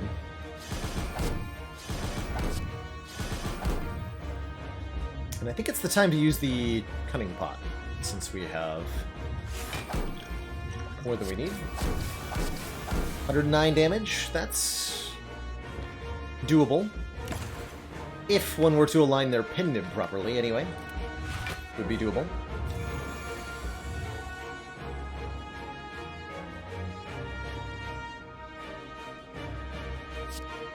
Some games sound a bit loud today. I have not changed a thing, so I don't know what you mean by that. Literally the exact same settings I've used for the past year and a half. Well, not year and a half. Half year? Half year.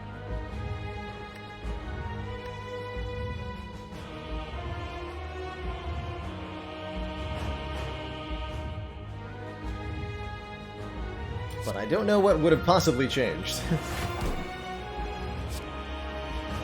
And the heart run is indeed loud. Or the heart music is indeed loud. As it should be. Good stuff. As it should be. Okay, one more versus rate coming up. I think we got it. Oh yeah. We got it. GG. GG, everybody. Little bit of a sketchy run, but 5 eviscerates gets there. Spicy. Spicy. 25% eviscerates by mass.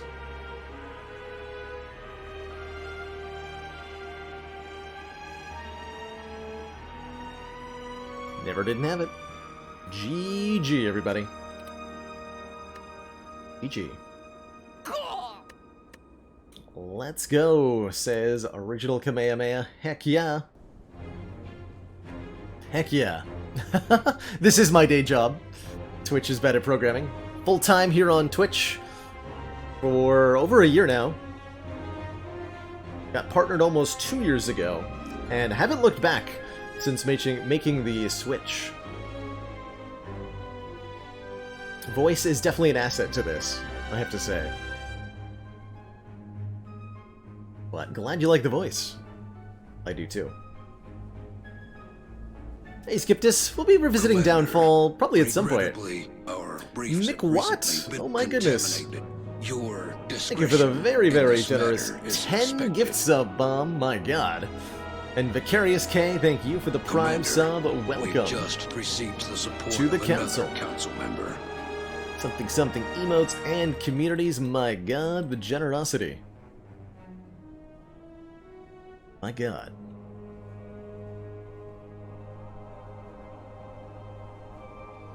Glad to hear it get down, you keep watching, I'll keep streaming. Any tips for slaying the Spire as Silent? You have not yet won a climb with her.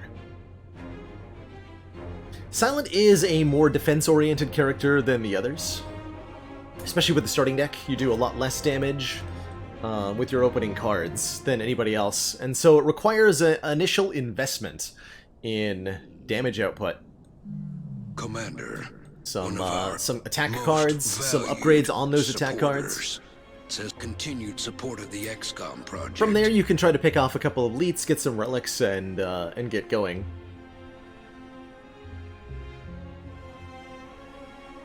But you will need to block with Silent in a way that you won't need to with the other characters, or won't need to as much. Hopefully that's a step in the right direction. So many things to focus on with your game in Slay the Spire, so many ways to improve. But definitely getting the hang of the base decks is a big step in the right direction.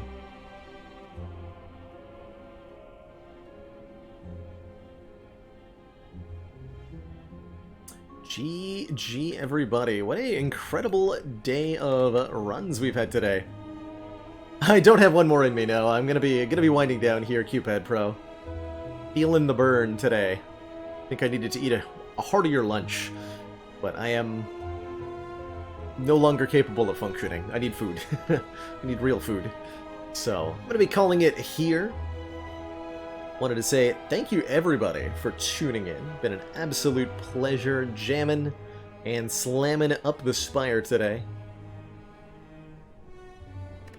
We worked super hard, like, look at these run timers. 4 runs in 4 hours, that's a little ambitious. Little ambitious. Slow it down a bit for tomorrow, hopefully.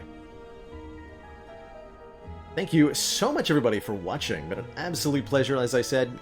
Ridiculous amount of stream support today. I don't know what to say to all that other than heck yeah. Thank you so much. We'll be back tomorrow, not later than noon Eastern Standard Time, with some more Slay the Spire action. Maybe something else in the second half of stream as well. But always nice to have these all-day Spire days every now and then. Thanks so much for watching, everybody. Ta-ta for now, and I'll see y'all next time. Don't forget, if you want to be notified when we're live, you can join our Discord or follow the stream. Either way, I hope to see you again soon. Toodaloo, everybody.